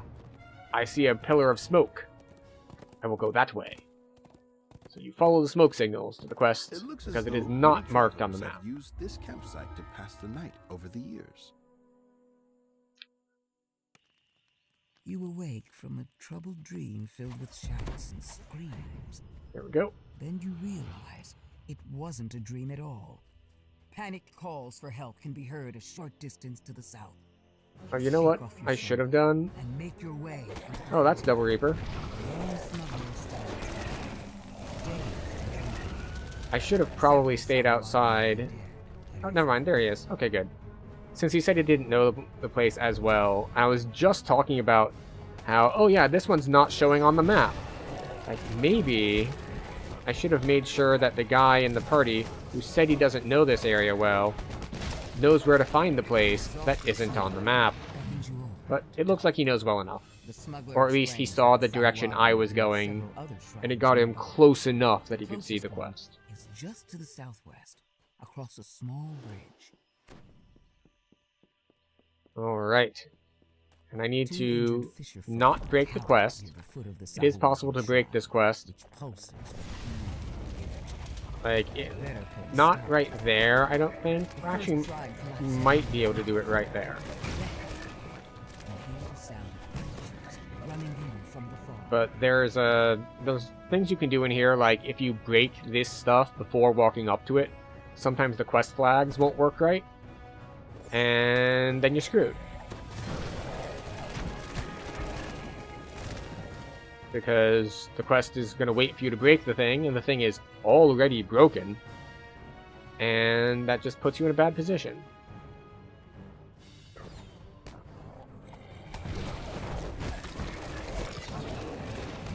You. Excuse you.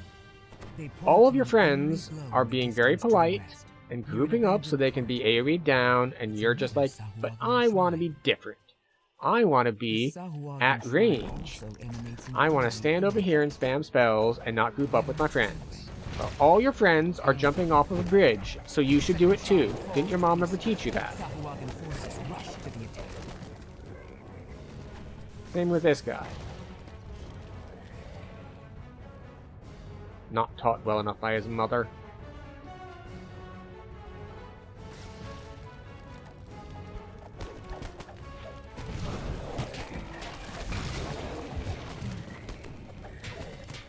Hi. Go away, please. Thank you. Ooh, remnants. Here we go. What do we have? Warrior, they're gonna group up.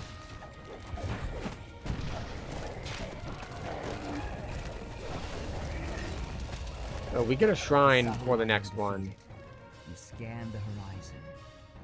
Sure enough, you know what? I stand corrected. We get a shrine after the next one. We're gonna greed for it. See? The objective to destroy the shrine didn't show up until we were standing close to it. If you destroy it too early, bad things happen. I have made this mistake before, so I pass this on to you in hopes that you do not make the same mistake that I made.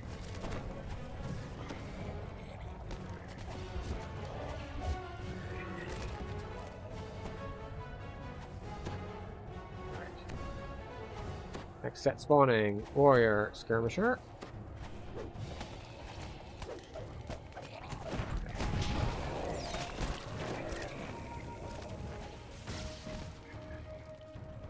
One more wave?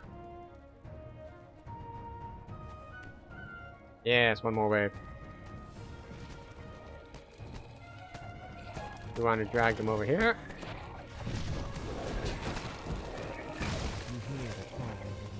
Excellent. Now I shrine.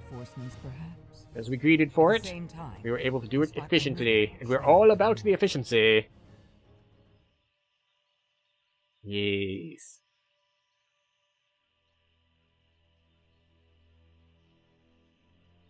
There we go.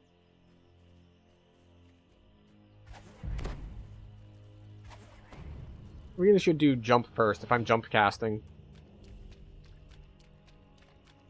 I'm pretty sure this is the wrong way.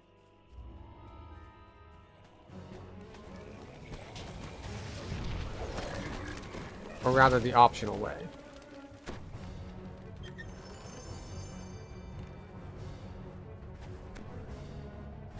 We want to go this way. This, I believe, is the... Yeah, there we go. You see the light beacon. It says find and stop.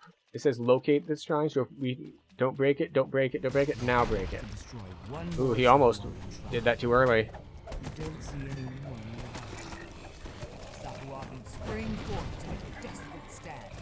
That is a Famine Reaper.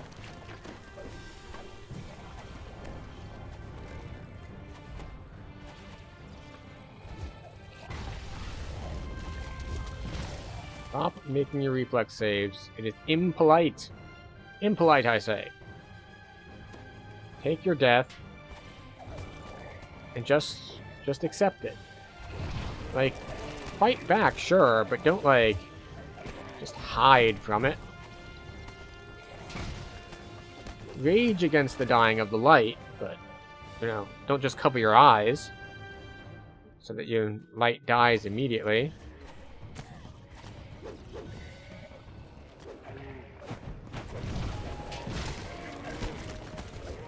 Slashing damage over time. Fascinating. You hear angry shouts to the north. The weapon isn't ideal. It's fine. Powerful Sahuagin, clearly the leader of his incursion, stands surrounded by a pitiful narrator of his truth. You stop the Sahuagin recently. Hooray! Though surely the sea has learned tyranny efforts to conquer Saltmarsh in the morning. Speaking of which, it's time for you to finally get a good night's sleep. Alright. That is Saltmarsh Saga complete. Means it's like, wait, should we take level? Well, it depends. Are there any other level 3 quests that we would want to run? And the answer is no. So, we can go ahead and take level 6. And then we're eligible to run level 4 stuff. And by run level 4 stuff, I mean run the super high experience level 5 stuff. Because there's a lot of it. We'll go back to Gatekeeper's Grove. We will go to the harbor. In fact, we will go to the harbor. See? The harbor is blocked. And then we will move forward.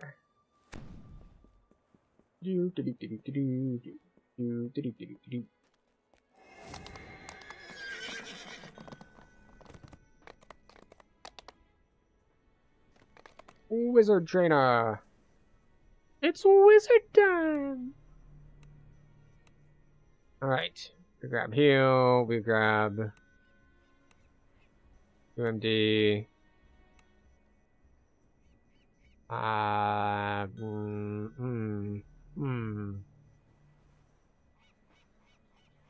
What is the progression on jump?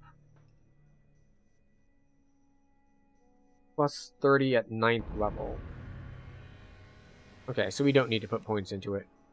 My concern was that perhaps I might need a couple points in jump to make jumps in like Giant Hold, but plus 30 is more than enough. We'll start dropping points into balance? Screw it. We'll put it in bluff. Okay, so we did that. We want to go Evocation? Is there ever a reason to go Spell Focus Evocation? Stuff's making saves, so it could be useful. We'll grab Displacement and Chain Missiles.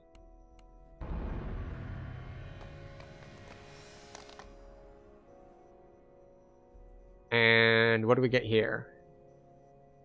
Chain Missiles, but as an SLA. So that's good. What else do we want? We can get more crit. And this is DC's. Oh, okay. It is bugged weirdly. So we can put 1 point in more enhanced maximize, but we can't put more points than that in. Very odd.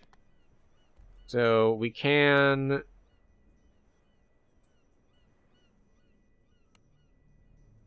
We can do maximize again.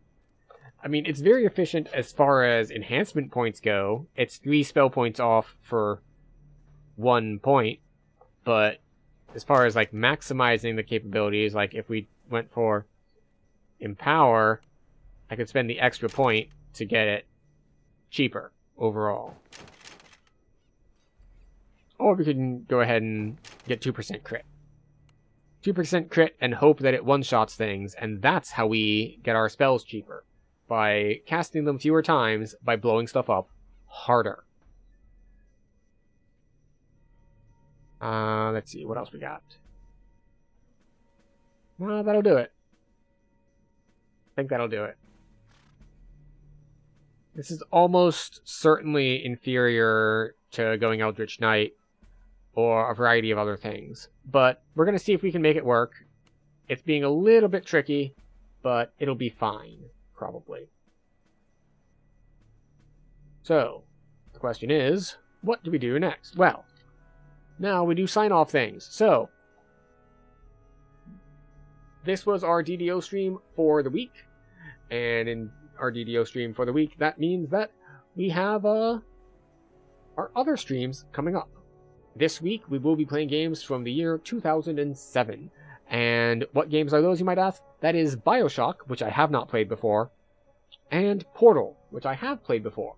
But one thing that I haven't done before, because I didn't know it was even available until I looked into it more recently, you can get the, developer commentary tracks in Portal, where they can, talk about the design aspects of it and all of that side of things. And because I find that fascinating, we will be going through a director commentary on Portal, whichever day I manage to slot in Portal.